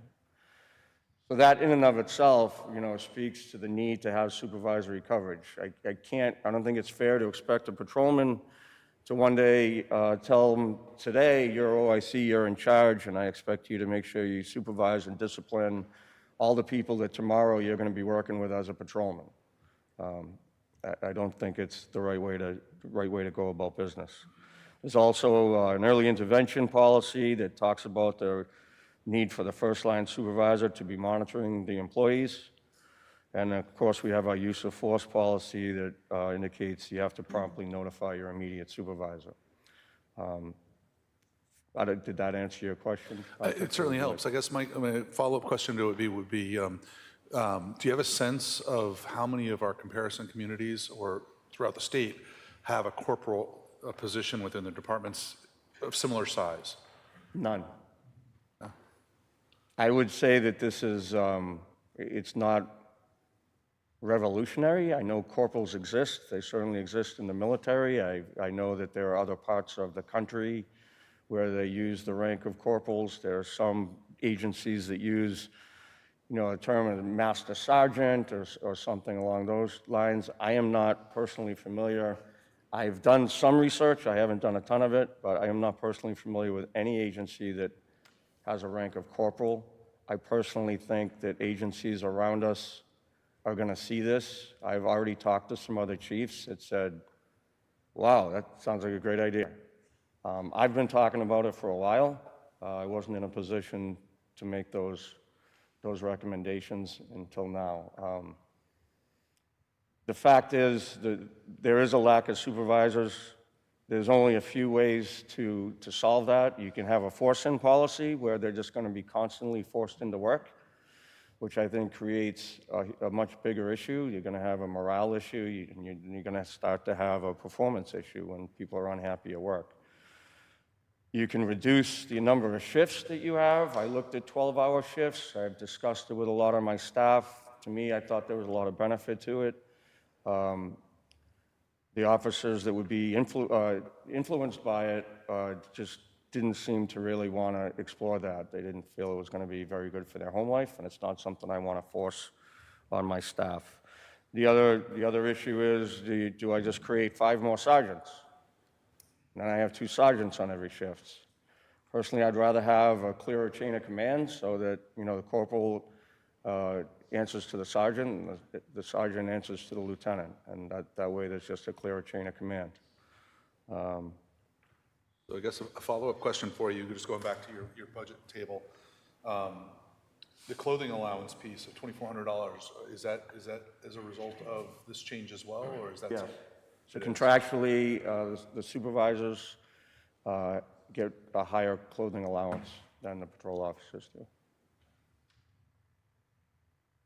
Thank you. And just to also, the reason for creating the other lieutenant's position is my intention is to create a day shift patrol lieutenant and a 4 to 12 patrol lieutenant. They're both going to work a 4 and 2 schedule like the rest of the patrol shifts, and they're going to be offsetting on weekends. So every weekend, at least one of the lieutenants will be scheduled to work. They currently work, all the lieutenants currently work an admin schedule, Monday through Friday. That's not by contract, that's more by design. So I see this not only as creating the added corporal coverage, I'm going to have the command staff level coverage because I'm going to have a whole group of new corporals, and I'm going to have 3 new sergeants on top of that. So I think it's important to have that upper level supervisory coverage as well. So your predecessor once said that we didn't have coverage in the building 24 hours a day, 365. That's true. Under your new structure, will that happen now? I cannot say no. I think there will be increased coverage. It is certainly my goal to try to get it increased even further. Obviously, our main priority is calls on the street. I think you can see how much busier we've become. I think this helps. It's getting us there. The way I plan on, laying out where the corporals are going to be stationed inside of the department, they will have access to the lobby area. I think it's going to be helpful, but it's a further discussion about evening out our staffing levels across all our shifts and what we want for minimum manning. If we want to increase that so that we can have more of a station coverage, do we want to address that through overtime? There's a number of issues that would have to be addressed individually. But it's not something I haven't thought about. It's certainly not something I've, thrown to the side. I think it's very important. It frustrates me as much as anybody to think somebody's walking into the police station and there's no one there. Unfortunately, we're still going through a renovation. You probably still see the vans outside from Service Master. We got a couple of months left. The lobby is back open, but it's kind of restricted as to what they can get access to. I appreciate the creative approach. Thank you, Chief. Hey, Chief, sorry, one follow-up.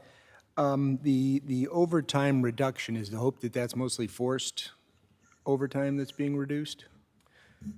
So the way it is we have a supervisor takes the day off.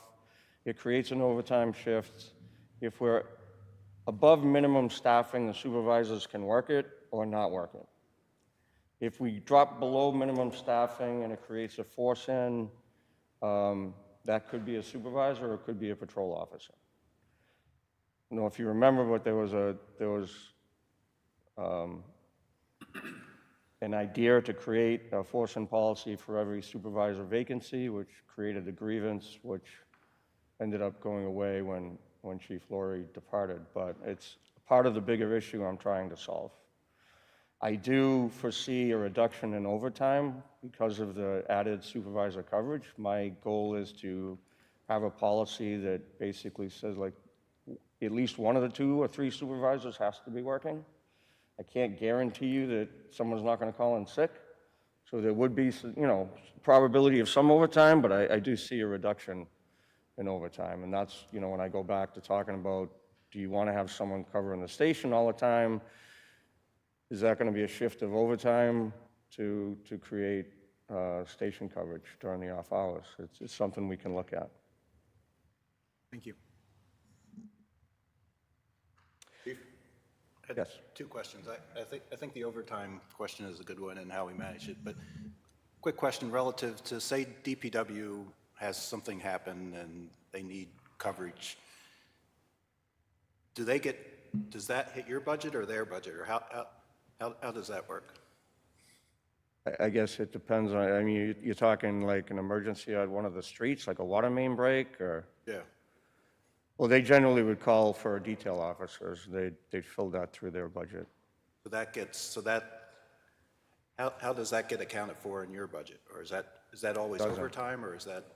No, if it's called in as a detail, then the DPW would cover that through their budget. Yep. If it was an emergency where I had, for instance, lights went out at 9 in Lyman this morning. I saw that. Yeah, like 5 o'clock. We had to call in the day shift early. We were at minimum on the midnight shift. We were also at minimum on the day shift, where we called the midnight shift in early. They came in about, I don't know, 2.5 hours early, so that's overtime. That's covered through my budget. And then the only other question I had was the out-of-state travel. Could we take some of that to cover the in-state travel? I'm pretty sure I've been using most of the out-of-state travel line item. We did do away with that before, when COVID hit. We zeroed that out. I think it's still in there. I don't know if it's been used yet.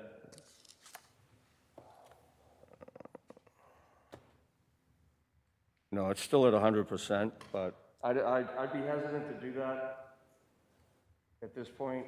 The training for all these supervisors takes place at Roger Williams University. I'm going to be sending a lot of people to Rhode Island. We just have a travel budget instead of an in-state? Well, I didn't design those line items, you know. I 6 and mean, 1. Yeah, it's true. I mean, every department has in-state and out-of-state travel, or just about every department, and certainly because we budget expenses, they can be pulled from each other, but if you're talking total dollar amount, it's, you know, both available for travel. When it goes to wages. All right, so just to give you an idea of what the organizational chart looks like, well, it's what it looks like now, and to give you an idea of what it would look like with this request.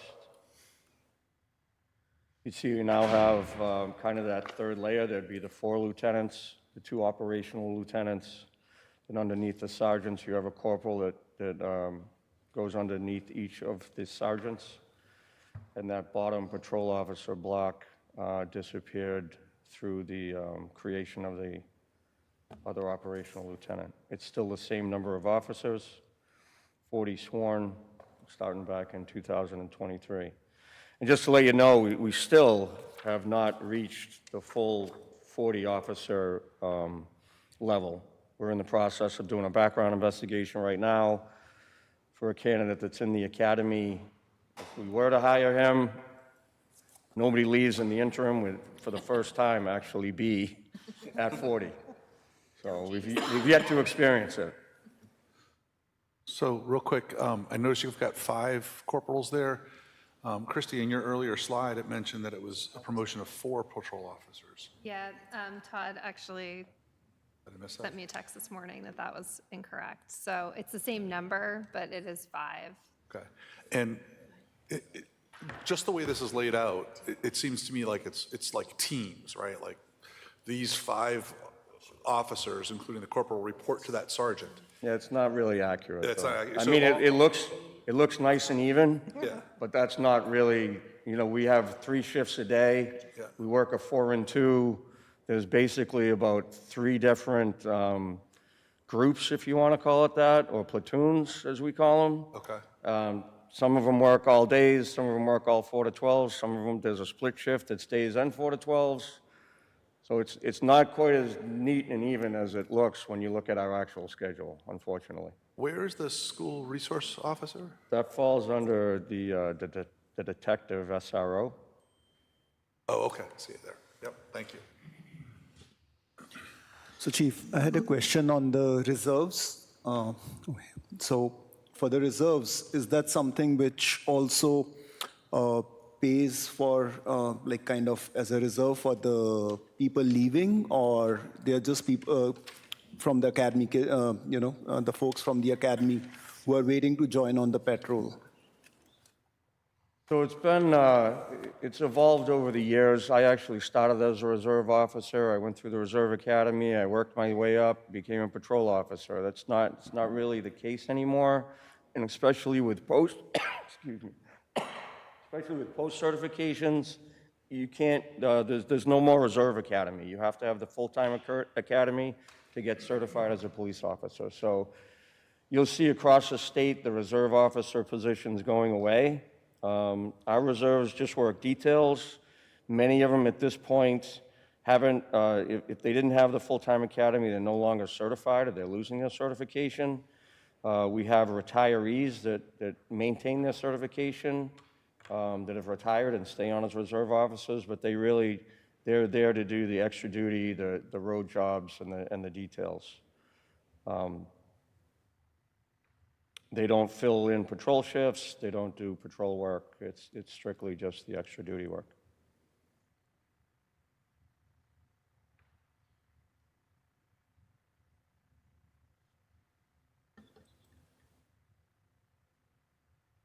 So I just want to mention quickly, in FY24, we have brought in approximately $194,500 in grant funding for various programs. I am happy to report, if you haven't heard, our jail diversion program or our co-responder program is back up and fully operational with our full-time 40-hour-a-week employee in collaboration with the advocates.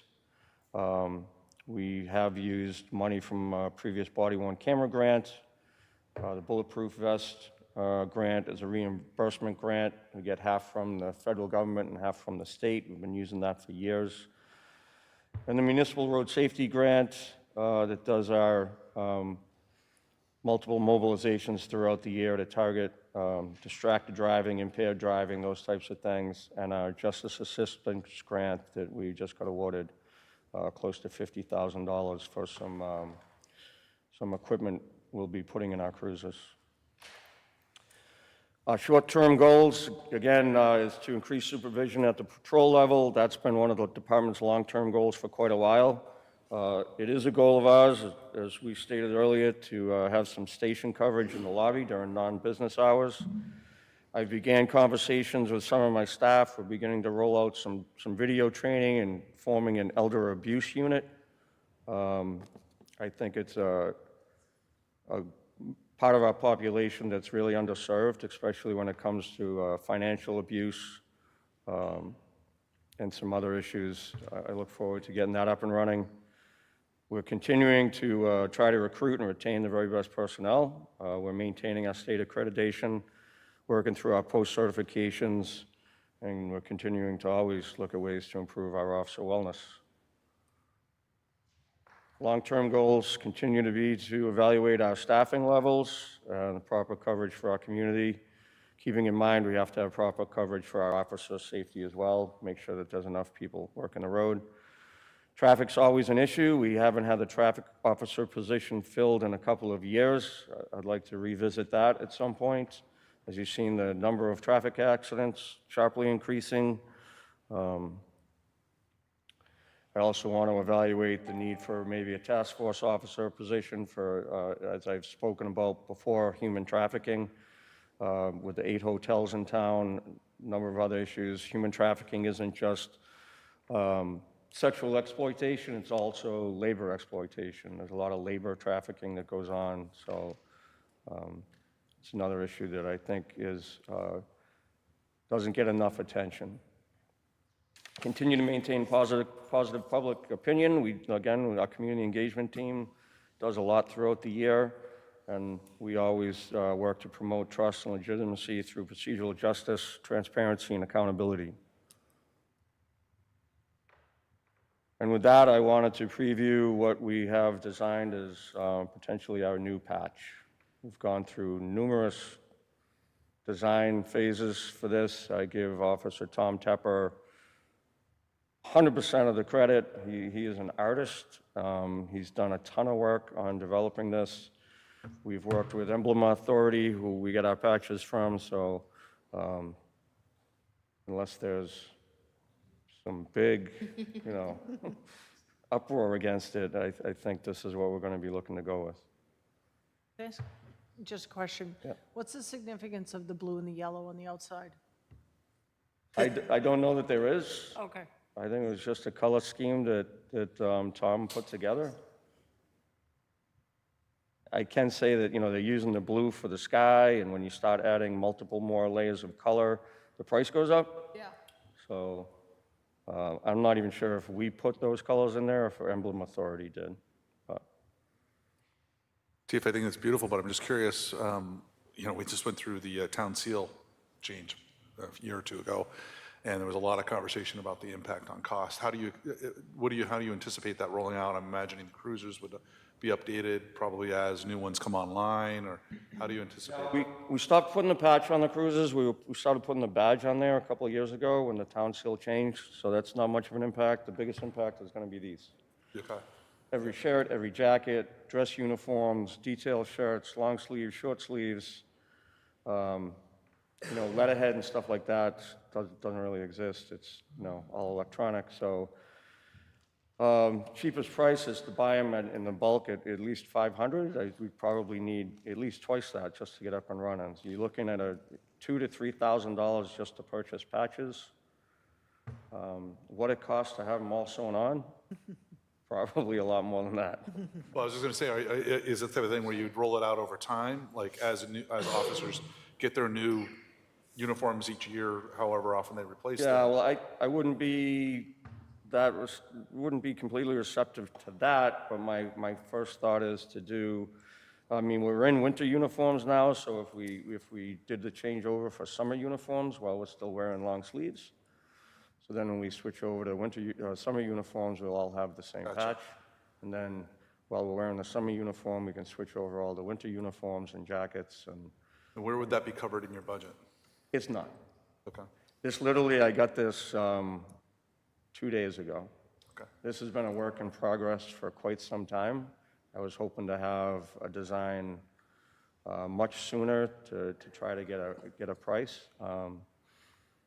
It's one of those things that, I will say this, we're doing a promotional policy at the end of February. There's no money in the budget to fund a promotional policy. I had no idea that the police chief was leaving. I had no idea that there was a lieutenant leaving. I had no idea what we were going to need to pay for a promotional process. It's going to be in the range of $15,000. We'll figure it out. I have drug forfeiture money. We have, some other accounts that maybe we can look at, but there are times where you just got to figure it out, and that's what we're going to do. So when it comes down to buying some patches, we'll figure it out.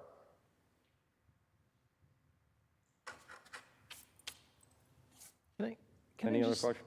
Yeah, on some of the short-term goals, one of them you mentioned was on elders, and I'm wondering if we have any data yet, and if not, if you could share it on the use of safety net at this point. Has that taken off, or is it really small use, and do you see that expanding at all? I don't have any particular data I can report to you today. I think it's a strong program. I will look into how much it's being utilized and, reassess that with my team. And if it's maybe something we need to start doing a little more outreach about as well, then, we can factor that into it.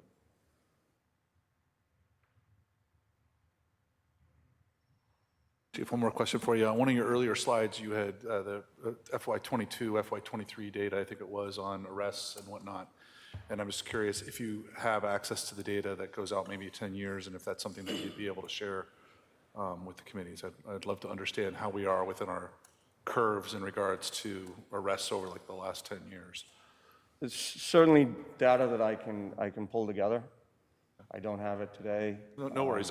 Yeah. Not today, but it's something you could share with us throughout this budget. Certainly a couple of years ago, we were in the, mid 100s for arrests. It was impacted by COVID, but I've been here a long time. I don't think I ever remember 300 plus arrests. I'll just mention, I get comments in the community about, I don't think crime hasn't gone up, and I don't think there's this, and your data obviously shows something different. So I think it's important that we have a good, I'll say longer than 2-year kind of data to quantify that to residents as we talk with them when they ask that question. Agreed. Thank you, Chief. And, I'm not going to say, some of it's certainly driven by becoming more proactive. I've spoken a lot about being a reactive police department versus being a proactive police department. And that was one of the things that was driving our request for staff over the last few years. So certainly if you increase officers on the road, we're going to expect to see certain numbers increase. We're going to expect to see activity increase. And I think as we become a more proactive police department, that's what we're starting to see. But I also start to see a benefit of it when I see that there are certain trends in communities around us, whether it's motor vehicle breaks or residential breaks or what have you, that Westborough is not really quite experiencing to the same level. And I think some of that has to do with the number of officers we have on the street and the way that they're being proactive and being visible, I think creates a deterrent. And I think that's, one of the goals that we're trying to achieve. So I move on to capital, trying to not over. What time was I supposed to go to? End 1:15. Take your time. That didn't sound that We're genuine. slowing him down, not him. All right, the capital, this is really straightforward. This is nothing different than every other year. You've seen these slides. It's the same information, the same purpose. Again, along with the town's comprehensive fiscal management and the capital plan, we try to promote systematic replacement and acquisition of our cruisers. That's what we do every single year. There's nothing else on the capital other than the replacement of our cars. We always are committed to purchasing fuel-efficient vehicles in accordance with the state's Green Communities program. We currently have 9 hybrid Interceptors plus an all-electric Mustang. I'm not going to tell you there haven't been some issues with the hybrids, not only through the increased cost, also the availability of them, and also some of the maintenance problems we've been having with them. Excuse me. We've had a couple of the 2020s we've experienced a lot of problems with. Constant check engine lights, batteries being replaced, fuse blocks. Multiple times we've had vehicles simply shut off while driving. It ends up being some type of battery or electrical problem. At one point, they had one of our cars completely disassembled on the front end of it, and they flew in a tech from Ford, and they still had problems figuring it out. They said, well, you're going to have to pursue the Lemon Law, and then they ended up miraculously one day fixing it. So, but we're still having issues with that. And another one of the biggest issues, we just had a 2022, it had 400 miles on it and the transmission went. And it's electronic. That was under warranty, but still we're down that cruiser for an extended period of time. And we're seeing that we need to replace the tires on the hybrids every 15,000 miles. And that's about $800 every time we replace the tires. They're considerably heavier, and they're just going through tires like crazy. So just to show you a quick graph of where the miles are, at the top is a Dodge Durango. It's a 2017. It's taken, last March we ordered 4 cruisers. I still haven't taken delivery of 2 of them. We're still waiting for them. So it's taken close to a year to get cars.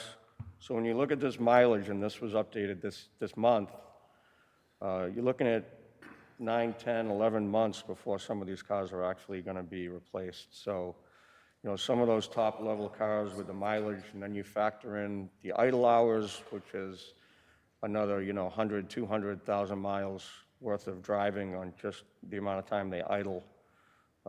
It's important to stay on top of it, and it's important to have that regular replacement schedule that we work on doing. So we are looking to replace 4 cruisers this year. I can tell you that last year we were able to get some leftovers, the 2022s, that we still haven't taken delivery of in 2024. But the prices for the 2023s has increased significantly, $3,300 to $3,600. Obviously, with inflation, the cost of the emergency equipment has gone up. My request this year for the $265,000 is going to be extremely tight, extremely tight. Depending on what equipment we can transfer and what we can't, it's going to kind of make or break that budget. So I'm hopeful that we'll be able to get it done. And I'm hoping that next year we can get back to three cruises a year and get away from the 4. And I think we should be able to do that. Any questions on capital?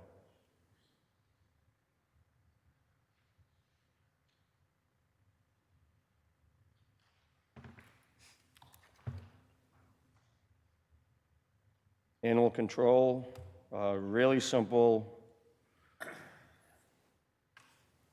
Rocky the raccoon wanted to pay a visit. Their mission statement is to provide humane treatment and welfare to animals in our community. Pretty simple. Melinda does a great job. She works very hard.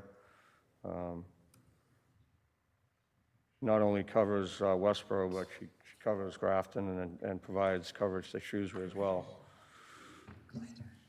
She's also an animal inspector. She ensures compliance with the rabies vaccine and dog licensing laws.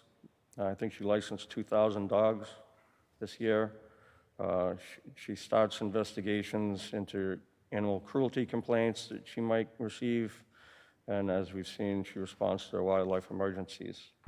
In 2019, the intermunicipal agreement with the town of Grafton provided animal control and inspectional services to Grafton, and for that, Grafton pays 38% of the cost of this budget and these services. Her performance measures were 2,350 calls last year, 2,000 dogs licensed, and she provided 4 educational programs.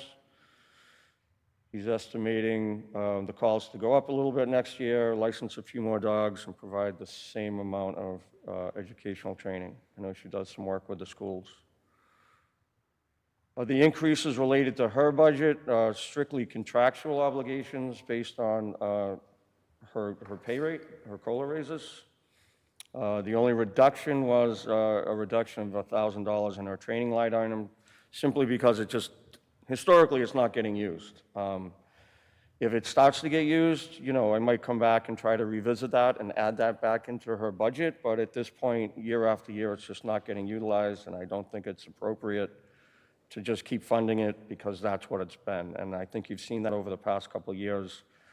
We've made some minor adjustments to some of her expenses related to that. The wages do include a part-time position. Currently, that position was started this year. It has not been filled yet. Her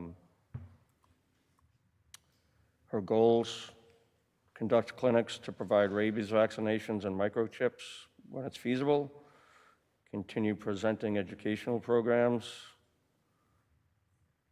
long-term, establish procedures related to emergency sheltering, resolve the lack of availability of kennel space for municipal stray and hold quarantine animals.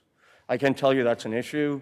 The kennel space, we've had some issues where we've had dogs in our Sally Port for multiple days living in a crate, and it's just not acceptable. It's not acceptable for the animal, but it's not acceptable for my staff or the police department in general. That's not where the dogs should be kept. However, there's no kennel space. Melinda's related to me that she can't just drop them off at a shelter somewhere if she can't prove vaccinations, which is obviously an issue. I don't personally know what the answer is. We have some ideas, but it's something that's going to have to get addressed at some point. The emergency sheltering of the animals, we had a person pass away that had multiple dogs and couldn't find family members, and if that was the only time it's happened, I'd say, well, it's a one-off, and we'll deal with it. Unfortunately, it happens a number of times throughout the year, so it's certainly an issue that down the road we're going to have further discussions about.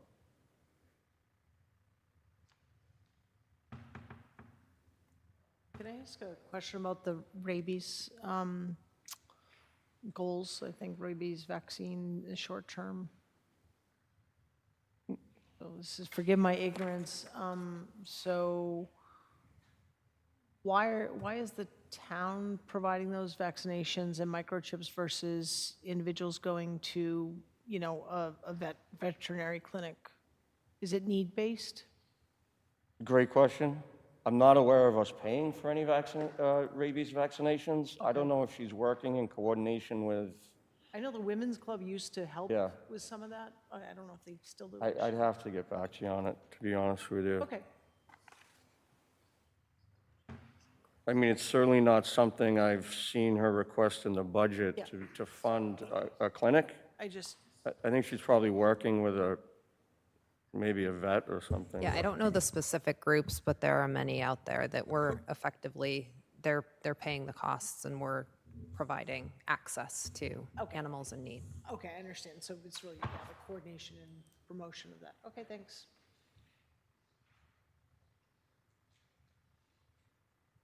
Anything else?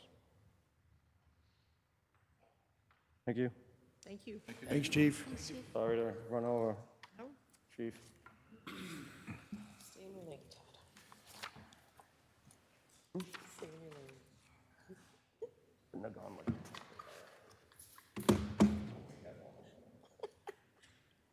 Yeah, I'm gonna send you a, so far, so good. There is a detail right Put your outside. face- I left this morning Yes. as we were working on it. Almost ready. All right, so you're safe this year. Next year, we'll see how it goes. It's a good read. We're hybrids. I just picture, Yeah. some criminal resident. Maybe it's just they idle so much. See who's not home? Gave mine away to my mom. Sold, and it was a contractor, and like doing the floors all day. And I think they just saw the house, they couldn't rob the house if they were doing work. Right. And they just went, oh, I'll walk next door, nobody's there. Take a look at it. What? Because arming the dogs. What are those? That's the good news. Are they like cake or is it like a wafer? I was joking. I was just telling. Sugar goodness. My son's friend was driving, so they put out the drive. So there were police there, but there were a bunch of cars, because it was 2 cars. So we both immediately called their moms, and my husband and I stepped outside, and then we called the police number, and an officer come out and take a report. So we left, I say a couple weeks ago, an Amazon truck, with a girl, another teenager visiting her friend, and you're on the doorbell, and also Amazon knows who was just here. Yeah. He'll put the new We one up. had the chief in our yard in the middle of the night, and our house is on fire. Like, we're really getting our money's worth. Oh, yeah. Go ahead. Oh.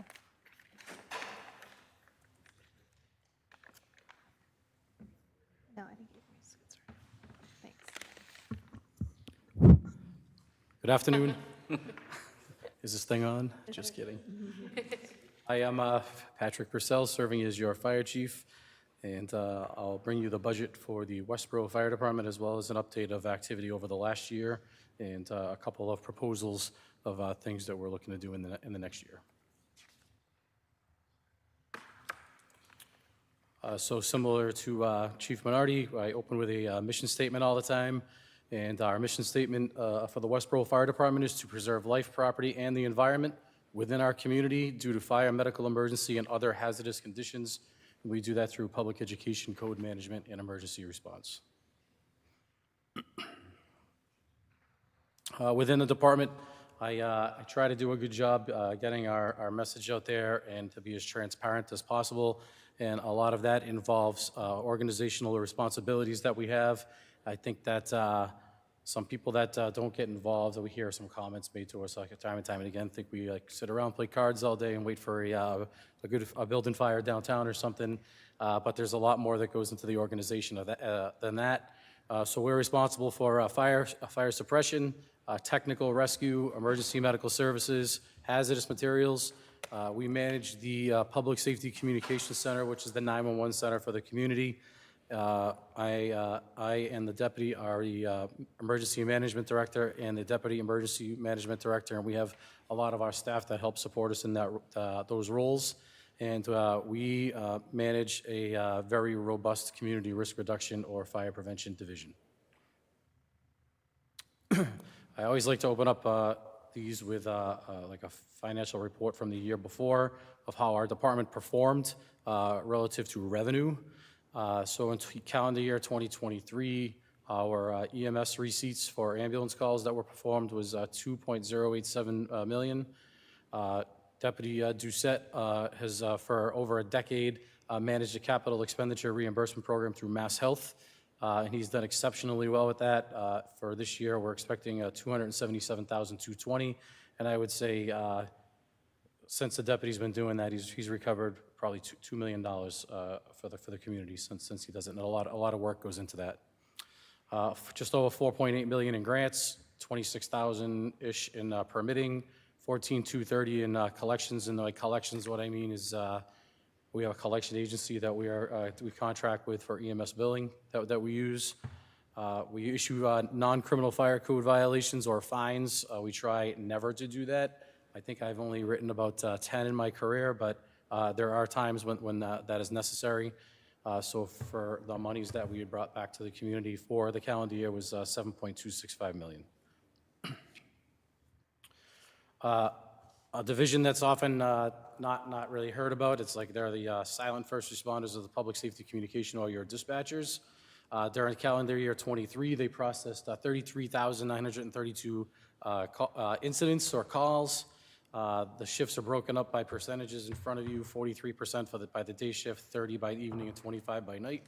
That shows an overall increase during the calendar year from 2022 of 7.4%.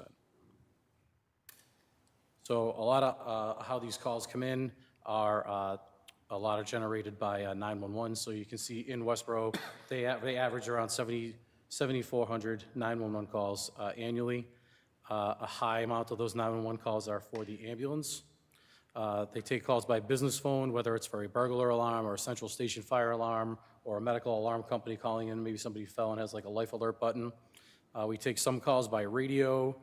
We have walk-ins. And then we still maintain a digitized or master box system. If you remember back a couple years ago, we asked for the money to take down all the wire in town for the hardwired municipal fire alarm. We've been working pretty hard for the last few years to try to get people to switch over from their fire department monitored fire alarm system to a central station alarm. Some places have both for some NFPA, to satisfy some NFPA requirements. We're hoping by the end of this calendar year that we're going to be able to do away with that infrastructure that we maintain and get the remaining 60-ish monitored systems dissolved and be 100% central station, which is good for Westborough, reduces our liability on us, and it's maintenance that we don't have to provide to the system. Within that dispatch center, we have 2 dispatchers on all the time. We have 9 career dispatchers, 5 part-time dispatchers, and they're responsible for fire, EMS, police, and regional animal control. One of the biggest things they do is provide emergency medical dispatch. They've had a very successful year. They actually assisted in a person delivering a baby before the paramedics got there on the Massachusetts Turnpike. They have been involved in a swatting call and some other major incidents, and they perform exceptionally well. One of the biggest things I was alluding to was emergency medical dispatch, and that's like giving pre-arrival instructions to people that might not have like know how to do CPR or control bleeding or any of that. So they're very, very instrumental in providing those services before police and fire arrive. Some of the challenges that center has is they have aging infrastructure. The radios in there are 22 years old. As you have seen us work, we've come to you for money last year for some security advancements in that center. We are nearly complete with all of that. The cameras are all installed. The access control is all installed. We have some policy writing to do and some final ballistics protection for the glass to protect that center, and then we will be done.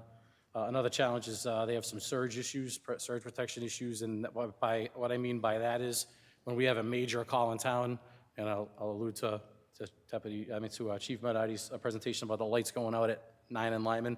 Well, everybody reports that.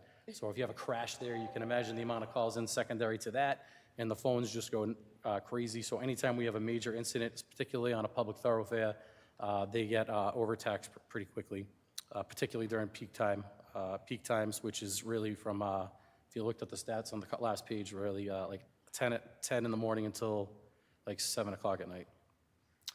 And then not having an offline supervisor is something we're going to look at in the future. So the supervisor for that room has a lot of responsibility with regard to keeping that room accredited or certified. managing a lot of the training that goes on there, overseeing the staff, managing policies, and kind of looking in the future to maybe split time to get the person off the desk for 8 or 16 hours a week so they can accomplish their job. So on the fire side, we had another increase in call volume during 2023, 3.1%, 5,375 calls for service. We had, unfortunately, a fire fatality in the community. We're up 102% in the last 11 years. To reflect back on the slide with the EMS revenue, that is up 13%. And the next line was for Andrew, who's not here today. He always asks me about mutual aid here in Westborough, and I was ready for him, and unfortunately he's absent. So we responded 260 times to well, anywhere. We went as far away as one time as Newburyport for a major incident. 260 times in 2023. 53 of those times we were canceled while on the way there, and we received mutual aid 140 times. And the community saw a $3.26 million fire loss, which is up about another $1.2 million from the prior year during 2023. So what always drives our increase? Healthcare facilities. We have a lot of them here. Rehab facilities, behavioral health facilities, the hotels, limited access highways, and a lot of the high-density housing complexes we visit pretty frequently. I put up some of our locations so you can get an example cited. The Del Webb facility is really taking off. Of the buildings that are done there, we go there pretty frequently. And the rest are repeats from last year. Whittier Rehab, Westborough Health, Convenient MD. Convenient MD has become very regular. The Highways Hotel, Spectrum Health, the Salmon property at 135 Lyman and 300 Freiburg. Upcoming challenges for us is, and we just started being a little bit vocal, is that we see a lot of requests for housing coming in right now, particularly multiple family dwellings. We just had a business one-stop meeting about one, and if you reflect back on my presentation to you last year, we talked about the town almost being at a crossroads of being able to cross-staff apparatus. Well, if we keep building and we keep having people move here, and that just makes our challenge greater. We've been challenged by a lot of retirements. We lost a lot of local knowledge, particularly in the last 6 months. We had 5 people retire over 55 years old. You'll see that come back around at the end of my presentation. It's also been difficult to hire some folks. There's definitely a paramedic shortage, so that's a challenge we're facing. And then fleet maintenance is also a challenge, which you'll see in my budget request. Just as I put this up here as a continuation of last year, so you know that it's still going on.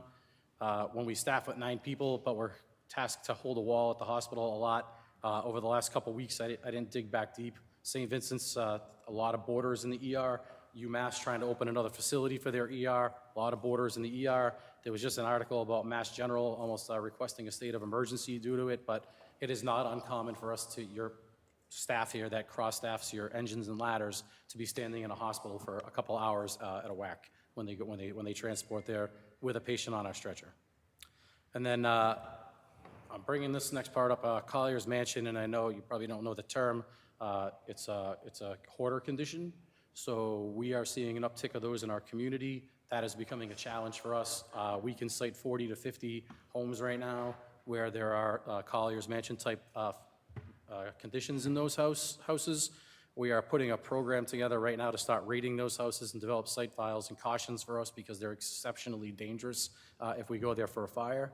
We did have a fire in one of those homes within the last week, and it's really resource intense to try to work with them because there's a lot of complex issues that go on there.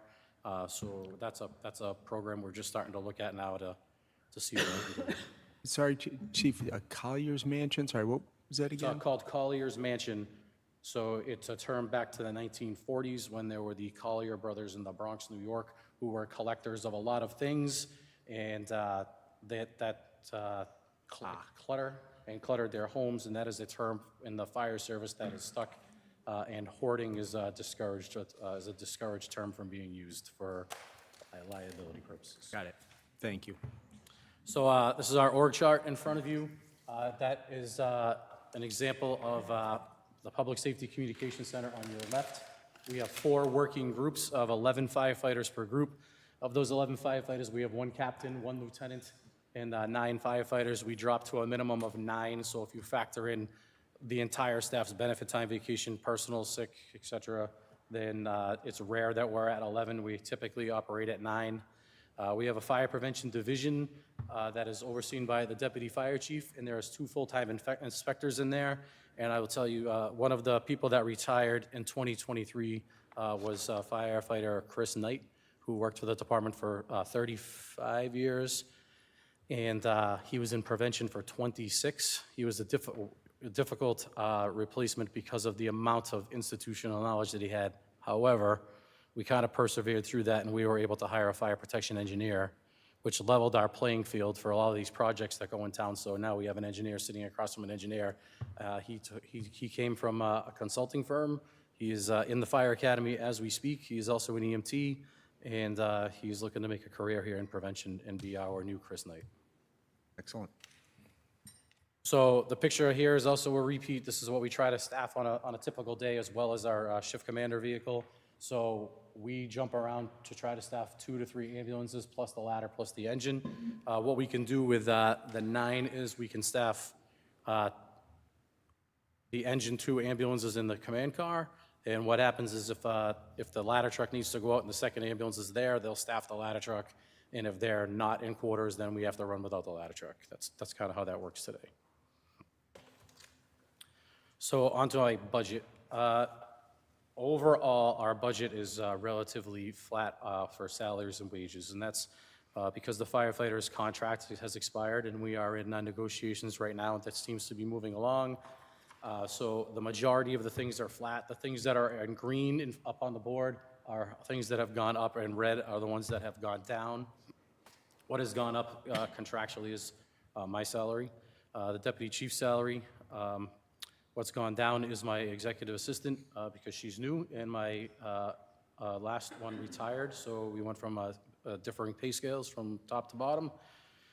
I'm going to skip to the bottom. EMS stipends, those went down also. Like I said, we've had a tougher time hiring paramedics, so we've hired a couple of EMTs, which dropped the stipend level. And the one up in yellow is going to be our PIR. And it's a proposal going forward that I'm going to talk about right now. So one request that we have is we're looking to add 4 lieutenants to our department. So our department has not operated without a supervisor in probably 100 years. We went to a second officer, so we had a captain always. So we've had a lieutenant. They started operating with a lieutenant, a second officer in 2001, so 22 years ago. As the department has grown and the community has gotten busier, we have constantly watched span of control. Span of control is defined by NIMS, National Incident Management System, and they have a recommendation of 1 supervisor for every 5 subordinates. So you say, well, you're kind of in that right now. Sometimes. Let me go back. But that is just an example of why we're looking to have 2. So we have a lot of simultaneous calls. So the pictures that are highlighted here, those 2 calls came in within 1 minute of each other. So that's just one example of, before I get to the meat and potatoes of why. So our age of our department has changed drastically. I did not do the mean average of that, but I quickly went from like middle of the pack to top of the pack, which is not great if you're me. But I went from a lot of people in their 40s and 50s to an awful lot of people in their 20s. So we have a kind of a safety issue. Where that is highlighted is when somebody uses a vacation day or a personal day, and that person is a captain or a lieutenant. We drop down to 1. So if we have a captain in a command vehicle, I could essentially have 3 22-year-olds driving a $1.5 million tower ladder down East Main Street. That don't live in Westborough. So that to me is like highlighted one of my needs for another supervisor. I think that having an extra supervisor, if we assigned 1 to the ladder, 1 to the engine and the captain and the shift commander vehicle. You know, he'd have a better ability to manage multiple incidents, manage different varying age groups, various experience level. We have a challenging service zone. So you probably follow us, if you follow us on social media, you see we pretty much live on the Mass Pike and 495. So it does not fail when we're on Mass Pike. On the Mass Pike, there's a call back here in town. If you're the only supervisor on duty and you're on the Mass Pike, you can't effectively manage an incident here in Westborough. Also complicated by the deputy and I, if we're ever coming back here in the middle of the night, if they go to a fire out of town, that's an environment that's what we call IDLH, or immediate dangerous to life and health. We will not go to that call without a supervisor, which means there is none left here in Westborough, and then one of us usually comes in here and waits until they come back. Looking at the use of benefit time, so the majority of the supervisors at the department now are either maxed out on vacation at their vacation day or close. So it's about 96 shifts a year, or 2,304 hours of where you're really at one supervisor. One thing that is a plus on this is they have a contract language that cites that they get out of grade pay if there's only one supervisor on duty. So I can't project what that number of cost savings would be now. There's some other steps, if this is funded, to go through before we get there, but we anticipate that to be a savings to offset the cost of this, which is $27,344 to fund those additional positions. Now, they're not new bodies, they're coming from within the department, so we're not adding to the number of employees that we have. Just explain the benefit time. Sure, so they work 24 hours a day. They have, so I'll talk about Captain Lerman. He gets 5 weeks of vacation, 1 week of personal time. He's the average. There are 8 supervisors right now, times 24, times 52, and I broke that out into hours. If I did that right, correct? Yeah.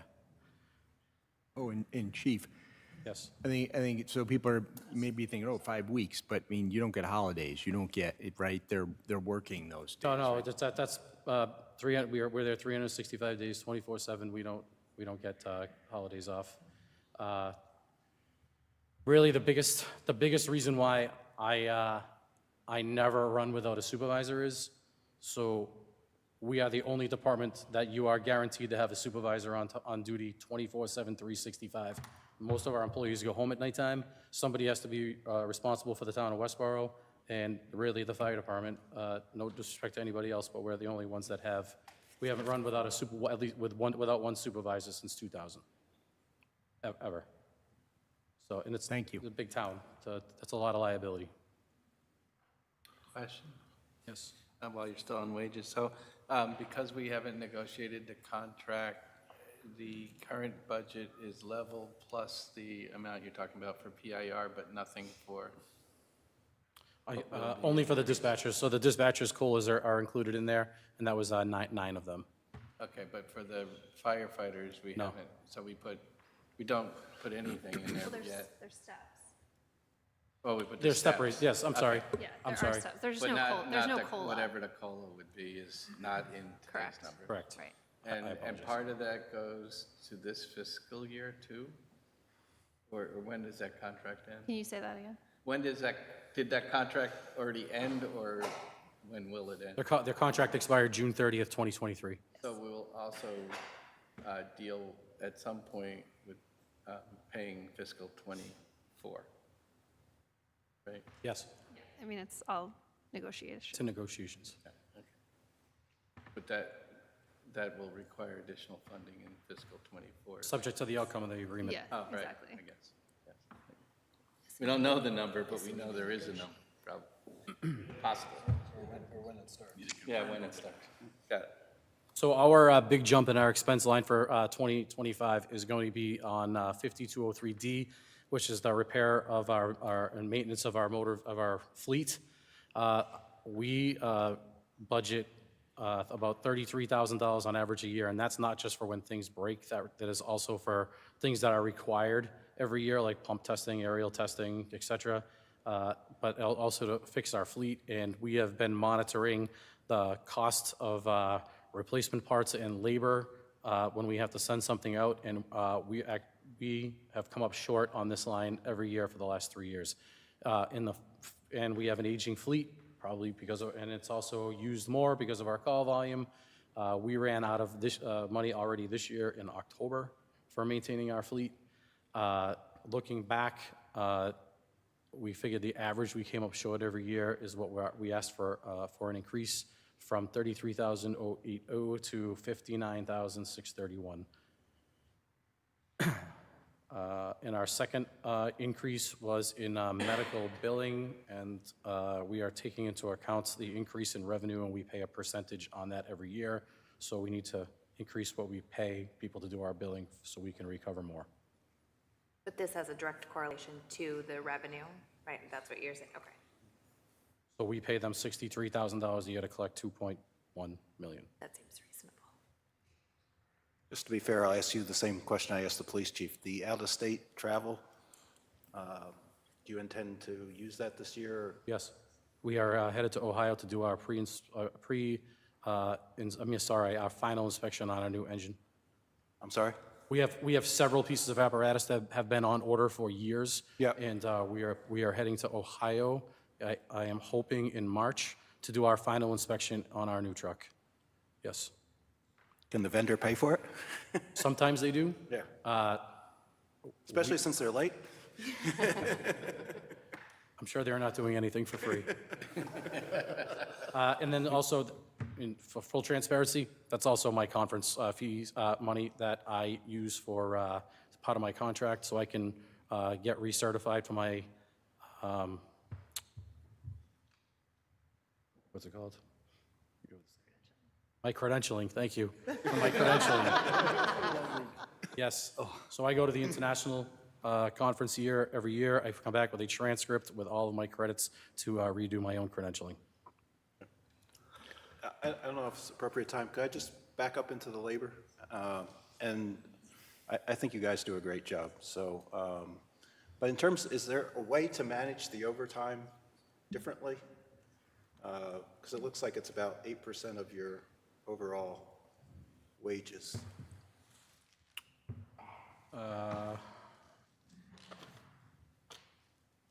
You redirect ask me a more pointed question. So if I add up all the overtime Yep. things, I think it's around $350,000. Is there anything we can do differently to manage that so we don't have as much? Or is it, and I'm not picking on a specific line item, I'm just wondering. Probably not. I have, with the town manager, stripped down this budget to probably as low as I could go since the day I became the chief. I mean, of that 350, a lot of it, like you're looking at, I could tell you two right now. So training and EMS training, two separate things. Well, let's talk about EMS training. I can't really strip that down. That's a requirement. We have to maintain our licenses for that one.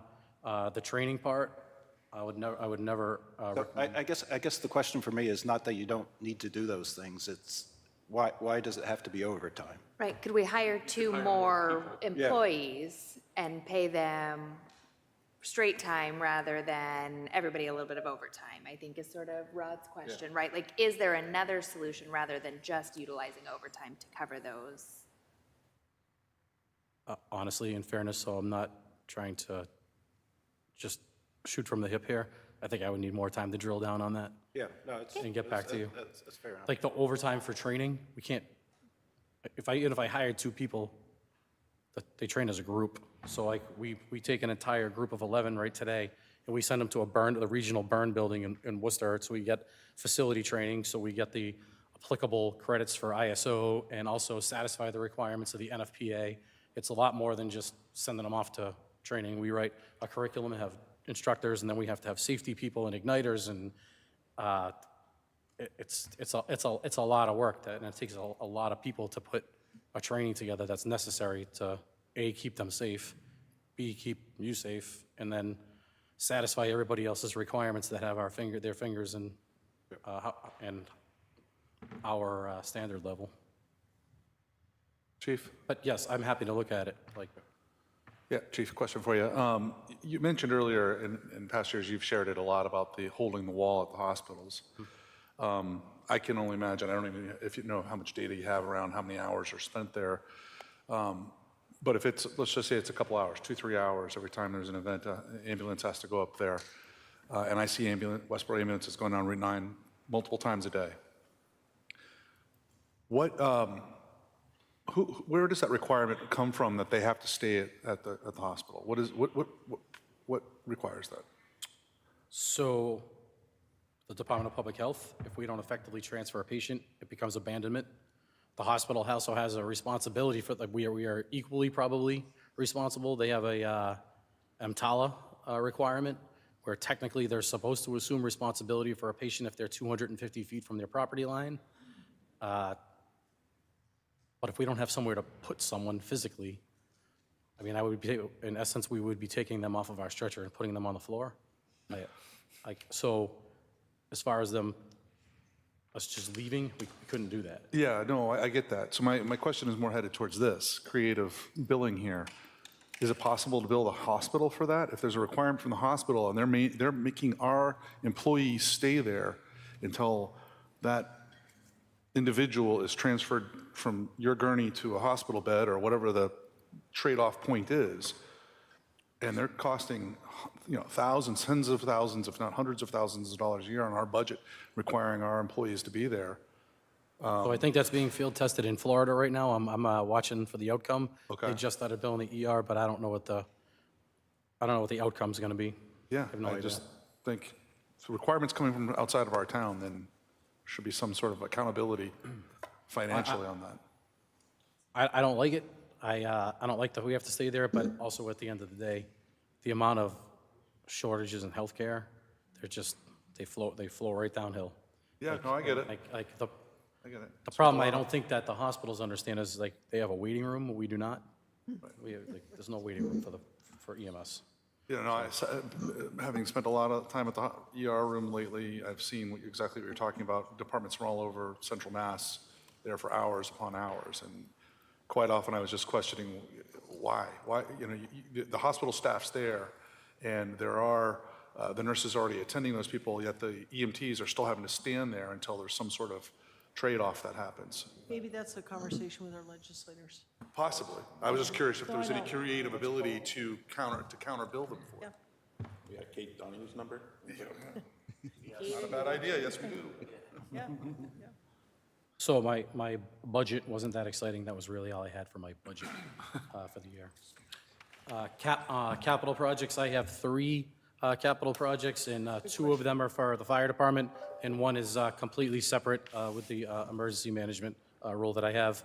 So at the fire department, we have 2 certified diesel mechanics. They are both firefighters. One's a firefighter paramedic, one's a firefighter EMT. They work for us full-time. They are given a contractual stipend of $4,500 annually to manage the fleet of the $10 million fleet. We do the majority of our work, unless it's recall work or something major. We do the majority in quarters. We have run a maintenance department for over 40 years. This program has helped us to reduce out of service time. And I would cite an example. If I drove engine 4 well, actually, this just happened. We had a couple of broken leaf springs on engine 4. The closest place that we could find it to get the fastest service was Brockton, and we had to drop it off for 2 weeks. So a lot of the projects that we do, Dave Dutton or Trevor Olson are very good about coming in either off duty or finding the time on duty to get our apparatus fixed quickly and back in service. With the program also reduce our overall cost to get the fleet fixed, helps to promote the longevity of our apparatus. I think that if you have heard us talk about replacing our fire trucks, I think we get a long time out of them. Engine 2 is 28 years old this month. That's the one that's getting replaced in April. So in an effort to make their job better, we're looking for support to procure mobile vehicle lifts. These can be moved in the station. We're looking for 6 of them with the ability to lift 108,000 pounds.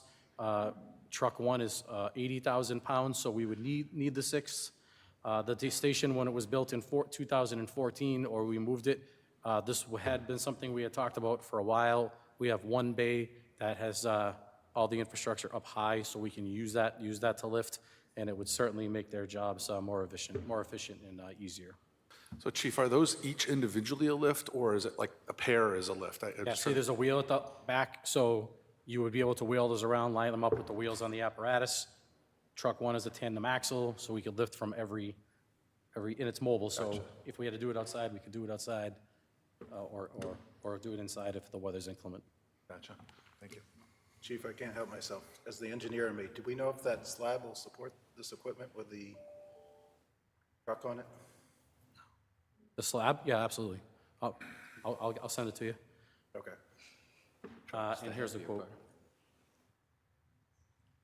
So my question, I mean, I think it makes great sense, and I love the idea of being able to do the work in-house, but it's sort of predicated on we have 2 diesel mechanics currently working there. Are we concerned in the ability, or in the future, that we would have the ability to replace those firefighters with someone who is also a diesel mechanic, right? I mean, is that a concern that we are investing in equipment based on current staffing that we might not be able to replace in the future? So I suppose it's a possibility.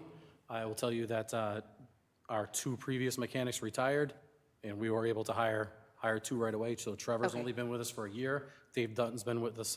He came on the SAFER grant in 2018.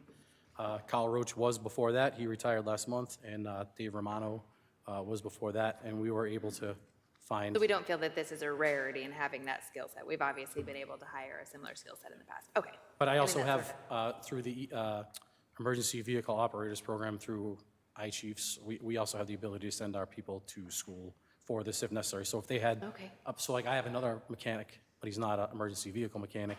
He's also a certified mechanic, but I could send him to Canada for a week and he would come back with the certification. So I have some depth. Okay, perfect, So thank you. a slightly different question on that. Do you anticipate, since these guys are doing double duty in some ways, right? Do you anticipate at some point in the future your department needing a mechanic just dedicated to that, not also being a firefighter? So if I went down that route, I would probably talk to Public Works and see about reinvesting in an extra employee for there at that point. But today, this investment, and they both have about 30 years to go before they can retire. I think this investment's a good one for now. But let's say hypothetically they both quit next year. Still have the same. We could this equipment could be moved to Public Yeah, Works. no, understood, yeah. So we do Yeah, have I'm not backup questioning plans. the investment, I'm just thinking about your staffing model and the fact that these guys are doing that kind of work in addition to, I mean, I know they get paid for it, but. If I was going to develop that kind of a program, I would work something out with the Public Works Department and kind of go on a joint partnership. Yep. Support part of a position, and hopefully they would reciprocate. Okay, thanks. Yep. Capital Project 2 is an ambulance. So as you're likely aware, we operate 4 EMS units. 3 of them are frontline. 1 is a mechanical spare. Historically, they run 9 years as a frontline ambulance and 3 years as that mechanical spare before we get rid of them. To order an ambulance right now is a 3-year lead time.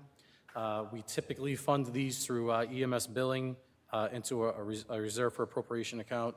I do not believe there's enough money in that this year, so we would be seeking alternative funding.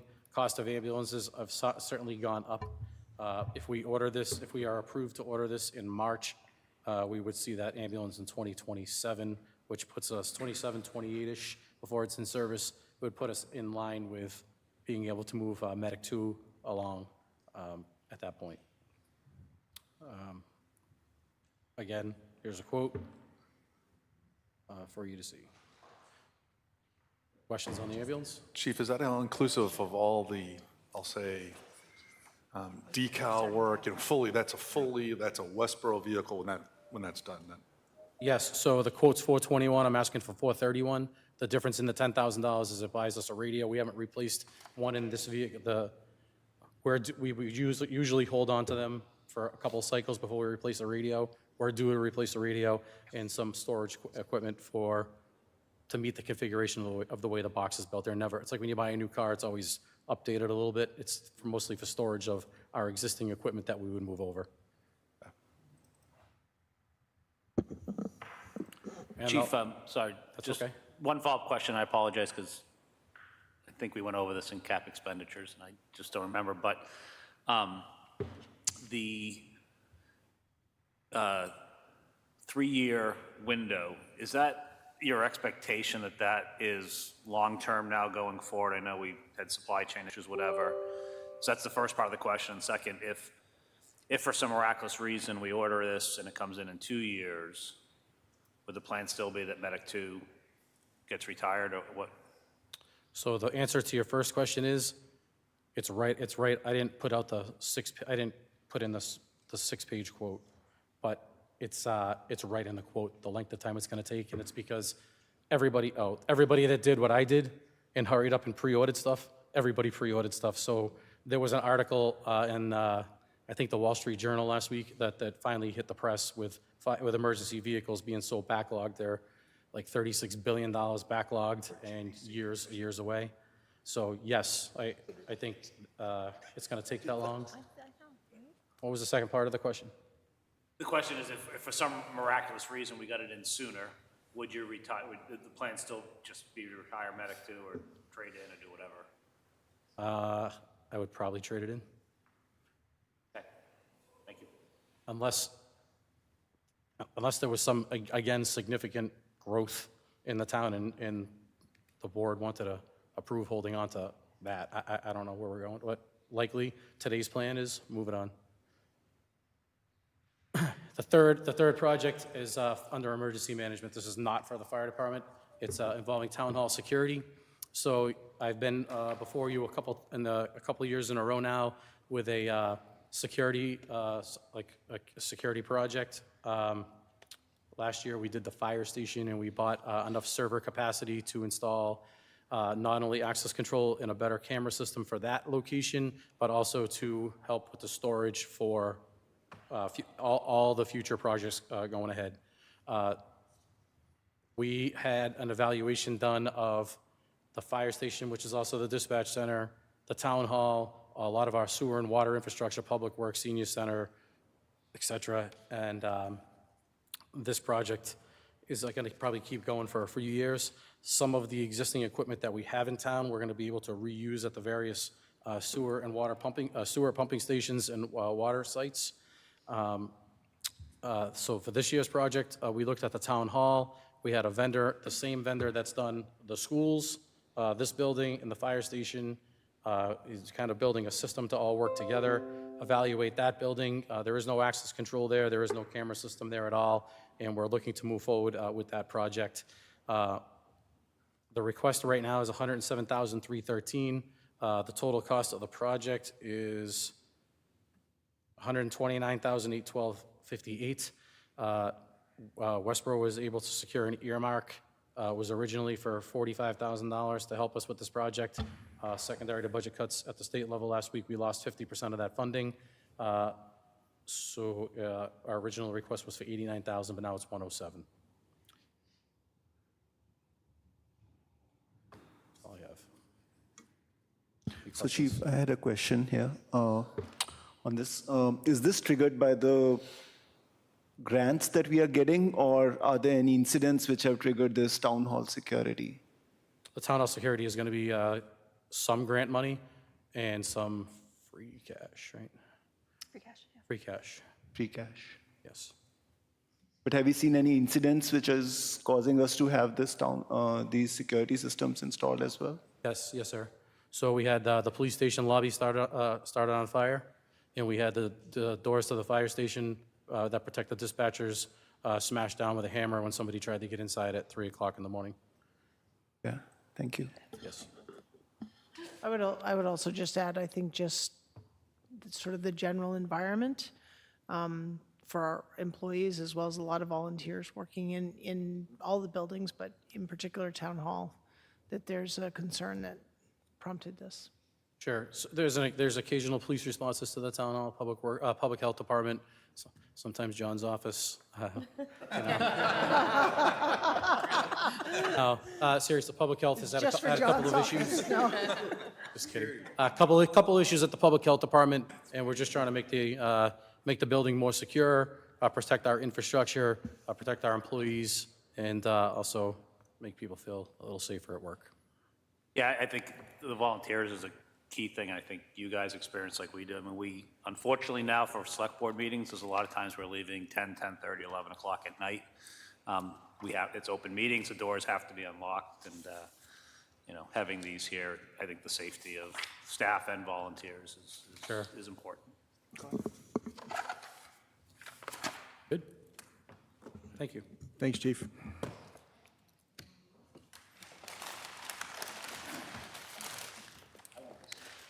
Get a snack break, get some sugar. Yeah, and just even something like that. Yeah, nope, that was planned. Thank you, though. I hate following you. I hate it. You and Chris Payne, I hate it.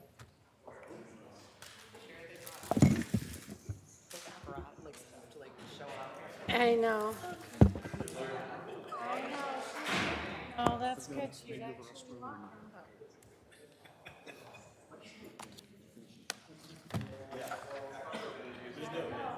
Oh, okay.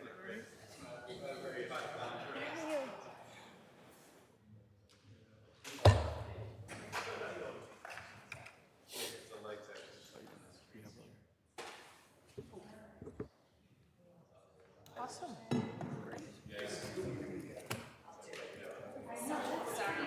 Announcement. Yeah. What's that? You guys see this? Something that was going to do the manufacturing hire. 32 million, the former BJ's is just in the patch list. I thought it got sold a while ago. Water here. Because they came with plans to rebuild that whole. I know. Samuels and Associates. Yeah. It is. They were permitted, the planning board approved their plans and everything. And then they sold it. It's easier to sell. Because it was. Let's see if I can get this set up correctly. So I don't know if this is old. I mean, it's not an old article. It's just, what is it? Wait a second. Wait. Are you confused? Okay, never mind. It's January 23. Okay, so that's Gail sent it to me for a different reason. Sorry.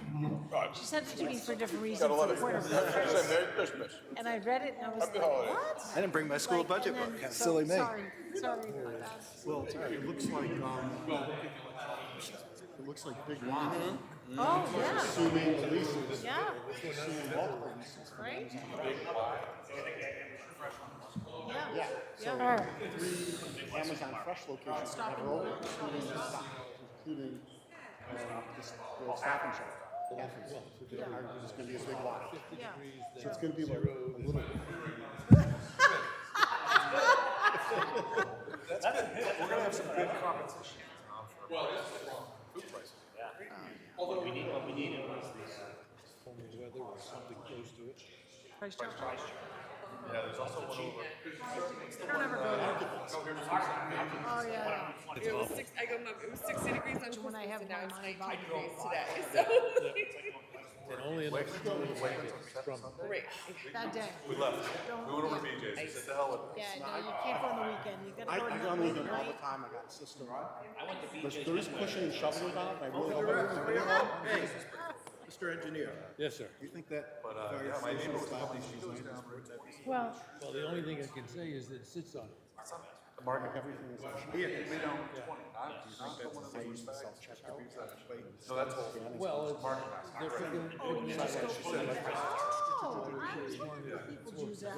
Yeah, rather They than don't pull it have out that and scan it. anymore. You know, they discontinued that. I know. But so instead of pulling it out of the car, just scanning and tagging it. So then like all the produce, It might not. I literally just Then you'll hear next year.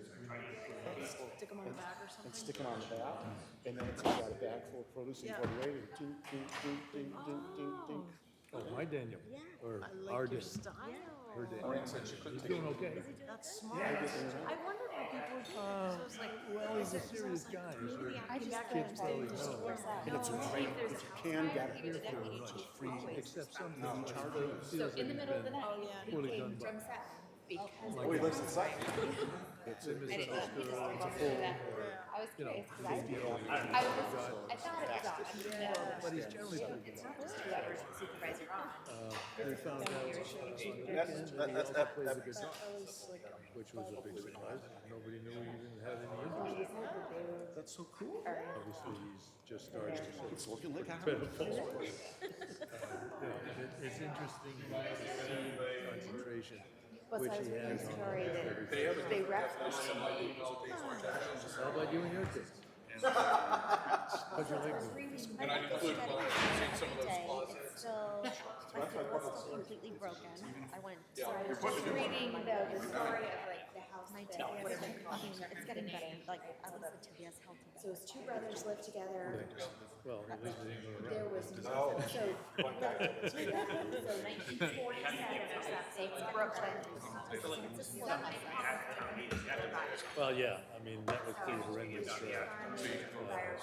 consequence of a nice day at the beach, right? Oh, no, it's on the gym. They couldn't get they actually had, they broke his second floor window, pulled out a massive amount of stuff, threw away second floor window to be able to get in.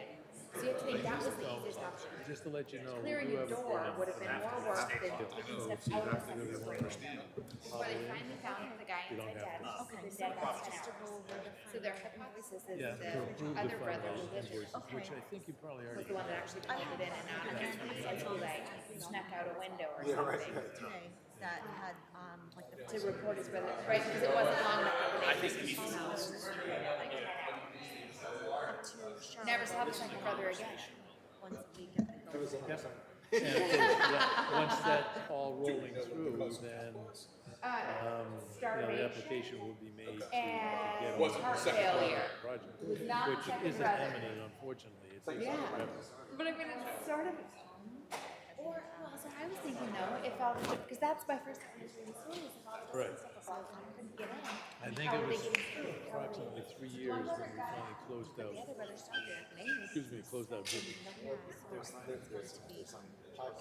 And the second part is they have money that's authorized, but they're dealing with it as if, they have money left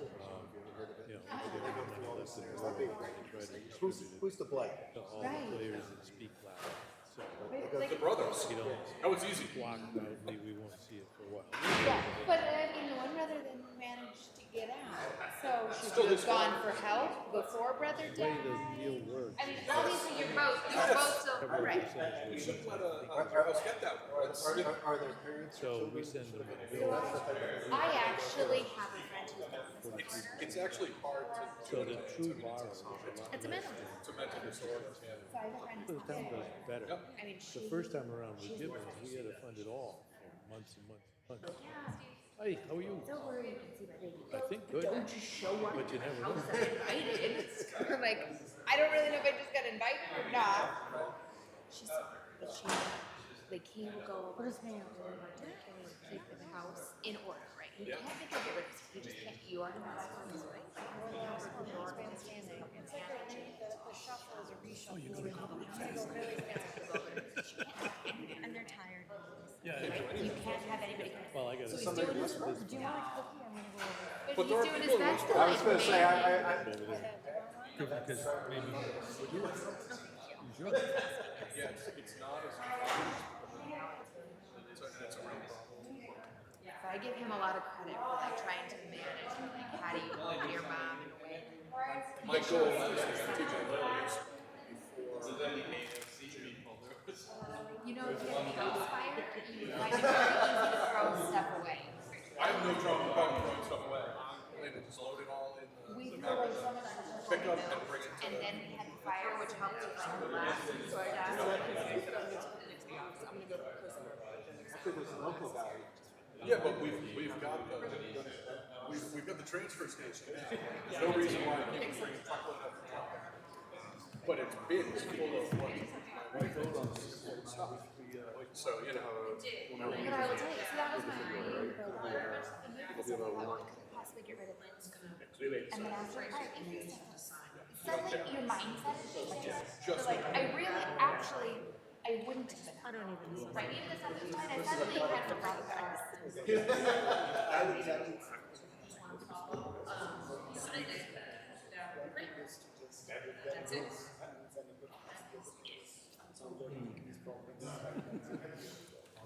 having a cookie along with you guys. You told me to have sugar, so. I know. I gotta get, I want, I didn't know you guys were on your sugar high. It's a DPW job. And I thought that's really important to me because that does make sense. The DPW's got 2 guys already. If the DPW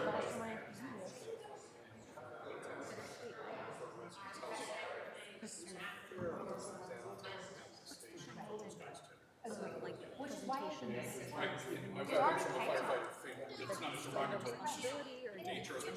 so you can keep them busy, and as long as the work they're doing, I think there's right. I think there's a ton of planning to like. So much more of it. I mean, I think it's great, given the nature of their work. I'm trying to stay out of it. District corporate can do it.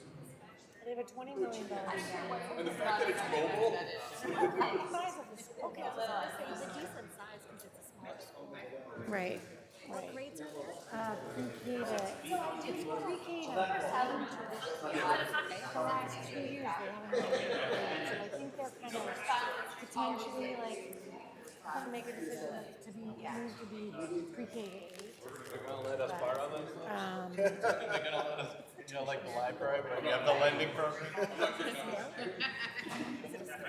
I don't know how they. I'm sure they do. I think the pre-K Yes, yes. What's the one with the symbol on it? That's like, Oh, that's my car. We just got magnetic signs for the grade. they wanted, Okay. I would have to do a bunch of stuff I don't want to do. Testing, testing. Can we get back on track? You'll be in the Good job. community center soon. Well done, Chair. Well done. I tried it earlier, it didn't work, but let's see. Maybe it'll be better this time. I could use my teacher voice. Okay, we'll get you guys out of here early if you want to ask me very few questions. We'll get you back in your seats and hopefully walk you through stuff. No, different book. Switch to book 2. I don't know if this is the best spot or the worst spot to be end of the day. I always hoped you guys would go first. I don't know. Following Pat's always hard in general. So as you're getting settled, it's good to see all of you. We will step you through things.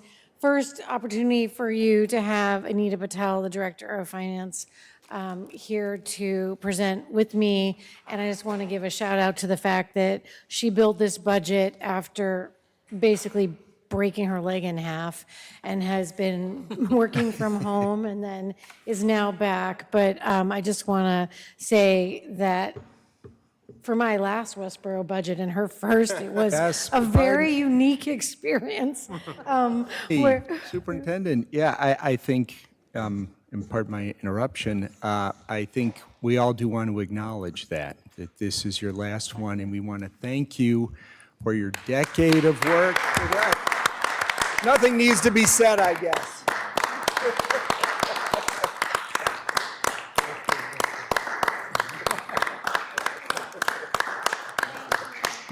Thank you. Yeah, thank you. It's weird. It's weird. 10 years is a nice round number, so I'm going to get out while it's good, right? So we have a short budget presentation. We've learned over the years that it's really good to work off of your questions, and we'll move right through it and provide that time to focus on where you want to talk. We'll do a quick review of goals, a district overview that gives you a context for how things change year to year as we're running things. The budget increase straight up front, we'll just show you what that is. We'll talk about the impacts that led to that, and we'll look a little bit at some of the cost centers and just what we did with them in order to end up with the final request. We won't go through all of that because it takes too long, but you can ask targeted questions and we can pull up that information from past presentations. We'll do a few comparisons to our like communities just because you like a touchstone for that to kind of get a sense of how we're doing. And we'll open it up to discussions at the end of the budget chunk, and then we can go into capital. I imagine capital is where we might have more discussion, but we'll just take it from the top. You know, we start our budget process very early, and our budget has a lot of complex layers. We have line item transfer, we have multiple revolving accounts, we have year-over-year grants, and then we have some grants that are 1 year only. We have just layers and layers of complexity. And so it's best for us to break down our budget, and we do a series of probably like 4 major presentations on all of the pieces of the budget, and then we send those out to you. And I just think your FinCon reps have done a really nice job to then break it down for you, hopefully, and keep you updated as we've gone along. We do have those past presentations, and in some cases, it's good to go back and look at those and just kind of see the detail on how we got where we ended up. We're always working on the target goal of maintaining the level of excellence that's been established in Westborough. We really try to ground all of our work in respect and collaboration, and I just want to say how enjoyable it is. Thank you for clapping for me, that's very kind. But I find it a joy to work here, and the quality of discussion and commitment from all the boards, and the true respectful and caring work that is done here makes it just a fabulous job. We try to be innovative, strategic, and we try to look at the forward projections where we can wait on things, pull things in earlier, and then always looking at kind of where's our industry going and what does that mean for future budgeting. So all of that has layers of strategery on our part as we try to look at ways to kind of be able to manage our funding, but also keep the district functioning at a high level. The district overview is always interesting because I think it just gives you a snapshot of how fluid schools are nowadays, and they're drastically different than when I was schooled and many of you were schooled, where the idea that you would come in the fall and then you'd leave in the spring, and if you were going to move, your parents rolled their house over, you know, when you weren't going to miss any school. Like, those days were gone about 6 years ago, 7 years ago. We just are a very constant revolving organic organization of lots of coming and going. And I think the significance in mentioning that is it means you need to instruct differently. You always have a rotation of students coming in who need to be brought up to speed. They need to be assessed. They need to be folded into classrooms that have actively been underway for several months, and then still meet the benchmarks that allow us to make sure that, one, this new family feels they're getting a quality education, and two, that our performance benchmarks remain strong. And I think the dynamic of how that's different is really somewhat invisible. But when you see the numbers, it just gives you a sense about what our faculty and our admin staff are managing on the ground. So there is stability in our overall total FTE, and I see Tammy Costello is at the back, our Director of HR, and she can always cross-reference those numbers, and her report in the spring, in May, cross-references to these numbers, and they are holding true at the 726 right now for total FTEs. I think it's interesting to see that this time last year we had 3,910 students. This year currently we're up 31 students from where we were last year. Certainly a manageable number, but certainly up some. It all depends on where those kids come in. Our special education numbers up around 30 students. Our out of districts holding steady. You can see our L population is up around 50 students. And we have students that have rotated out of the monitor you put on them, which is known as a FLEP. Students who have exited, they have strong English language skills, but we track them for another couple of years. They do require support that the L team has to watch and monitor, but you can see that between last year and this year, 40 students have rotated out. Some of those will be kids that graduated out, and some that their skills have just continued to progress beyond the window where we have to track them. Since September 1st, we've taken in 136 new students. So when you just think about what that looks like, it's, you know, that's 4 months in, about the middle of the year, and we've taken in about 136. And there's a steady trickle of kids coming and going when you look at those overall numbers. I think the last piece to note is that currently there are 44 homeless students that we support in district across a whole array of individual stories, needs, and impacts. And I think that also has had an influx of pieces of work for us over the last 2 years. Budget history, we always look at the projections there, and you can see where we came in last year at the 4.1%. We actually ended up cutting an additional 200 and I think 20,000 or so right at the end of our final votes at school committee to come in at the 4.1% last year. So here you see that our budget is always going to be in people because we're a people industry. And when you look at the composite of where all these fall, I'm going to walk you through those in detail, but you're looking at a 5.44% increase overall, which is that 3,456,000. I'm going to walk you through what's in that number and where we ended up. So the budget detail and kind of what's behind the numbers, first of all, you always have to appreciate the cute picture of their family. We had a gap. All of this money is sitting in salaries this year. I mean, the story of our budget this year is that except for about $12 million, it's all salary increase. So there's almost like nothing to talk about and a lot to talk about, right? But of that increase, it's all in the salary line item, except for just under $12,000. Now, we have other increases, but we made shifts and changes and reallocations and move a lot around, but that's really the base of what you'll see when you look at these numbers. It doesn't always come out that way, and it isn't always that high, but there's a couple things at play here. We had a gap in this year's FY24 salary allotment of about $850,000. So when we settled all of the contracts, which were completed in late May, we had been carrying, and we always do embed, some finances in anticipation of where all those contracts might settle. And yet when we finished in May and stepped away from the table, the overall contract settlements were higher than what we had carried by almost $1 million. Now, there's, in that 850, some pieces that we'll unpack for you, and we can, but the composite of that gap is managed in this increase, as well as then you had to put that number into the total, and then you had to do steps and lanes, and you had to put the COLA on top of that total of what was the gap. So that number in the salary is bigger than it is typically year over year for us. You don't usually see, you'll usually see some additions of other things in our budget.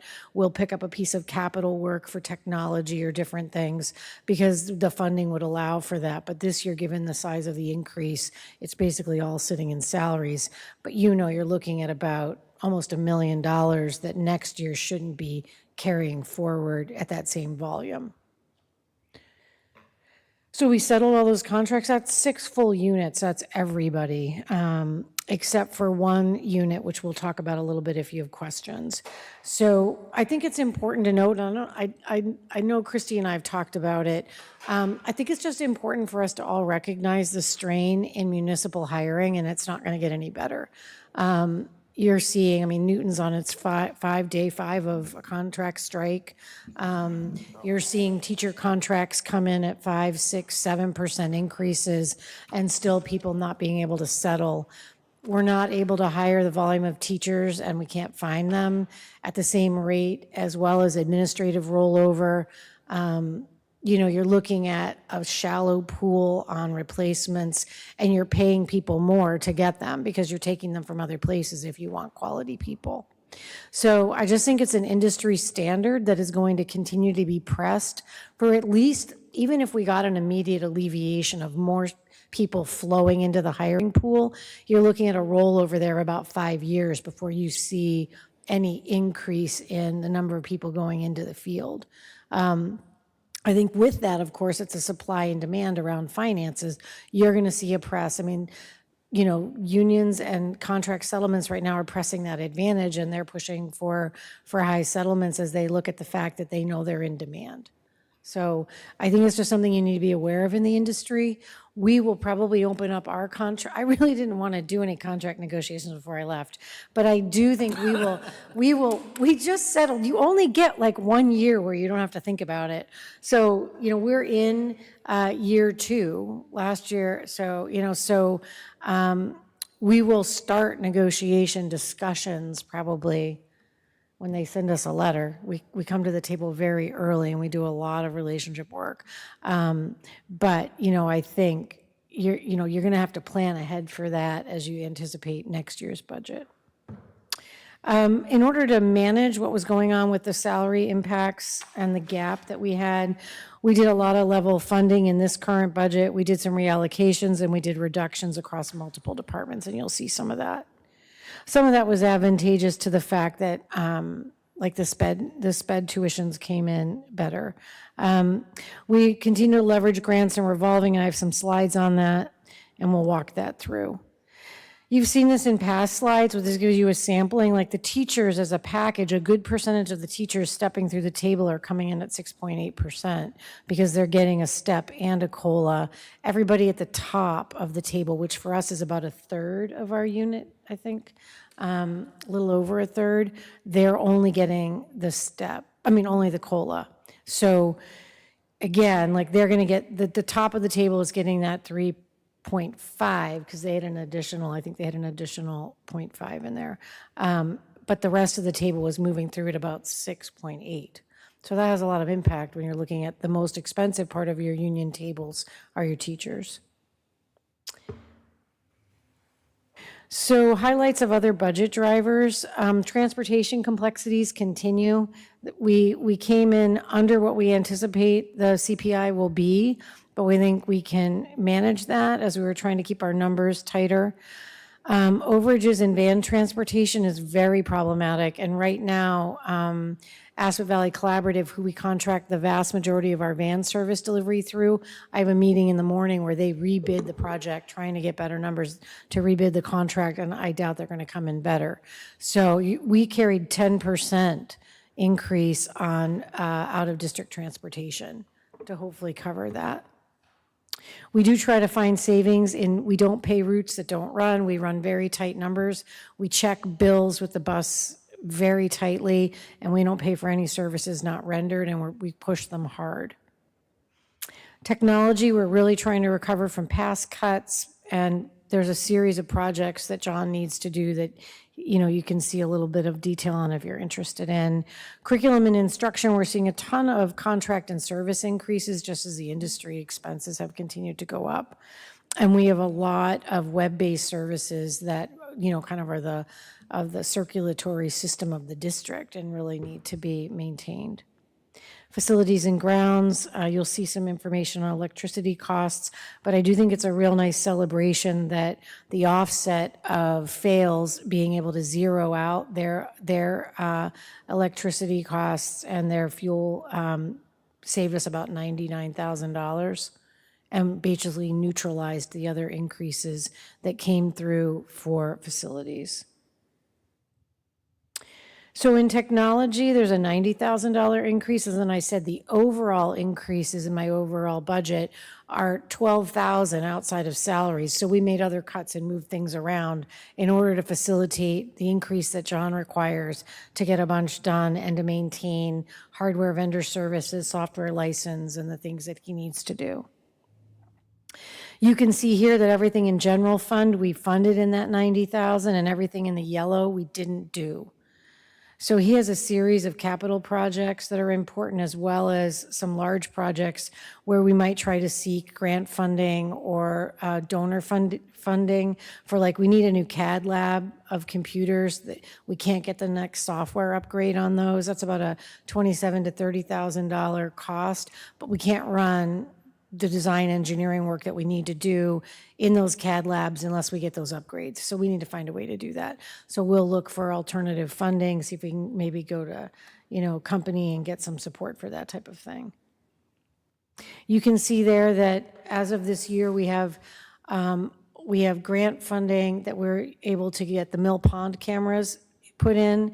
That leaves us with Armstrong and Hastings as the last two schools in district that don't have security cameras, and that's going to be about 225. And John wanted to try to do that within budget, and we put that on hold. Curriculum and instruction, again, you're just seeing an embedded increase in costs. We've updated, for example, we're purchasing a data dashboard, which we really need. Like, we gather a lot of performance-based data on kids, but we want to be able to synthesize that data and forward it more smoothly, and to be able to look at trajectory over time with students. We can't do that unless we move to a database at this point. There's just too much information. So we're moving forward on that this year, but you see just the increase in costs for just what it takes to run good curriculum. And then you see again in yellow things that we didn't fund. He will pay for those. We're not going to not do those, but he put those in front of us as costs that are basically chewing up all the flexibility in his budget, basically.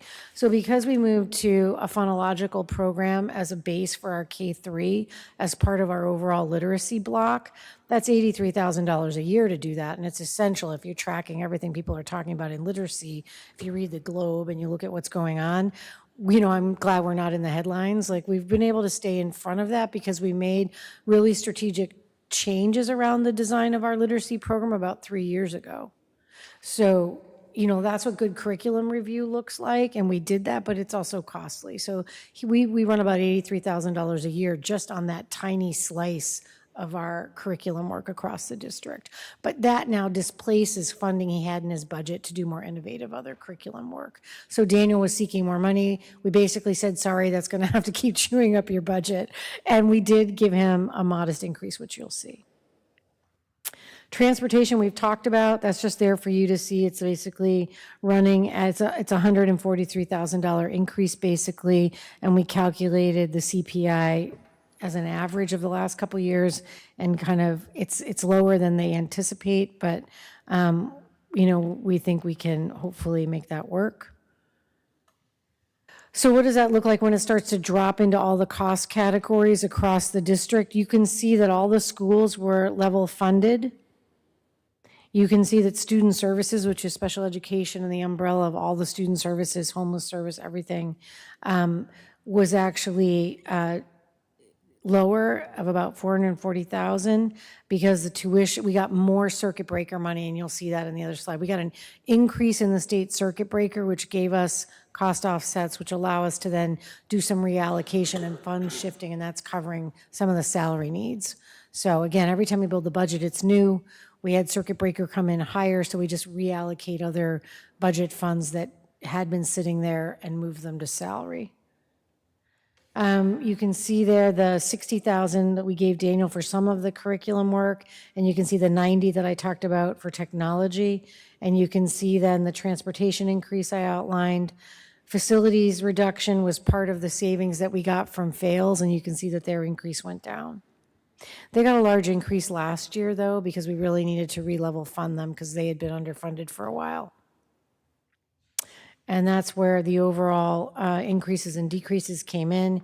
You can see actually that the overall operational budget was down almost $200,000, and that we then did reallocations to manage the salaries.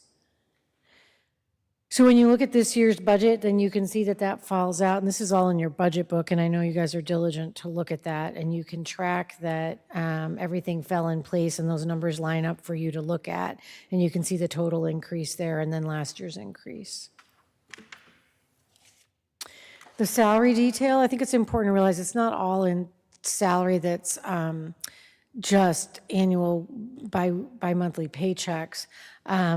There's lane change, there's super longevity, there's sub costs, there's stipends, there's team leader work, there's department head work, there's curriculum work. That's all built into, quote, the salary budget total, because proportionally it's the faculty that is paid those funds through the work that they do. So all of that stuff sits in the salaries budget. So this is a more detailed breakout for you. Some years we level fund that. You can see that we level funded stipends this year, for example, and we also level funded subs. Some years we do reallocations and move things around. Some of those are contractual changes this year, and then you can see that the overall salary budget was up by the 6.54%. So this is in your budget book as well, and it just gives you the detail of like where the salary numbers are going for all the different staff. And we can come back and talk about any of this. So I think it's also important to realize we're carrying almost 3 million in grants and revolvings of staffing to lower that salary cost impact. So you can see here that currently we're carrying 91 positions on offsets, and they fall across these arenas. This year, we moved the cafeteria staff and the noon aides into the Chartwell's budget. So there's a Chartwell's revolving a budget that account that we felt could carry this annually. I think we'll have to watch it for a while because then with the changes in the funding of school lunch, it's going to put more volatility into that account. So we're tracking that, but I think we can get several years of leaving them rotated through that account, and that was Anita's preference, and so we moved them out of the general fund.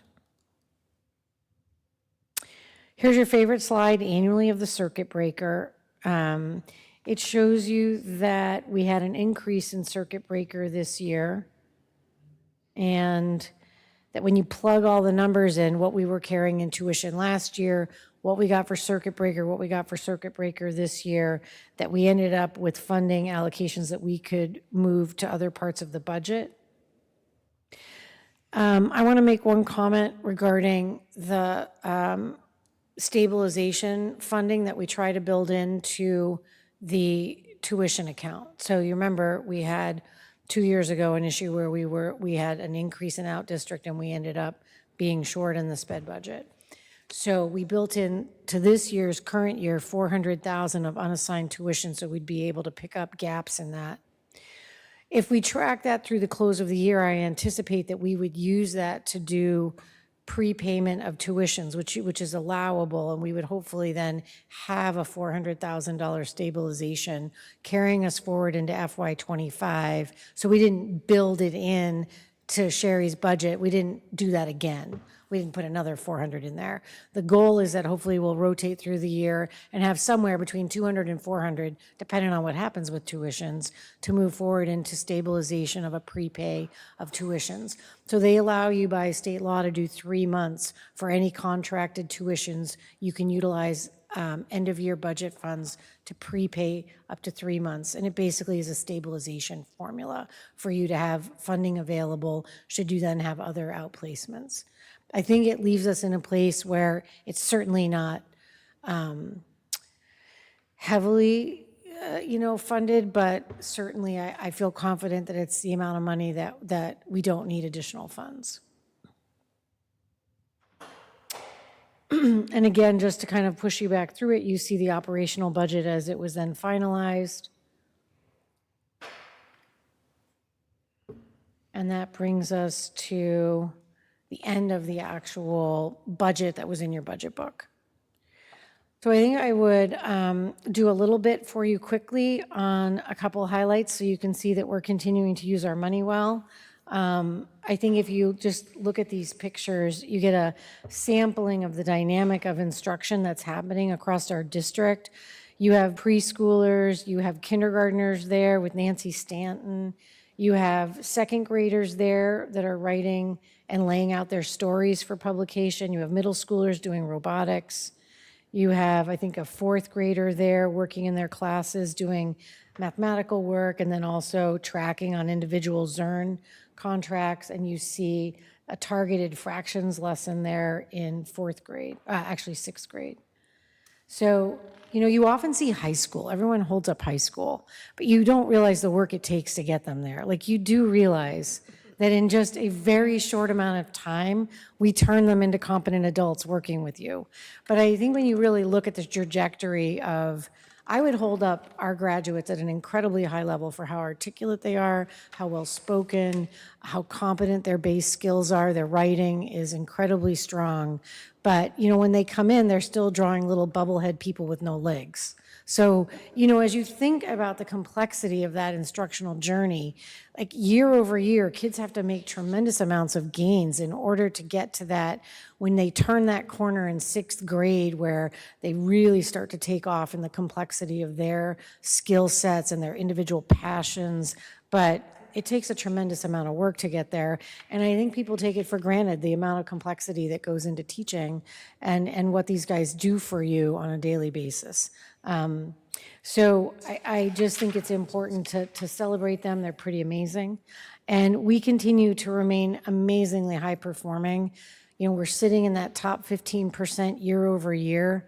We're not in the top 50 wealthiest towns. So, you know, we're doing well with the money we have, and yet we're competing against towns that are putting more money against the work and have immense resources, and we continue to perform very, very well. You can see that we always have a series of interesting accolades that are both individual to kids that are doing great things, clubs that are doing great things, and then our overall benchmarks for schools. You know, Gibbons ranked 12th in middle schools across Massachusetts in U.S. News and World Report. Everyone wants to say Gibbons is no fun. It's like 2 years, it's fast, everyone moves through it. But like, it's a solid, really good middle school. And when you look at the benchmark data, you see that, like, in U.S. News and World Report, we're holding our own across Massachusetts and wider references. The high school continues to be in like the top 20 all the time, circulating. We like to be not up the top, we want to be in the mix, you know, we want to be in a good spot, but not on anyone's radar, right? You're doing that at a per pupil cost that is expensive, but does a lot with that money and is certainly in the mix with our like communities. Now, you know, there's been discussion about looking at this group. I think you guys have brought it up, going back and doing some work. Christy and I have talked about this, looking at the like communities. I think that would be good to do. It might be good to do before I leave, just because I have some of that history, but it, you know, I think it would be worthy of getting an assessment of whether or not you want to change up some of those communities. You know, we started that work with Jim, Christy finished it, and it certainly would merit looking at again. Preliminary budget numbers, we kind of grab who's ready to tell us their numbers, and you can see right now that, you know, we're on the higher end this year, but certainly in the mix of where people are coming in. Our performance numbers, they're just worth looking at, that you can see that. I think the good news of this is that our 10th graders are scoring above their pre-COVID performance at this point. So they've made up the ground and they've now moved above it. They're in a ranked 7th across our groups, 4th. You can see they did well across district. Their ELA scores also really strong and above pre-COVID.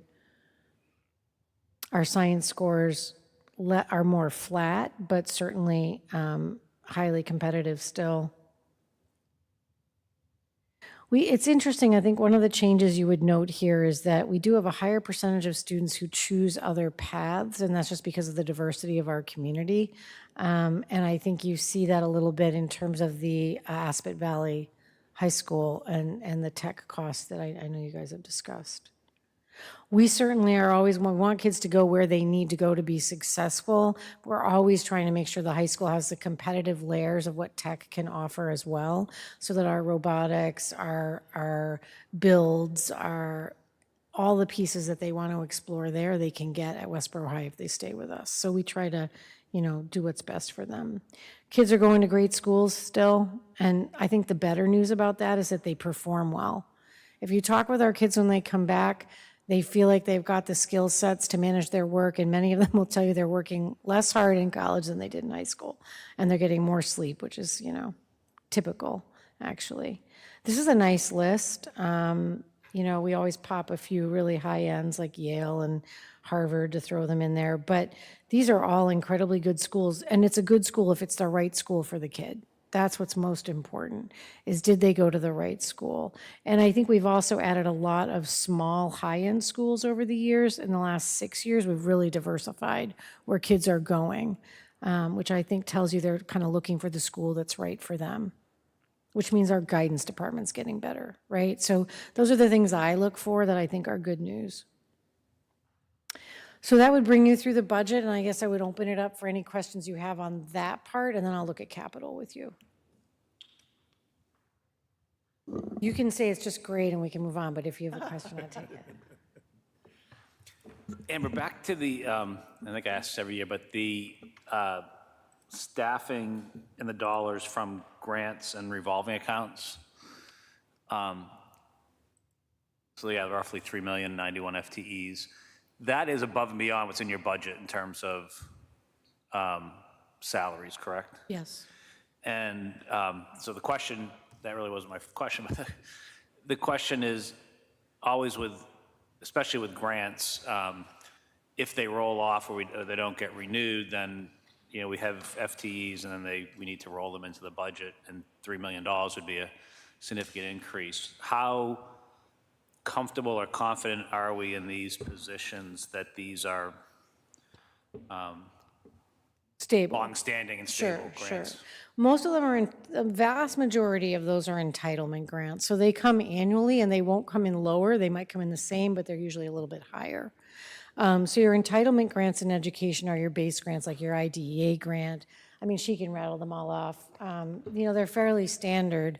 And I think we both have confidence that annually, over my 10 years, we've carried a stability of staffing on all of those accounts. And that we're not worried about that. If you put them on a revolving, it'll be the food service one that we'll watch, but we already noted that, and I'll let you comment. And then also, we did have one grant, which is the ESSER grant, which we had employees on there for FY24, and that grant money is going to be completely zeroed out at the end of this fiscal year. And those FTEs have come onto the general fund now, which are all reflected in this budget. That was 24, you said, or? So the ESSER grant will be ending this coming June. Yep. For FY24, and then they'll come onto the general fund for FY25. Sorry, just the number was 24? The number of employees? Employees coming off the grant. Oh, onto no, the- I think it was like I think two. it's like 2 or 3 employees. Okay. Yeah. So, yeah, no, to your point. Okay. There are districts that messed this up, and I won't call them out, but Tammy could, because she's been tracking it, that hired a ton of staff with a lot of ESSER money and then didn't figure out their budgeting correctly to either release those people or put them onto other grants or to put them in general fund or to use them to fill positions that had opened, and they got stuck, and then they tried to bring them all in budget because they weren't prepared, and they're in trouble. So we are not that way. We basically tapped them out over several years. We basically rotated them out the minute we all came back to school. We kept our class sizes smaller, and we kept like 4 positions that we had added, and we've maintained those as part of COVID recovery, but those were built in like 2 years ago. And then we were down to we rotated on a couple tutors, and just to finish out the grant, it's down to like 24,000. It's not a lot of money. And the rest of these, I have confidence, are stable. If we do a competitive grant, it's very targeted and it comes and goes. Amber, do you have any data in regards to, we've got our comparison communities, and I'm just curious how we do in comparison to those communities in regards to our student-to-teacher ratio. Are we lower? Are we higher? Are we right there in the average? Where are we at? I haven't looked at theirs in a while. I can tell you that ours has been stable across my time here and has been a huge commitment of the school committee and the town to make sure that we kept ours within the designated guidelines. And I think ours are advantageous to the districts like us. When we came out of COVID, like I said, we had kept 4 positions down at the elementary level and 2 tutors at Gibbons that were strategic to allow us to do recovery. And that kept our class sizes at the elementary on the lower side of the guideline, but within their guidelines. So I don't have it up. I have to pull up the numbers of what we say our guidelines are. I think it's like 16 to 21 for K1. But we're in an advantageous space. Are you worried we're keeping them too low or too high? Are you just curious? I was just curious as to where we were. Yeah, I think we're in the mix on that. I feel good about them. I mean, I don't feel like, if they get towards the high end, like Mill Pond had several grades that were running way tight to the high end year over year at like 25, 25, 24, 26. And so we added 1 position and we strategically pulled them down. So they're hovering more like 20, 22 to 24 now. Like, we just got them, so we track them and try to be responsive. Thank you. Yeah, it's a question I think. probably Yeah, many- no, I just want to make sure I answered it. I'm like, you worried about it this way No, or no, that way? Yeah. I think many people in this room probably get asked that question. Yeah. Because the school budget is a fair percentage of the town's budget overall. Yeah. It's always good to understand where we lie to provide an answer on that, so thank you. Yeah, and we took the stance that the best intervention you can provide is low class size numbers, because the best person to move a kid forward is their classroom teacher. So especially at pre-K to 6. So we've definitely leaned down on that. We didn't do a ton of recovery summer school work and things like that, and yet our kids have moved into a recovery mode that looks pretty good because we just kept our class sizes and our dedication to being in school, which they love me for as well, because we don't take days off and we get in on snow days and, stuff like that. Yeah. Yeah. The revolving accounts are always sort of, there's a lot of them. The school uses them for a lot of different purposes. One of them is a school lunch account. And I guess that one's interesting in that the government funded school lunch for a while. You see some huge revenue increases to this revolving account. So there's a significant balance in the account. I guess We could pay for it out of that fund if it's in a place where we can look at like the costs year over year. And all of our revolvings have a number that we can't go below as a benchmark for the general operational cost that comes out of that account, and it should be on the page. So for example, like at community ed, the base number is 900,000. Because you want to be able to maintain the program for 1 year without revenue. So that was established years ago working with you guys, and we've kind of left those where they are. I imagine it might be something that Anita reassesses and looks at again in terms of what those numbers should be, but that's why we pushed staff on there, and we think we can do that for several years. Yeah, and it looks like there was just sort of I think it was the U.S. government kind of gave you a windfall over COVID. It was Yeah. paid for lunch. And Yeah. Well, it'll be interesting to see the governors, I think they just came out with it, and I just got an email saying that the funding for school lunches wasn't where they thought it was going to be, and that, so you might see some costs coming back in starting next year, but we just started getting that benchmark stuff now. okay. The majority of those accounts have a specific purpose and a specific minimum in order to carry them forward. As Amber mentioned, a number of years ago, that question came from the Finance Committee, and we created a policy that is embedded in the process that we have for revolving funds. Yeah, no, I think that makes sense. I think for that one, the minimum is 400,000, and, I think just because of the revenues that have come in, it's at 2 million now. Right. So it's, Yep. there's an One of the opportunity drivers there. for what is the minimum is what do we have to do with it before we get revenue? Right. For example, if we have to buy food, say, in July, and we don't start seeing revenue until September, we have to carry that. And so each one has a specific purpose and a minimum that goes with it to be able to perform the service that revolving fund is established for. We'll Steve, is that a definitely, po- go ahead, sorry. Is that a policy that the school committee sets in terms of the minimums? Absolutely. Yeah, we did it like 6 years ago, I think. I do think, though, with that account, for example, for the first time, last year we ran a summer food program. So we maintained breakfast and lunch opportunities for families in need last year. And we ran that as a pilot. And I think we can easily draw from that account. That paid for the staff to come in and make the food, and then to be available for the delivery and for people to come and pick it up. So I imagine, given kind of the status of, you see the draw on the food pantry and the clientele that we need to support, I would imagine that we will do that again this year. So some of that account will give us that flexibility for a while to be responsive, but we'll definitely use it. Can the funds be transferred between the revolving accounts? No. No, because a special purpose. For example, let's say a revolving account is based on some sports need. So the base for that is whatever that particular need is, and therefore the money stays there. Because in a lot of cases, the revolving funds are funded by kids and their families. So that's the purpose of them, and that's why it's set up that way. Thank you. Other questions on budget? All right, it's the start of questions. I don't see it as the end, so you can warm up later. I think we come in, we'll keep answering questions as things occur. For the time's sake, and it's been a long day for you, how about if I move into the grant, to the capital, where I think we need to have some discussion, so.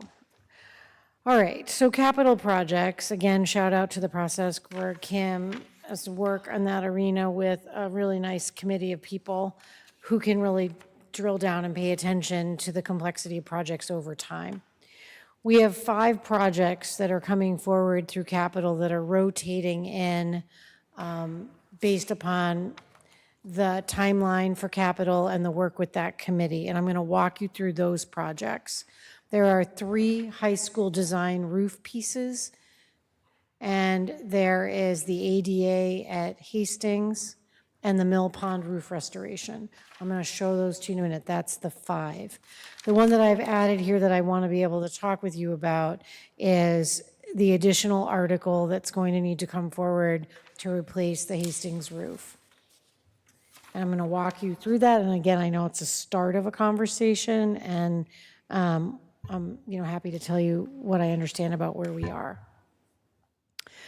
So the favorite project that we carry, I will not miss this one when I leave, is Hastings. When we originally looked at facing enrollment and meeting the needs of a growing enrollment, 8 years ago, 9 years ago, we made decisions about process, and we got good consultants to help us figure it out, and we weren't going to build 2 new buildings, and we had to make some decisions, and we made the decision to finalize the renovation of Gibbons and to build 1 new building, and we did Fales, and Hastings was going to get repaired. We have put a lot of money, time, and energy into the complexity of Hastings, and it certainly hasn't gotten any easier to understand, but that's where we are. I think where you are with this building and where we are as a community, that while I won't be the superintendent, I'm going to live here and pay the taxes and come to town meeting and, push the buttons on my little clicker. We need to finish that project and get that building completed in its renovation cycle. So right now, the bid process, the bid documents will be available February 1st and will be opened on March 7th. So that we have a biddable document number for town meeting for the ADA repair of Hastings. Right now, the rough order of magnitude placeholder is $5 million. And the timeline is to come in, so we have to get the bid documents opened in time that we still have time to come to town meeting, hopefully be awarded the funds, and then I think we have like a week and a half after that to award the bid. So you have like a short window of bid award. And I think it's 30 days. So from the bid opening on the 1st, they gave us a little bit of an extension. So we'll get that number, it will come forward, and then they'll open on the 7th, and then we'll come to town meeting. That has progressed well. We call them every day. We are attached at the hip, talking to this company as we prepare those documents to go out. And I think we're on track for these dates to be met. That's going to be the reconfiguration of bathrooms, handholds, doors, modifications, things that need to be brought up to speed so that they meet accessibility requirements. When we complete that, it basically means we have the free rein to then do the other things in the building in the future that we need to, and that's inclusive of then expending the funds that we have for the HVAC, completing other projects. But until we do this, we can't do the other. I'll do all of them, and then we can talk about them. Mill Pond roof restoration, rough order of magnitude. We're going to, again, the bid will go out, we open it up, we'll have an exact number when we come to town meeting. And I think given the other restoration assessments, we think this number is pretty spot on. This is the process that we've talked about a fair amount, where it's a new seal coat that guarantees us an extended warranty of another 20 years. Well worth doing to space out the expensive costs of what roofs are costing us right now to redo. We've got 6 buildings of roofs, so If you can take out fails, you've got 5 that you have to worry about. This is not the whole Mill Pond roof, but a proportion of it. And if it functions well, you could do the other sections of the Mill Pond roof and get a real push down into the future of like letting this roof stay in place without having to do anything to it more than the restoration, which is much cheaper than what it would cost to do a new roof. And then the capital committee supported moving forward to get the design on repair and replacement to aspects of the high school roof. It's a very large building. So there's 3 pieces here. The high school rim, which is that big chunk of cement that goes all the way around the top of the roof. It's not just there for looks. I mean, it's got infrastructure built through it and is part of the actual roof. It's beginning to deteriorate. It's a concrete structure, and we need a design to repair that. It makes sense to do that in collaboration with the replacement of the roof so they can do all of it together. We're bidding them separately because they're very different types of projects, and we want to get the most advantageous packages. High school C wing, which is the large portion of that roof, is to do the design to do restoration on that one. It is available for restoration in the way that the Mill Pond one is going to be done, where we could seal coat that C wing, which is the youngest of those roof sections, and get 20 years before we need to deal with it again. Again, kicking the can down the road with a good process so that we can extend these expensive projects. And then the roof sections of A and B need design for replacement. So these are all design dollars. We've been within the range of estimation for design on the last 2 designs we've done, given the rough order of magnitude we held, because we upped the portion. We took the rough order of magnitude we got on the estimate of what the project might be, and instead of carrying like 10, I think we started carrying like 13 to 15% in the rough order for the design, and that's covered us the last 2 designs. So we anticipate on the A and B roof replacement, that's going to be about roughly $4.5 million to do that work? Which one? The high school A and B roof replacement? Yes, we have rough order of magnitude on all of those. Okay. And just curious, how many square feet are we talking about? Because I look at that and I look at what's going on with Mill Pond on the previous slide, and I say, why is the design work costing $500,000 on A and B?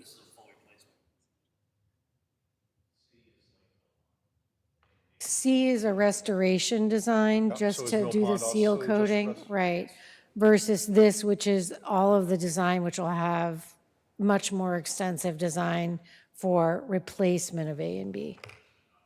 Well, again, the mechanism is 12% of the rough order of magnitude. Yeah, I And it's actually the scope of work that we're talking about. If you're just putting an elastic membrane on the top of the roof like we are at Mill Pond, that's a lot different than tearing up the installation and removing everything and starting over. That makes sense. And Yeah. my understanding also is that we're looking at these buildings to also look at opportunities for solar on top of them. Is that going to be part of the design as well? Only on A and B. Only on A and B. So, Okay, but I want to bring this point forward because the people are running around thinking you can just slap solar panels on a roof. Many of the school roofs were designed at the time in the 50s with stuff that isn't much better than having a fiberglass layer below the tar paper. And in fact, when we did work on both Gibbons and Armstrong, you could step in a certain place and go through the roof. And so what happened in the meantime, of course, is that solar panels came along, snow loads changed in the design as well as the additional load of solar panels. So in reality, on most of the school roofs, without changing the support structure under the roof, we can't add any additional load. my question to you is, I understand that. My question to you is, or to Amber, is of that design or of that rough order or magnitude cost of $4.5 million, what was the anticipated impact of also potentially having solar on that roof? For that one, it's included in the design. It is included in the design for A and B to give us the option of whether it could be done and if we Right, did and it, what what I'm it would asking cost. is how much of that I 4.5? tell you, until we do the design, the rough order magnitude was, well, it's a so many square foot roof, and this is what we think it costs. And what did we find in the last 2 years? That's what you think it costs, including solar capability, right? Because you just said that it's going to possibly We require. added solar to this charge. Yeah. We expect that we could get $504,000 and get a complete design, which may include solar or not.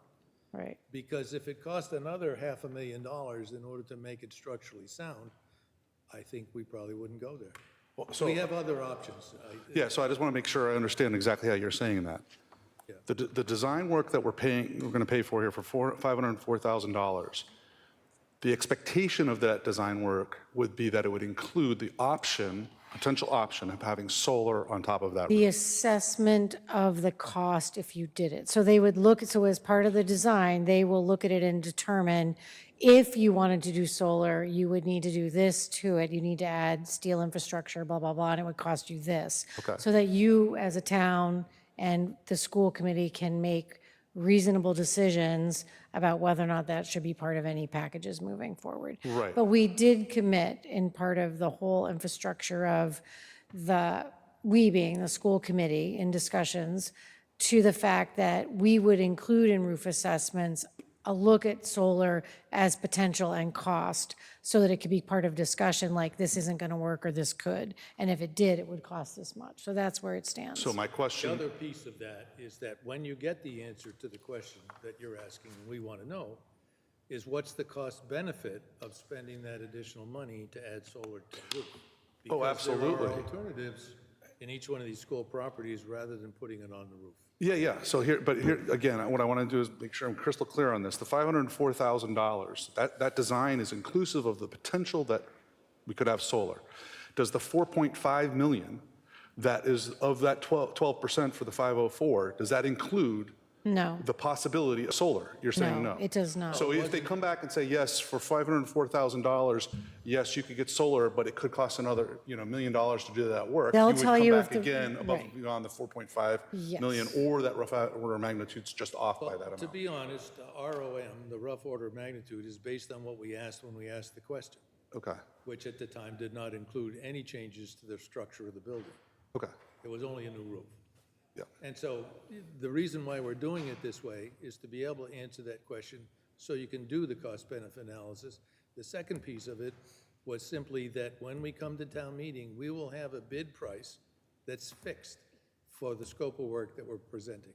And we didn't do that in the past. That's why we have a rough order of magnitude. So then when we finally got done with this process, we come to the town meeting with a price, as we had at Hastings, significantly higher than what was estimated.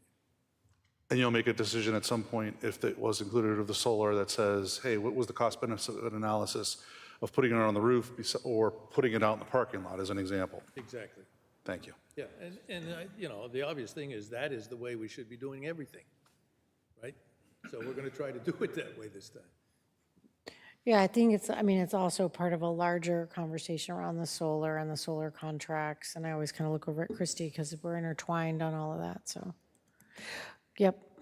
So I think I see part of where Patrick's heading, and I have some.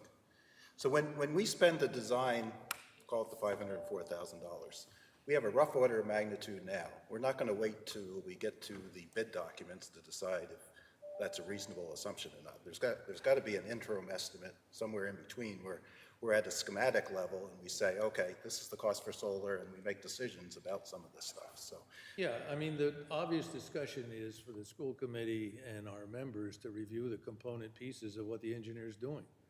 And But get I just want to make sure we have an interim estimate before we get to the bid that gets us closer than just this. Oh, of course. We will know whether, in fact, it's going to be something the town can fund in the package that we're talking about, or whether it has to be done in a different way.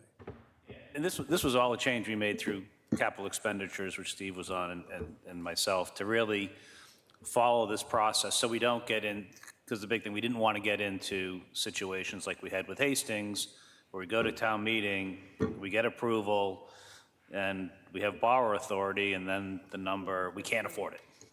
So what we did, and we looked at what for example, DPW does today, we do road projects. This is the same process. You go to design so you can get solid numbers.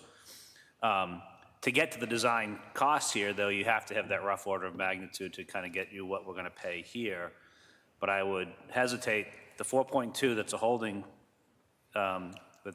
holding in next year in the capital expenditures, we should not expect that 4.2 to be the number that comes out. And what we're going to find out through this 504,000 is what that is plus what those additional options are. But this is, I think from a capital expenditure side, we thought the best way to do this. So we answer the concerns that we got from the residents that said, don't come to us with a rough order of magnitude that then is going to change significantly. Yeah, and as you know, we cannot award unless there's funds. So if we come in very high relative to, say, a previous authorization by the town, in order to execute that process at that time, we have to go back to the, in this case, I guess it would be the Board of Selectmen and the finance team to figure out whether it is possible to cover the shortfall. Yeah, I'm not questioning the process. I understand the process. I understand the logic of the process. I just wanted to make sure that if solar was included in that 504 design work, Well, it has to be hold on, let me finish.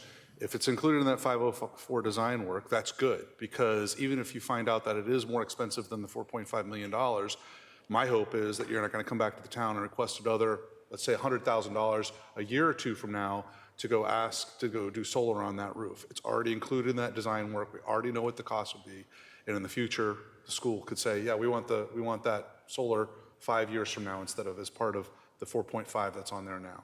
Maybe, I don't know, but that's my hope. So thank you. We're trying to get the logical answer out of, in effect, these funds, and the scope that is included in that one is to analyze the capacity of the roof and what the cost of solar would be as an add-on, if you will, to fixing the roof itself.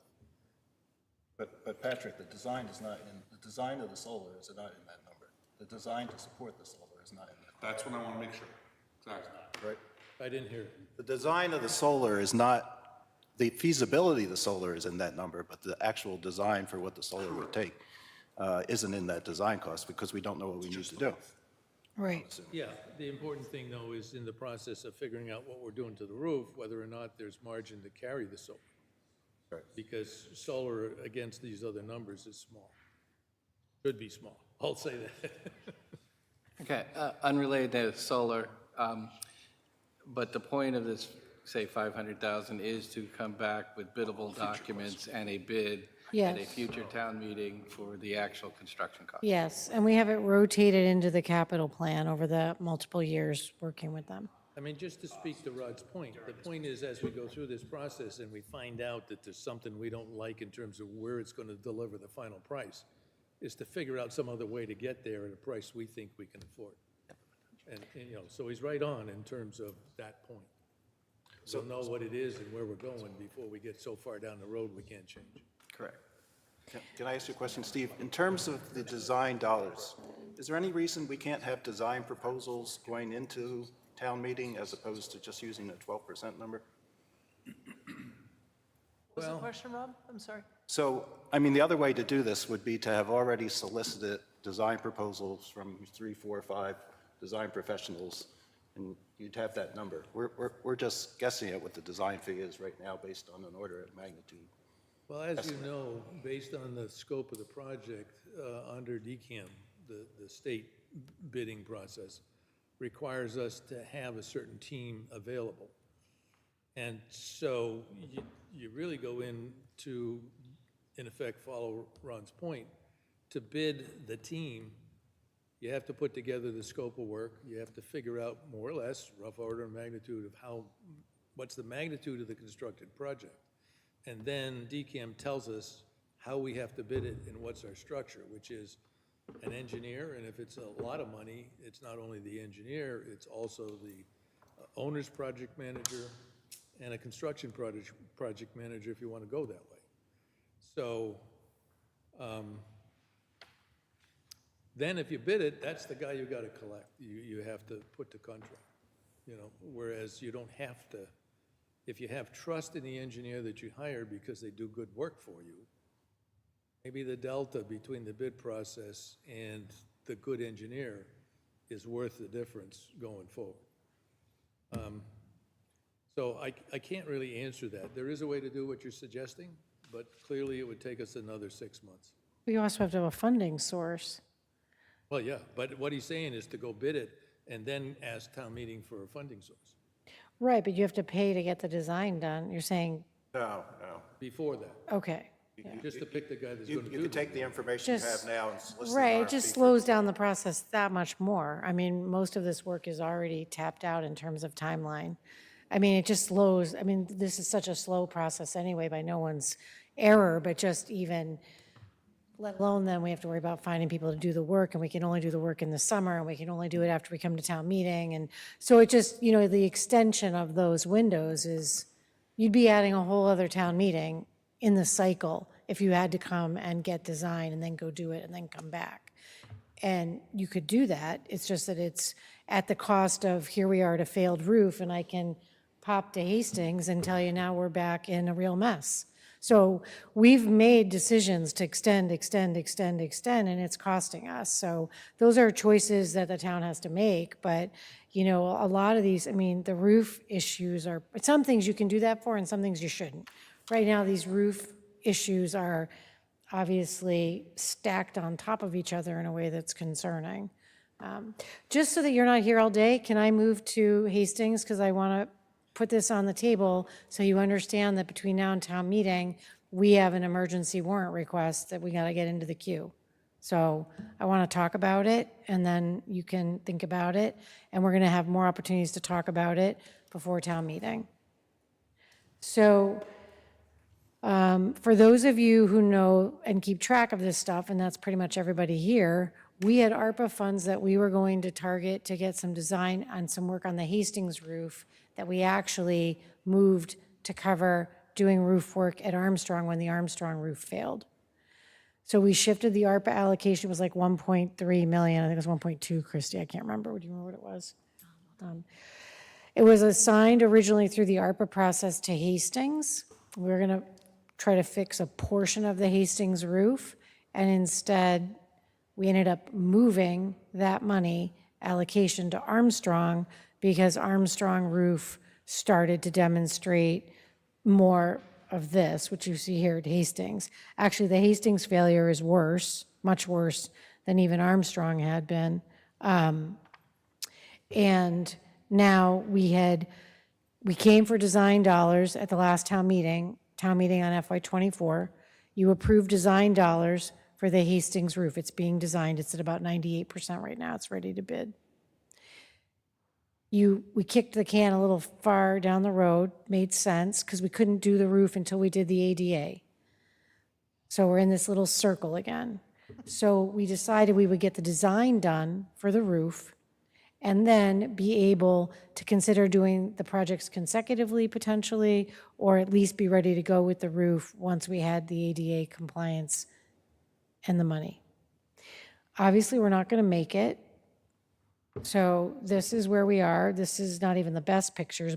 I wish I had taken video of when I walked through the door and Craig Rossi met me there at 2:15 in the morning, and water was pouring like a faucet through the ceiling in the entryway we just fixed a couple years ago. And another 100 feet down at the kindergarten entrance to the brand new kindergarten area, which didn't get a new roof over it, but got a new build, water's pouring through the ceiling. So we walked that whole building. He'd already walked it once, great guy, and identified all the core areas for me, and then we walked the whole building, and this is kind of a sampling of what we were dealing with. So this roof is basically failed. The rubber is broken down enough that it's just porous, that when all that snow was sitting on there and then the water sponged into the snow, it basically just found its way out through the rubber and came right through the rubber and then found its other entryways throughout the building. We were closed for a day. We cleaned up very quickly. Shout out to a really good ServPro team and our staff. They also got up on that roof and got it clear enough to do 2 days of emergency repair work. And now whenever it's raining, we put someone up on the roof and we put 2 people inside the building. And that's how it's going to have to be between now and the end of the year until we get this roof replaced. So not a talk I wanted to have, not one I wanted to do in my last 6 months, got to tell you. Not one I wanted. I am like a little bitter, but I have no choices here, and I don't think the town has choices. So I'm putting this in front of you because I brought it to school committee, and I think we need to replace this roof. So here's where things are. That was on January 10th. And the failures are throughout the building. We were lucky that the vast majority of it pooled to, just because of the way they designed the roof, towards where the drains are. And so it was coming through the major hallway areas, and we had not as much damage in classrooms as we might have. The library took a hit, but mostly in the middle of it and not into the book stacks. So last year, again, I already explained, we rotated funds. This roof is the same age as Armstrong was, and it's the same type of roof. And we did this presentation last year at town meeting. I can pull it up or send it to you later if you want it for review. At this point, the next steps are already underway. We called for 2 days of emergency repairs, and as I said, we had rain then 3 days later. We did not have additional leaks in the building because there was no snow on the roof, and so they felt that that was going to be, as long as we could like keep our watches, keep the drains open, use squeegees to push the water. But that's, again, you're looking at maintenance and time and people to manage that. We applied for DCAM. It's already been completed and approved, thanks to Schwab and our Buildings and Grounds and Anita. It's already done and approved. School committee has started discussions. I anticipate that we will, because of it's a DCAM emergency process, we go directly to quotes. They're walking the roof tomorrow. They anticipate having completed they will have quotes to us for cost determination by 2/12.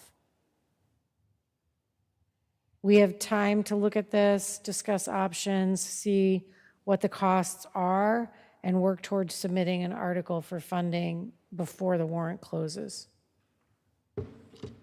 I think it's noticed that my favorite part there, it says meet with committees as needed. So, again, I think the most important part here is that we'll go to school committee Wednesday. We'll talk about it more. We'll give updates. We'll talk about process with them. We are then going to wait for the quotes. The key thing is just the quotes. So we're waiting for that. And then we'll fast track meetings with all of you as we try to figure out what's the best, way to move forward. We are hopeful that we can reuse some insulation, the actual skeleton of that building and the design of the roof, like it's got a lot of metal in it. It's a good, solid building, which is one of the reasons we didn't knock it down as opposed to fails. And so I'm hopeful that the cost, that we can reuse some insulation and some framework, and they think they can do some things to pull down the cost a little bit. So they're doing a really careful look to make sure that they can give us hopefully the best estimates. So love bringing good news. That's where we are. And I'm just going to continue to move it forward through school committee and then in front of you guys to try to make a plan. Just a point, Amber mentioned the fact that we have had design engineers working on this. The proposals offered by the 3 contractors will be based on the completed drawings. The difference between the completed drawings, including the specifications, and a final bid package, of course, is all the paperwork that goes with it. But that paperwork is generally generated as a result of the DCAM bid process, and we've had that waived. So we can now just deal with the scope that needs to be done with the engineer's documents as part of the basis for these proposals. The fact that it won't be an open-ended contract, it'll be a contract at fixed price based on what they saw. That's my understanding. That's the same way Armstrong came in. Yeah, so it's an equivalent process to what we would otherwise, when we comply with everything that's required by the Commonwealth, when we bring that to town meeting, they're going to be the same strength, if you will, of what the price is. The question, so I think as you reviewed other roof updates for us, you have 2 restorations, and then the A and B wing is a replacement. This is also a replacement. Right. Okay. The replacement for, and I can't remember, I think we rotated the high school AB replacement 2 years out. I think it wasn't, we were gonna do the design, but I think it's in the cycle a little further down. I'd have to go back and look. Capital really owns that and has track of it. And again, there might be the need to do reshuffling again, but the problem is when we keep shuffling roofs, now this is where we are. So, it's complicated around that level of repair, and a roof is kind of essential. Other types of repairs we can maintain longer, like you don't replace the VCV, you don't replace the windows, you're gonna be colder, but you're not gonna have to shut down your building. There's things like that where we can make other choices, but being in this cycle on this number of roofs is, challenging. For all of us, it's for us, I feel like the emissary, and I just think it's important to recognize, we know these numbers are huge. No one is enjoying them, and it's complicated. So, I think we should have, the good news is on all of these, we get hard numbers to look at before we're on town meeting floor with bid documents in place and quotes that are solid, that are ready to go for biddable work. So we're having intelligent decisions that are based upon work that is contractable with a signed contract based upon how we vote, and that's a good place to be.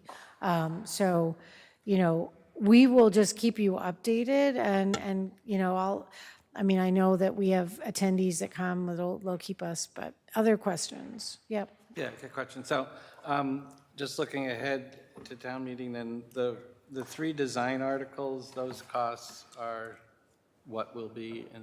That's what we will. Be in the motion? Yeah. Okay. Yeah. The 1.1 million for Mill Pond Restore, it sounded like that. That's rough order of When magnitude. will that be? 3.7, we'll have a hard number on that, the bid opening. That one as well? Yeah. Okay, and then And the ADA one will have a so- hard number. you will put 1.1 in the warrant, but your motion would be the actual number?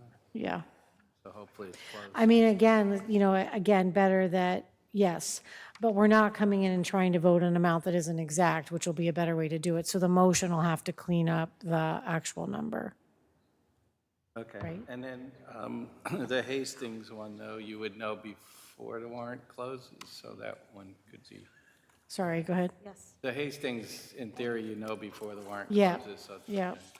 The Hastings roof, we would know as an exact number before the warrant closes, so that would go in as exact. The design, the 2 design numbers, all the design numbers are gonna go in at that amount. The one that would be a placeholder is the ADA, Right, yeah. and the others, and we'll probably put that in higher if we need to, if we're afraid, because you can always lower it, but you can only raise it just so much. 10% or something. Yeah. Yeah, I'm just trying to see when we would vote what or whatever, so. that I helps. know, So and that's why those we're trying probably to, would say to the yes, end, these others we could deal with. right, it's just the one. You It's can, not the 1.1 million for Mill. right, sorry, it's the 2, it's the Mill Pond as well, yeah. Got it. Fine. And that'll open on the 7th. And I think we can look at your meeting rotation, and I can come back and whatever you need. Oh, we got plenty of meetings after the Yeah, I know, 7th. you like to meet them. So, that's okay, it's just, Yeah. we're just trying to Yeah, get ahead. yeah. We save the best for last, obviously, right? So, yeah. Yep, Sean? So it's Hastings is tough, right? I do feel like Hastings requires a little bit of a history lesson in that things have been approved, and then I think some things have, maybe we didn't use money, when maybe we unallocated it, like, it's sort of how did we, how did we get to where we are, and Yeah, I know, that's a and then great what's question. still, and then what's still left? Because we've done some stuff, so it's sort of. Yeah, so definitely, but I've learned a lot from you guys over the years. You've taught me well, so I'm not going to put numbers in front of you until I have a hard handle on them. So actually, Anita, I think Anita and I do our best work at like 11:30 at night on the phone, and which is kind of gross. Her husband's like, "What is this?" He's new to him this year. He's like, "What are you doing?" So, we're going to set up a spreadsheet where we can look at original votes, allocations, expenditures, and just look at the history and be able to walk through it in a logical way. It's just a reminder, like. Yeah, here's no, the I thing. think it needs to be part of the discussion, but I also have to do it, I imagine I'll do that first, even for school committee, so that they can remember and then practice on them and then come see you guys. Well, and I think for some folks, since it's been in the back of their mind that we've been talking about Hastings for a while, the thought is, haven't we already spent a ton of money Right, on this? exactly. And we Yeah, really haven't. We've been trying to, and right. We both have spent a good amount of money there. We'll show you what we have spent. The sprinklers are done and certain things, the geothermal's done. Like, we'll put in front of you a history lesson that's laid out with the money, because it'll be part of trying to figure out what to do. So. figured, thank you. So we have time together. Before I leave, we're gonna get extra time together, so that'll be good. All right, this has been a long day for all of you. It's the start of questions.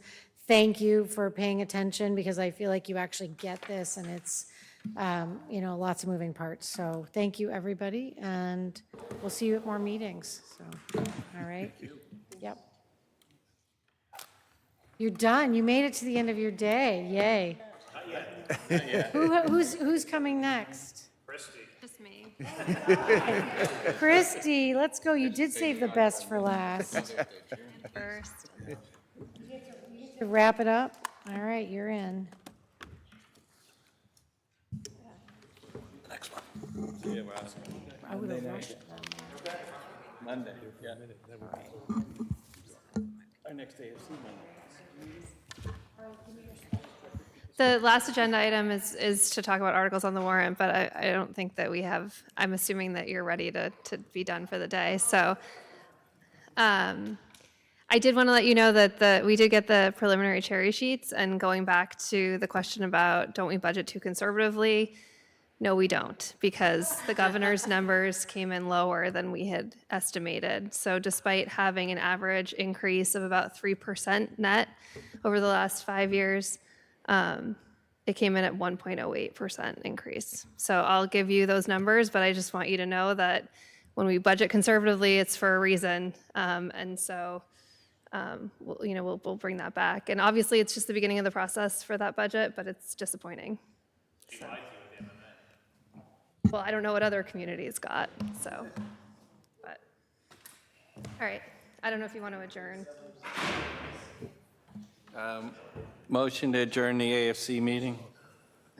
Second. All in favor? Assume Josh, remote. We have enough here. Josh said yes. So did Rat. We're adjourned. Yeah. Second. Bye.